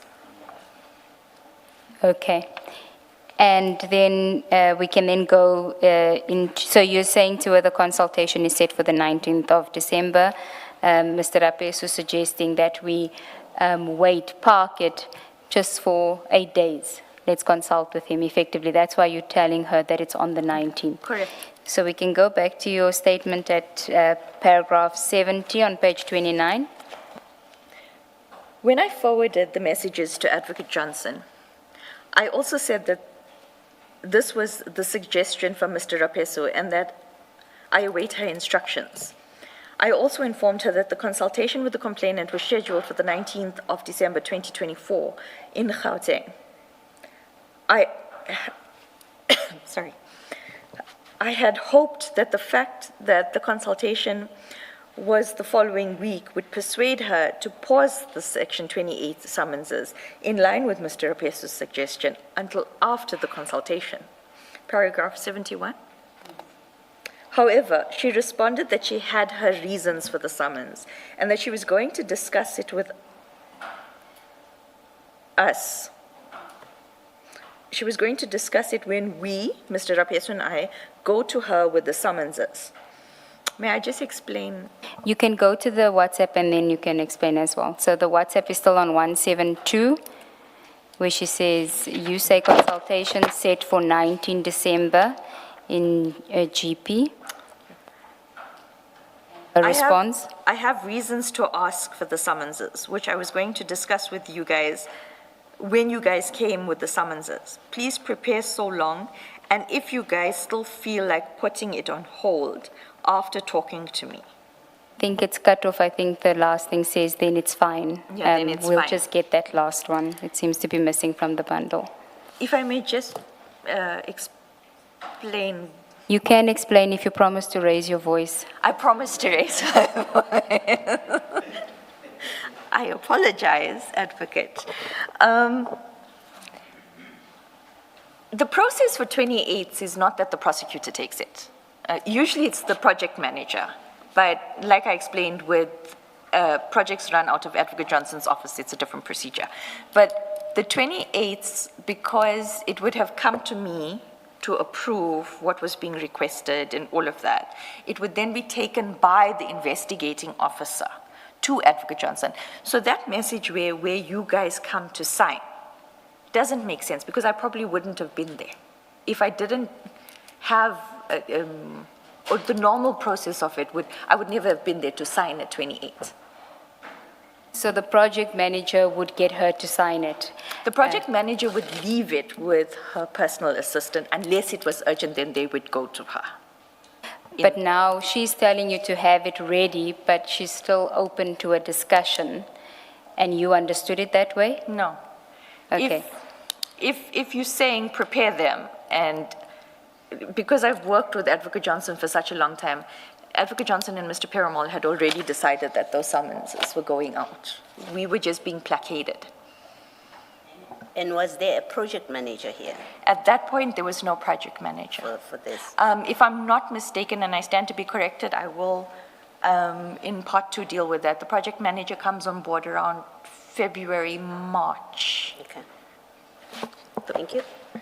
Okay. We can then go to where we're at, paragraph 71. She told me to prepare the summons in the meantime, and if we still felt that it should be put on hold after talking to her, she will be fine with that. You can continue then on page 30, the second sentence. This message. This message was already confirmation to me that the summonses was going to be issued by Advocate Johnson, whether we liked it or not. She told us to prepare the summonses because she knew she would not take no for an answer when we met with her. Can continue. Prior to this exchange, in respect of Mr. Rapeso's suggestion and in the response to my messages as to whether the summonses must be issued under the Valerio Cape Town docket, Advocate Johnson responded that I must do 2 summonses, and then she referred to the project for the first time as diversion. She said it would be called diversion, then no one would know what it is, and that we were using our systems and process. None of it made sense. Okay, then on the 12th. On the 12th of December 2024, Mr. Rapeso and I, with Advocate Johnson, met with Advocate Johnson regarding the summonses. As she had suggested, there was no discussion on the summonses as predicted. Advocate Johnson gave an instruction to serve summonses because she had information about 50 million rands and that we need to stop it from being moved out of the account. Mr. Rapeso complied and sent the summonses to me. His annoyance is noted in the title of the email attached to the summonses. And I think we must go to it at 173. Mr. Rapesu is also the person in the voice note that said they jiggered the signature. You'll recall that, he said. So he sends the email on 173 on the 12th of December in the afternoon, 15:32, to Mr. Perumal, yourself, and he copies Mr. Pariachi, and the subject says? Summonses what? Yeah, section what. And he attaches them. Sorry, you all spoke at the same time. Please just reread it. Section what? And he then attaches the, you can go to 174, those are all the section 28 summonses that he had prepared and that Advocate Johnson signed. So if we can then go to 175, that's where we see one of the summonses that had been prepared and signed by Advocate Johnson. Are you there? Correct. It's got at the bottom of the page, it's got inquiries, Mr. Rapesu. Do you see that? Correct. What I want to show you is on page 176 under background. If you can read background into the record for us, please. The information required from you relates to the conduct of an investigation into serious, high-profile or complex corruption within the South African police services, authorized by the investigating director, who is the head of the investigating directorate, in terms of Section 28(1)A of the NPA Act, into allegations of the commission of the following offenses: fraud, corruption, defeating, or obstructing of the administration of justice. Just the reference to 28(1)A, on some of the other summonses under the preparatory investigation, it specifically says 2813. This one says 28(1)A. Was it used interchangeably? Because it does seem to me that on this one, and I think you've been given a copy of the Act, if you go to 28(1)A,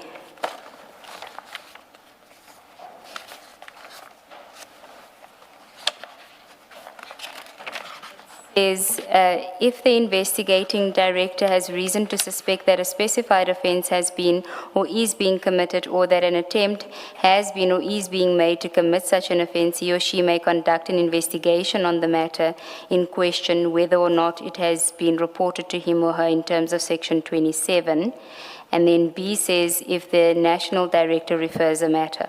So, and then it says the investigating director shall conduct an investigation or a preparatory investigation as referred to in subsection 13 on that matter. Correct. Now here there's reference to 28(1)A, and we understand that there was a 2813 investigation, it was a preparatory investigation. Do you understand 28(1)A reference here to be something other than a 2813 investigation? I did not peruse these documents before they were disseminated. After that meeting, went home. I advised Mr. Rapesu he has received his instructions from the ID. I had addressed his concerns. He had received instructions from the head of office, and I then distanced myself from these 28s because how were you going to explain this at court? And who was going to explain it at court? And so I think that question is best reserved for Mr. Rapesu. Yes, but he would have known that it's a 2813. Correct. Okay. I just wanted to know if there's a distinction, because some of the summonses specifically say 2813, and this one that it says 281A. So that's why I wanted to know whether there was a distinction. I think maybe he would be able to answer as to why it's 28-1 versus. Okay. Do you know whether, so you guys went with hard copies to her office for her to sign on that day? Correct. So he would have prepared it? Correct. Okay. All you have at this stage are the dockets and the Section 27. How do the two of you know that General Lushaba banks with Bank A and that it is Bank A that you must subpoena for his bank statements? Where does all that information come from? Because if it was a subpoena to subs, everybody knows that a general is employed by subs. But once you issue a subpoena to a bank, it means you must know that Kumalo banks with that bank, and that's the person we must issue a subpoena to. Because this is still the 11th of December. If there's a weekend on the 7th and the 8th, the dockets only came in on Friday. So 2 days later, and this information is not in the dockets. What's going on here? It was another pink note on another piece of paper. It was on the pink note. On another piece of paper. Another one, not the original Yeah, one. with handwriting. Yeah, But I you just think- need to raise your voice, but can I think- just say yeah. before you say that, it is something that was going to be covered by Mr. Rapesu, but you can deal with it because it happens in your presence on the day when Advocate Johnson tells you to come to her office. So you can deal with it. May I explain the meeting on that day with Yes. regards Do to? you want her to deal with it in detail or to only summarize it because you say Mr. Mansa is going to deal with it in detail? How do you want her to His deal intention is to deal with it in detail, but to the extent that Ms. Ramsamy was going to corroborate his version, I guess she can deal with it Because briefly. I was happy with the answer that it was in a second pink note. That's where the information comes from. Yes, so the evidence is that it was all the banks were being used, but there is, if you go to page 177, and it should be there's personal detail on there. On 177, can you see his name and then ID number? So perhaps you can explain where they got that from. The pink note with the handwriting, the pencil handwriting. And it came from Advocate Johnson. Correct. I think we can. Okay. And it was hair writing. Yes, it was high. Which was given in that meeting. Correct. Okay. But maybe just tell us the process, not from Mr. Rapesu's point of view, but from your point of view. He has the prepared documents, but he doesn't have the annexure B, which has that detail on. Correct. He gets given that detail in the meeting. Correct. Okay. Thank you. And do you know more or less what time that meeting was? Because his email attaching the section what's is at 15:32 on that day. We were called in at about, I think it was either 10 to 3 or 3. Okay. Yeah. So he had it, and then but insofar as Annexure B is concerned, when would he have done that? Maybe I'm getting my timelines. I cannot remember because we went in, the meeting wasn't even that long. It was maybe 5 minutes. Paper is given. Mr. Rapesu goes to his office because the investigators share an office on that end. Prosecutors are in the open plan on the other end. And it was home time for me, so I left. Okay. Thank you. Then we can go to your next, page 30 of your statement, the confidential crime intelligence documents, paragraph 74. Let's adjourn for what? We'll indicate when we are ready. Thanks, Chair. Let's adjourn.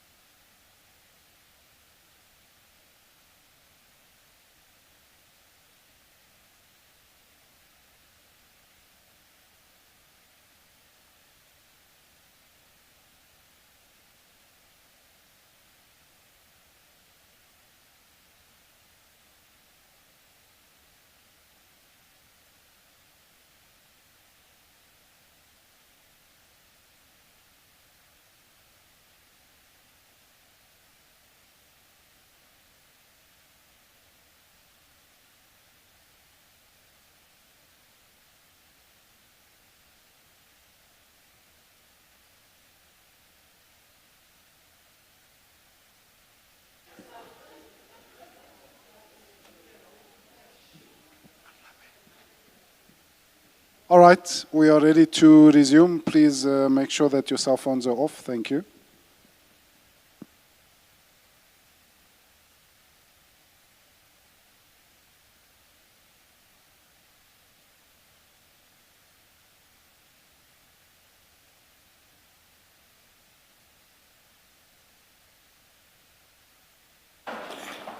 Yes. Thank you, Chair. Put on your, and raise your voice. Yes, ma'am. Let's, page 30, and we are starting a new topic, but it's a short one.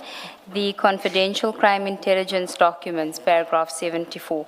Thank you. Before you do that, let me put this, whose answer may be obvious, but let me put it to you and for your comment, if you want to.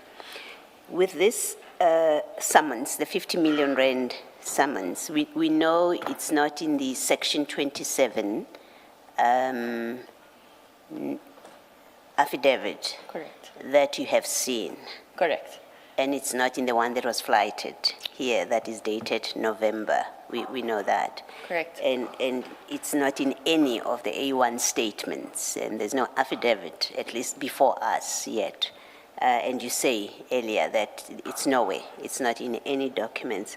It seems to me, and this is what I want you to comment on, it seems to me that either Advocate Johnson or Chief Perumal, because they're the two people that you say were intimately dealing with this, the two of them would have or must have received information, if they did, about the 50 million rand. It's about to be moved from a secret service account.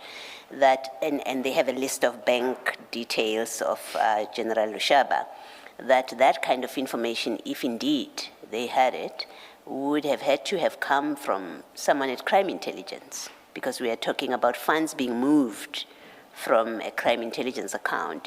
Is that a fair summation? It's the same conclusion that I came to. You drew that conclusion I drew the too? same conclusion. Okay. That because upon discussing, well, I had drawn that conclusion from the prepare it. In the meantime, I have my reasons, and from the conversation with Mr. Perumal, saying that the ID has received information.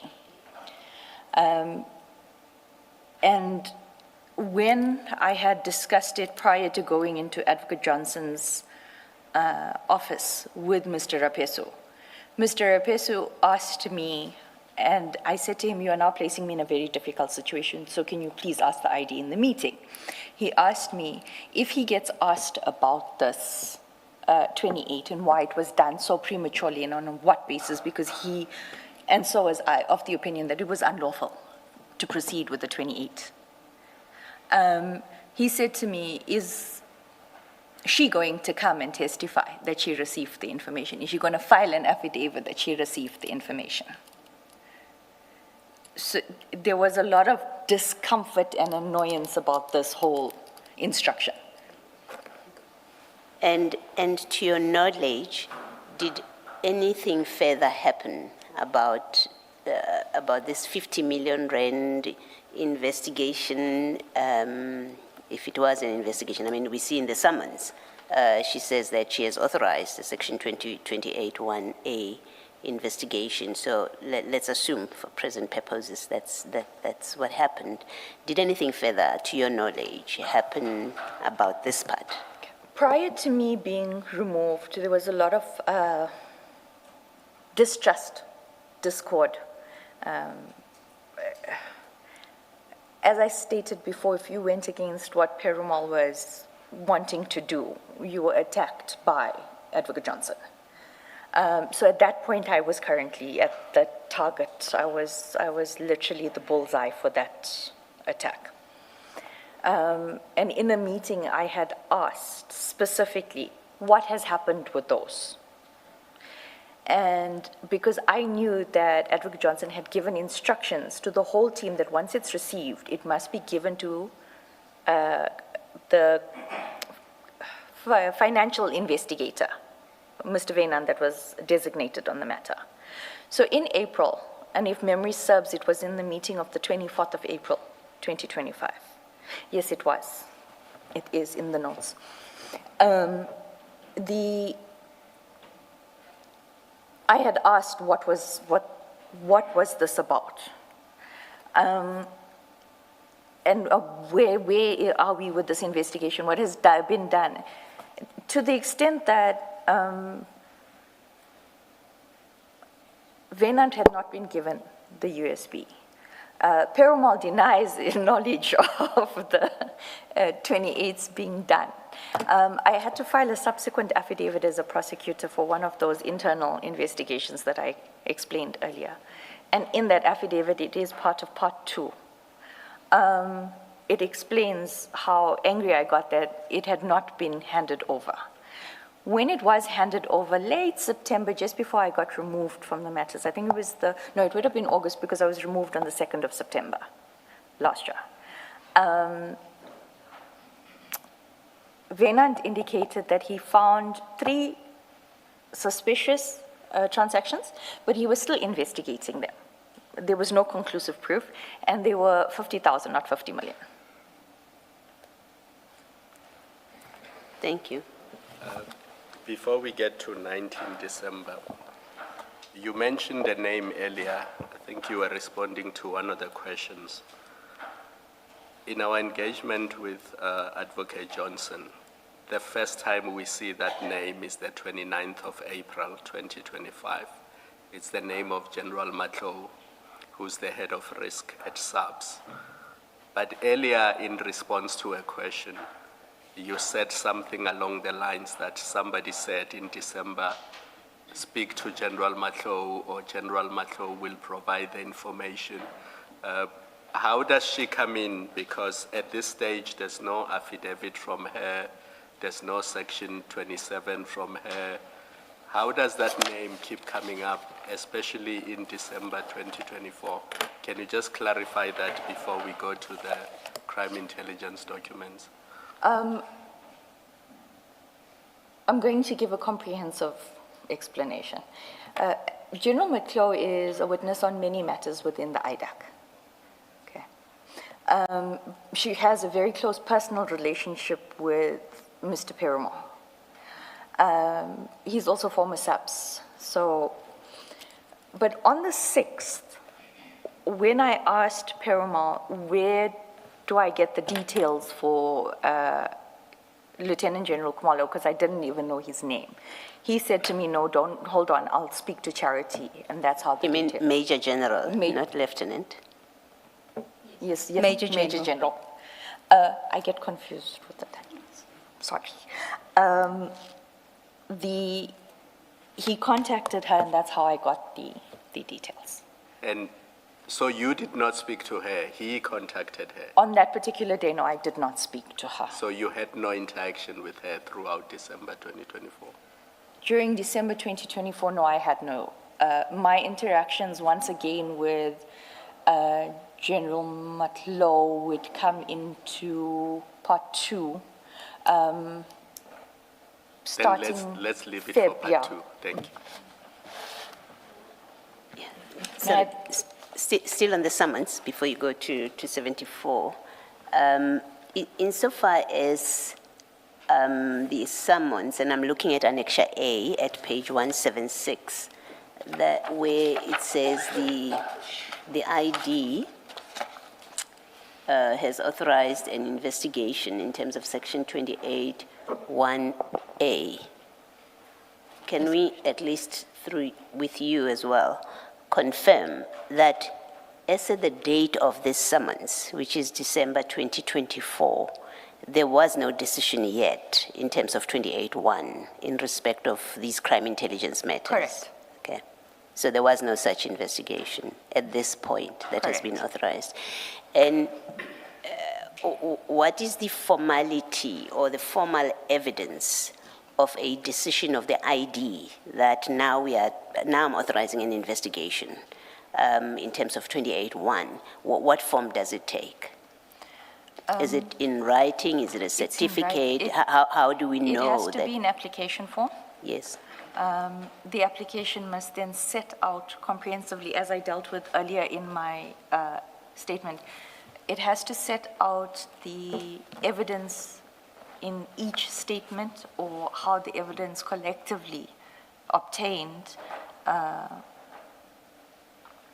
speaks to each offense or element of the offense that we are alleging. We would then do a breakdown. It is in part 2 where we would do a breakdown of A1, Mr. Adams. It's late in the afternoon. Mr. Adams. And then I would say what he says in his, I would then also put the possible problems and which of the offenses it relates to. And then I would go on and on and on as per the evidence collected.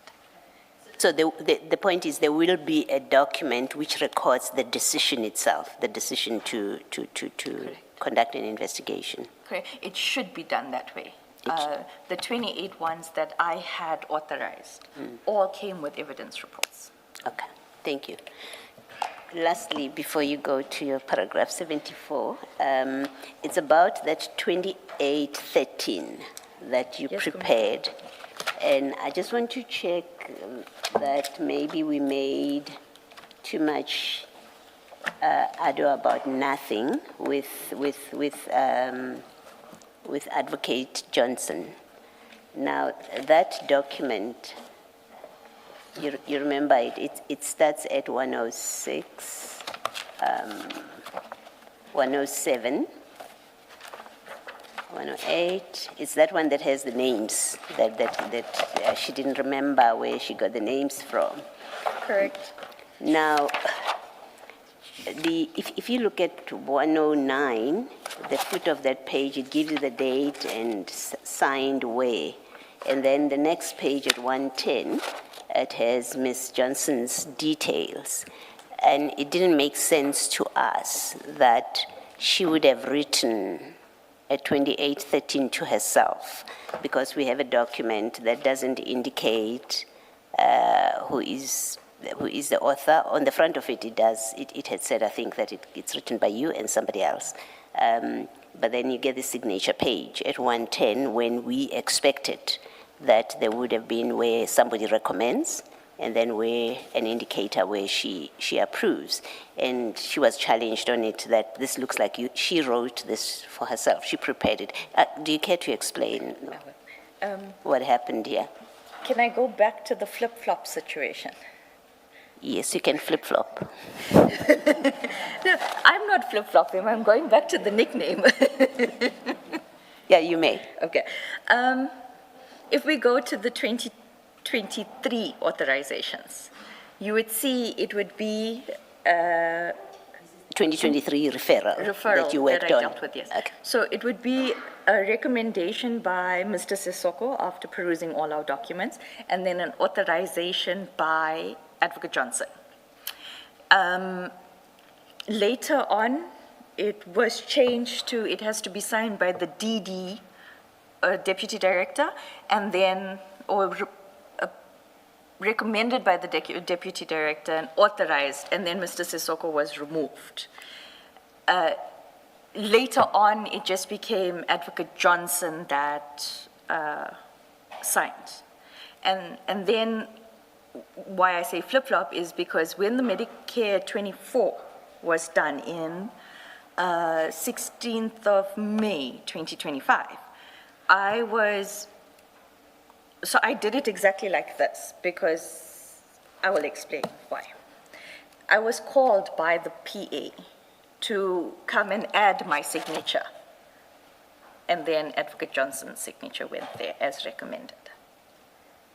So like I said, it was a flip-flop situation where one day we did it like this, and the next day we were told remove it, and it was throughout the office in that way, to a point where Mr. Sissoko has been made redundant with regards to signing or approving documents. He doesn't even see them.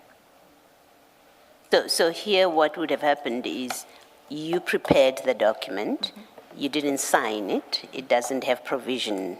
As you prepared it, there was no provision for you to sign, a provision for you to sign. It only provided for her to sign. Okay. Thank you. Okay.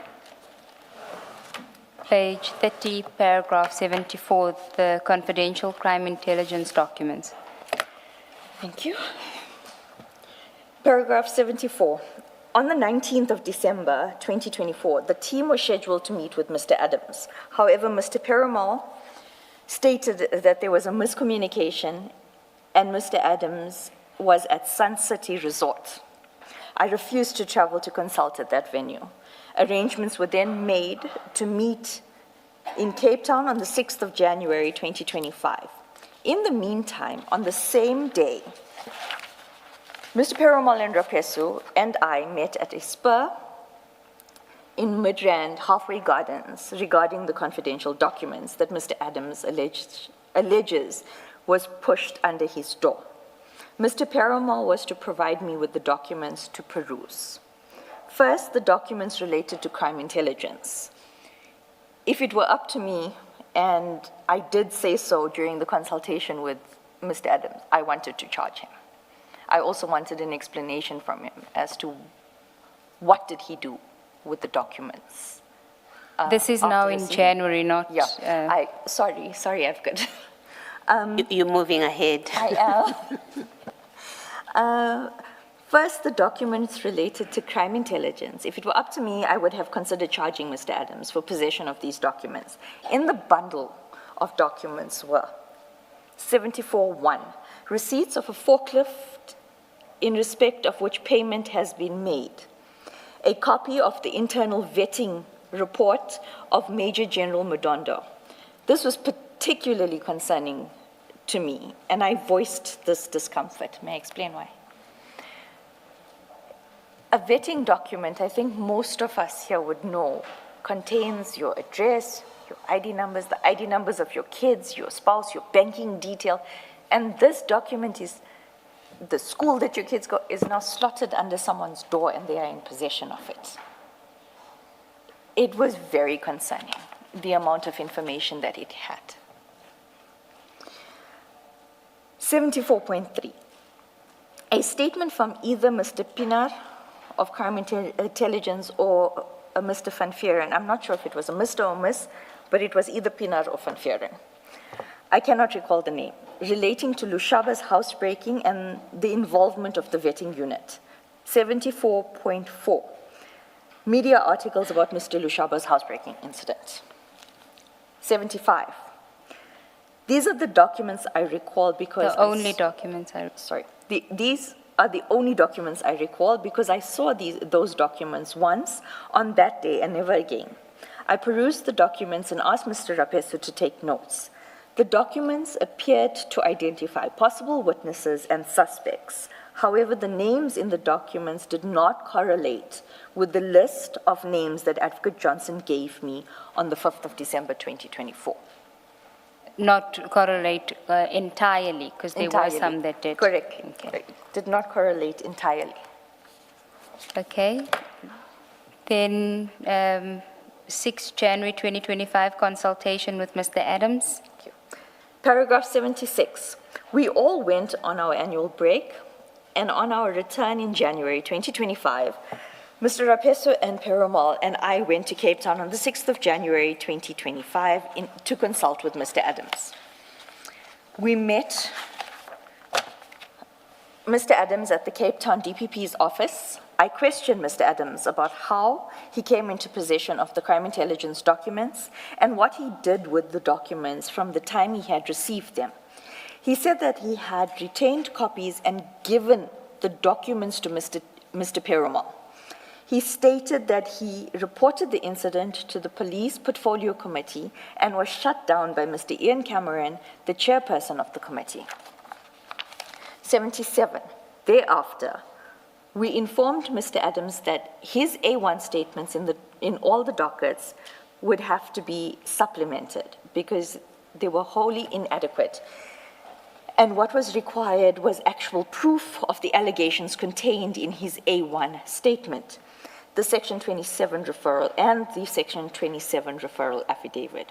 We proceeded to draft the affidavits, and if I recall correctly, Mr. Perumal typed the supplementary affidavits, and I was assisted by a prosecutor to print the affidavits, the prosecutor being part of DPP Cape Town. Can I ask a question? You obviously spoke to Mr. Adams on the 6th. Correct. Did he explain to you how the documents, because you say you wanted to charge him for that, and if I remember correctly, the suggestion is that somebody slid the documents under his door at the offices in Parliament. Is that possible? I mean, does that story make sense to you? Because if it did, then they would have fallen into his lap, you know. It's not as if he was in possession of them. If somebody dropped classified things on my desk, they are there. May I, from my consultation with him, explain why I agree with the commissioner? When I was consulting, I was explaining to him, you are in possession of these documents. What did you do? You know that process. And I said to him, do you understand this is a criminal offense? And he said to me that it was slotted under his door in an envelope. And then I said to Mr. Rapeso, we are in Cape Town. Well, actually, I said it to Mr. Rapeso and to Mr. Perumal, because he was sitting on their own and I was on the other end of the boardroom. So I said to them, okay, we're in Cape Town. We can go to the parliamentary building and go and get the video footage.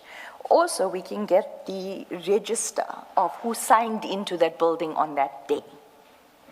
And Mr. Adams' reply was, there's no cameras on that in his corridors where his offices are, and I find it very strange. And then with regards to the register, Mr. Perumal told me it will be futile because of how many people sign in and out. So yes, I did draw the same conclusion as the commissioner, that this could not have happened. I mean, if somebody left classified documents on my desk and I happen to open the envelope and I see that they are there and I report the matter to IDEC, why would you charge me for that? Because I found them there. It's not as if, you know, I acquired them through some improper means. Commissioner, we must look at the timelines. And that is what I questioned about.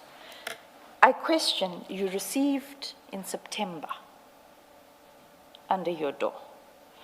You opened your cases at the end of October. You refer to IDAC middle end of November.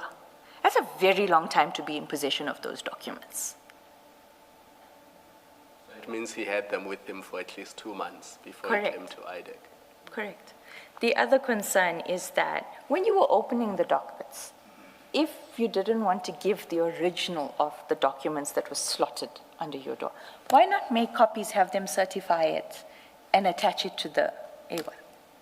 I In the assume dockets. he kept them with him even after the Section 27 referral to IDEC. He did not give them to IDEC. Yes, well, the information that was relayed to me directly by Mr. Adams and confirmed by Mr. Perumal, and it is in the recording that I have provided. It's just a very lengthy recording.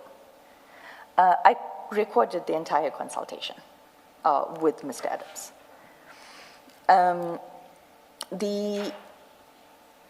When I start asking Mr. Adams, where are the documents? He said, no, I kept copies, but I'd given the documents to Dylan. And Dylan confirms, yes, no, we have them. And it's Perumal. Perumal. Thank you. Thank you. The affidavits obtained by you and your colleagues are very terse in content.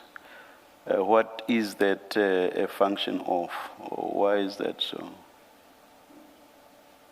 I do not find them to be better than which affidavits? The A1. They were not. They were still futile.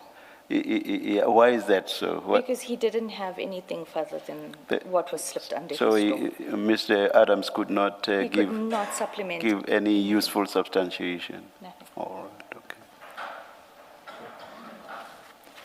Okay, back to your statement. 78. Thank you.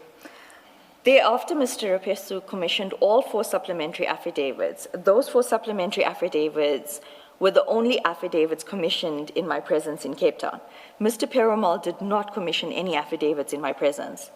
I do not know when he would have met with Mr. Adams that day to commission any other affidavits. More importantly, I do not understand why the same witness would depose to a main affidavit being an A1 on the same day he deposes to a supplementary affidavit. Continue. But it also seems, isn't it, a misnomer to call the Perumal affidavits A1s, because in the docket you already have A1 statements. You could never do that. It Yeah. would never, and it can't be that it's mismarked because the Mukwele docket is an A1. Yes, And when we were in Cape Town, there was no Mukwele supplementary taken. yes. Thank you. Can you just deal with this issue? Yes, The Commissioner. 3 of you are in Cape Town. Yes, Commissioner. Together, statements are being prepared. Did Mr. Perumal have his Commissioner of Oath stamp with him in Cape Town? Because the other affidavits that we have seen, and they were commissioned on the 6th of January 2025, they bear his statement, and he's the Commissioner. Stamp, sorry, not the statement. His stamp is used to commission those statements. Did he have it with him on the day that the 3 of you were in Cape Town? Commissioner? And would he ordinarily carry his stamp around? No. None of the investigators generally carry. Also, the Pretoria stamp will be futile in Cape Town. But on that day, Mr. Perumal had no stamp and he commissioned no statements. That is why I sent the voice note that I did. I think it was on the 22nd or 23rd. So what conclusion must we draw when we see affidavits commissioned by him on the 6th of January 2025, subject to him coming to explain, of course, but because you are here and you were with him that day, what conclusion do you say we must draw?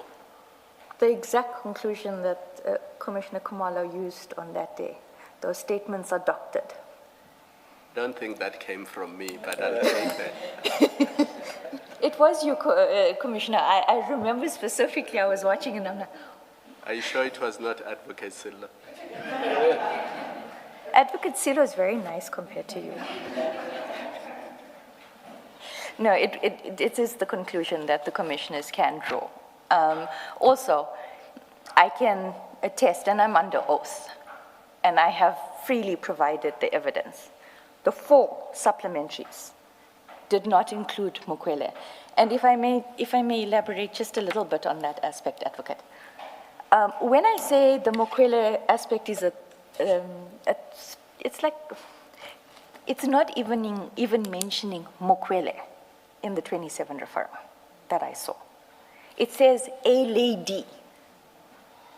We didn't even know the name of Mukwele when we went to Mr. Adams for those supplementaries. Did he know the name? Did Mr. Adams know the name? If he did, he didn't mention it. It was the Mukwele name was never mentioned.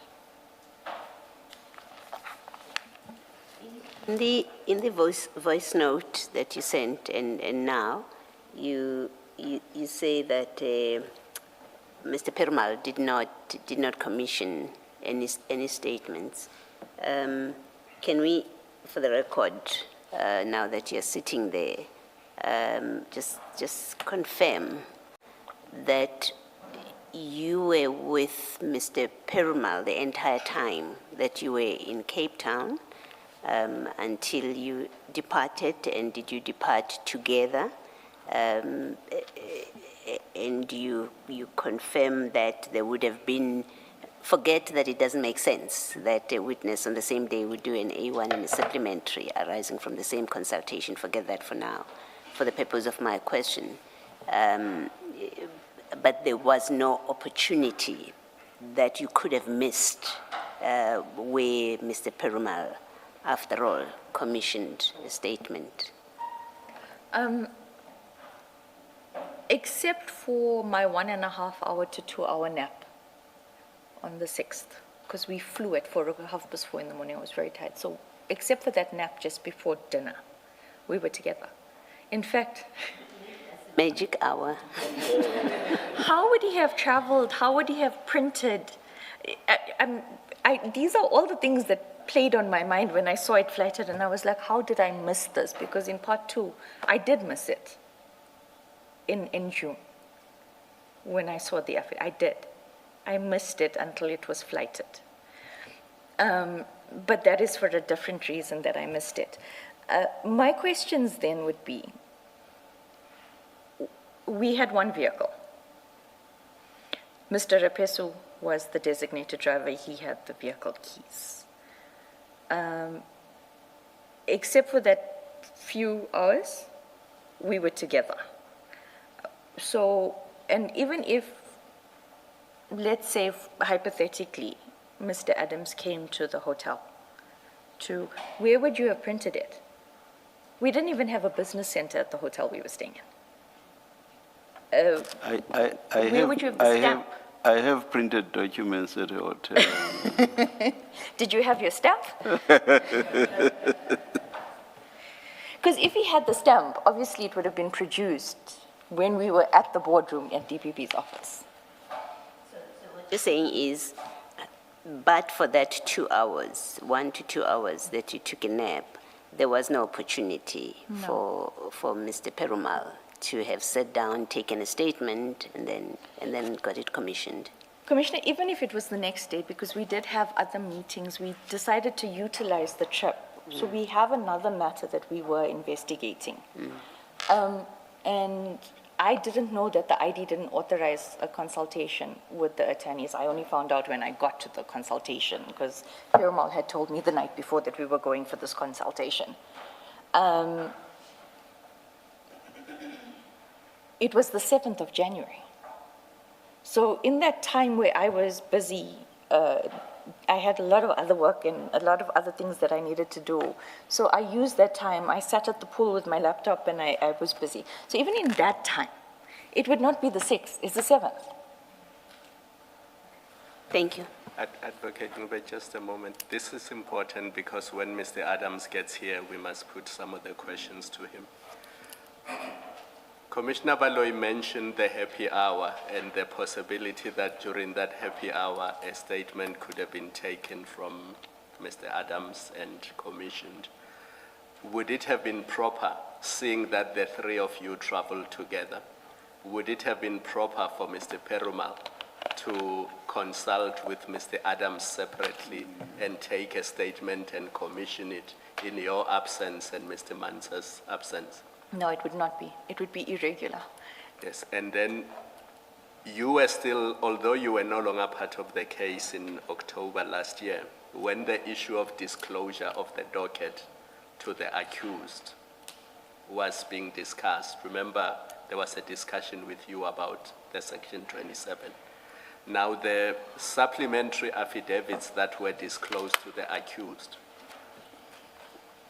was it the Perumal affidavits or the affidavits that the three of you took, the 4 that you took in Cape Town when you were all there? Which ones were disclosed to the accused?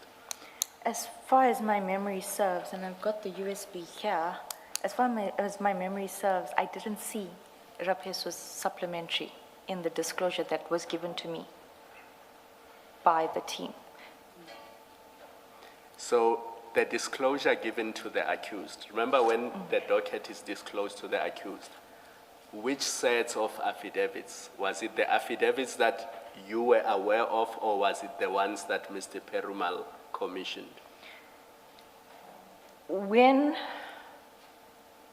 disclosure took place, and when I saw the flighted, and then when I went to the USB that was disclosed to me, which is the same copy that was disclosed, it's the 6th of January, 2025, commissioned by the schizophrenic affidavit, the Pretoria, Cape So Town, it's Dylan, Perumal. It's the Perumal affidavits that were disclosed to the accused.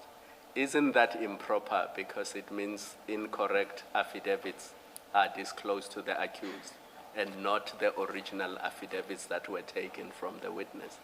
I would say that the commissioner is being kind. It's unlawful. It is unlawful. It is unlawful. It is not irregular. It is unlawful. It is an offense. And then you mislead the court when you say to the court a full disclosure of the docket has been made to the accused, when in fact that is not the case. Correct. And you're supposed to, by law, even if it doesn't support the state's case, you're still supposed to disclose. Because we are not persecutors, we are prosecutors. Our job is to present the evidence for the court to decide. I just wanted to say, a person who does that just to avoid the you, there just might be people who might understand the you as referring to you. I meant IDEC, sorry. Take no I didn't mean you offense. personally, I meant IDEC. You say it's unlawful. In fact, your code of conduct says you must disclose even material that assists an accused person. Correct. That is in your possession. Correct. Yes. You said something about the disclosed docket. When it was given to you, you don't recall seeing the Rapesu affidavits, supplementary affidavits. Ordinarily, you as the prosecutor in this team, what role do you have when it comes to the disclosure of the docket? Do you look through it? Does it get given to you? Do you have any role whatsoever, even if it's a passive role of it does get given a copy? May I explain Perumal's team and disclosure versus IDAC at disclosure? Even the prosecutors don't get given the original dockets. What, Perumal's team we're Perumal's talking team. about, okay? We get given scanned copies of the docket. We have to work off scanned copies of the docket. Advocate, may I?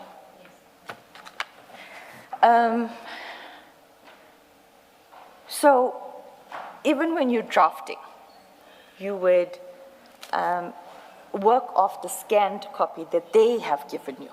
You don't have the physical, which is not proper. You're supposed to have the physical docket. You're supposed to, in the DPCI matters,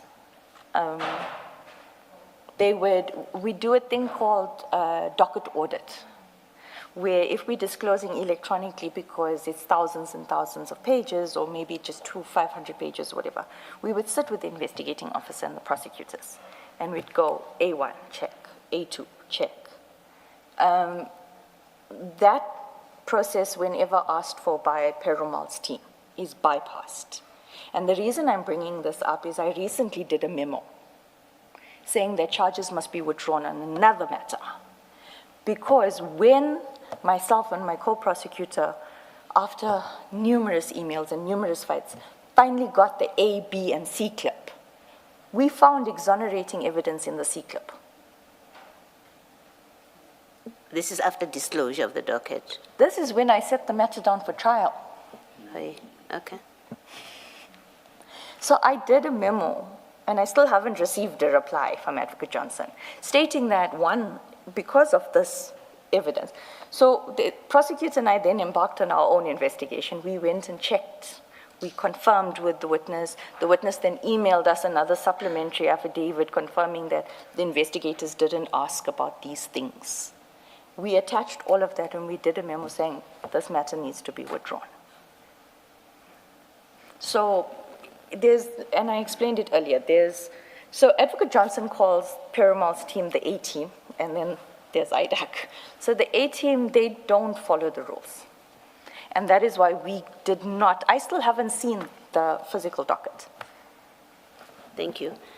Lastly, on this disclosure issue, is there a rule in IDEC about the disclosure of the Rule 27 affidavit. The referral. The referral, rather.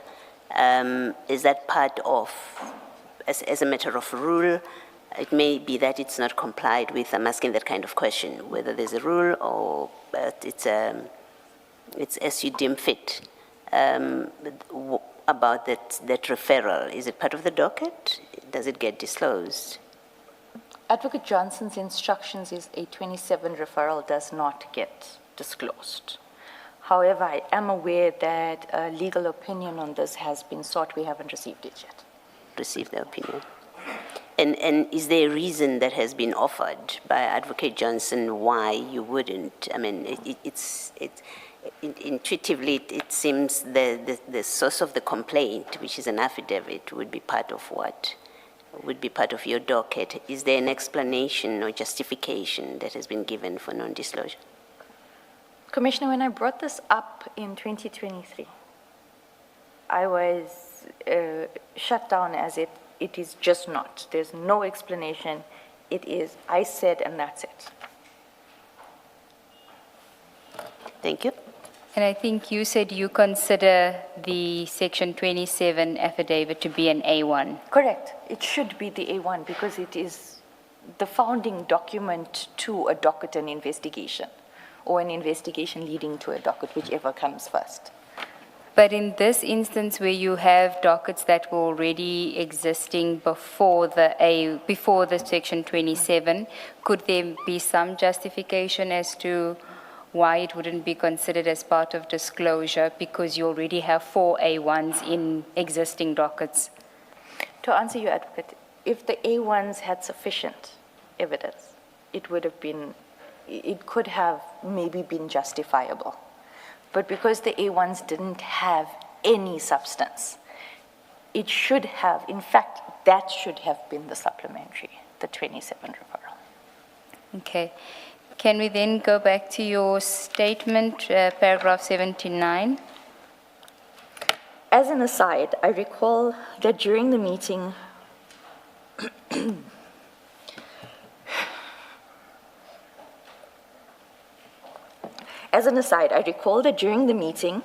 Mr. Adams showed us messages that he had received from either Minister Mkunu directly or from Mr. Cedric Nkabinde. I cannot recall.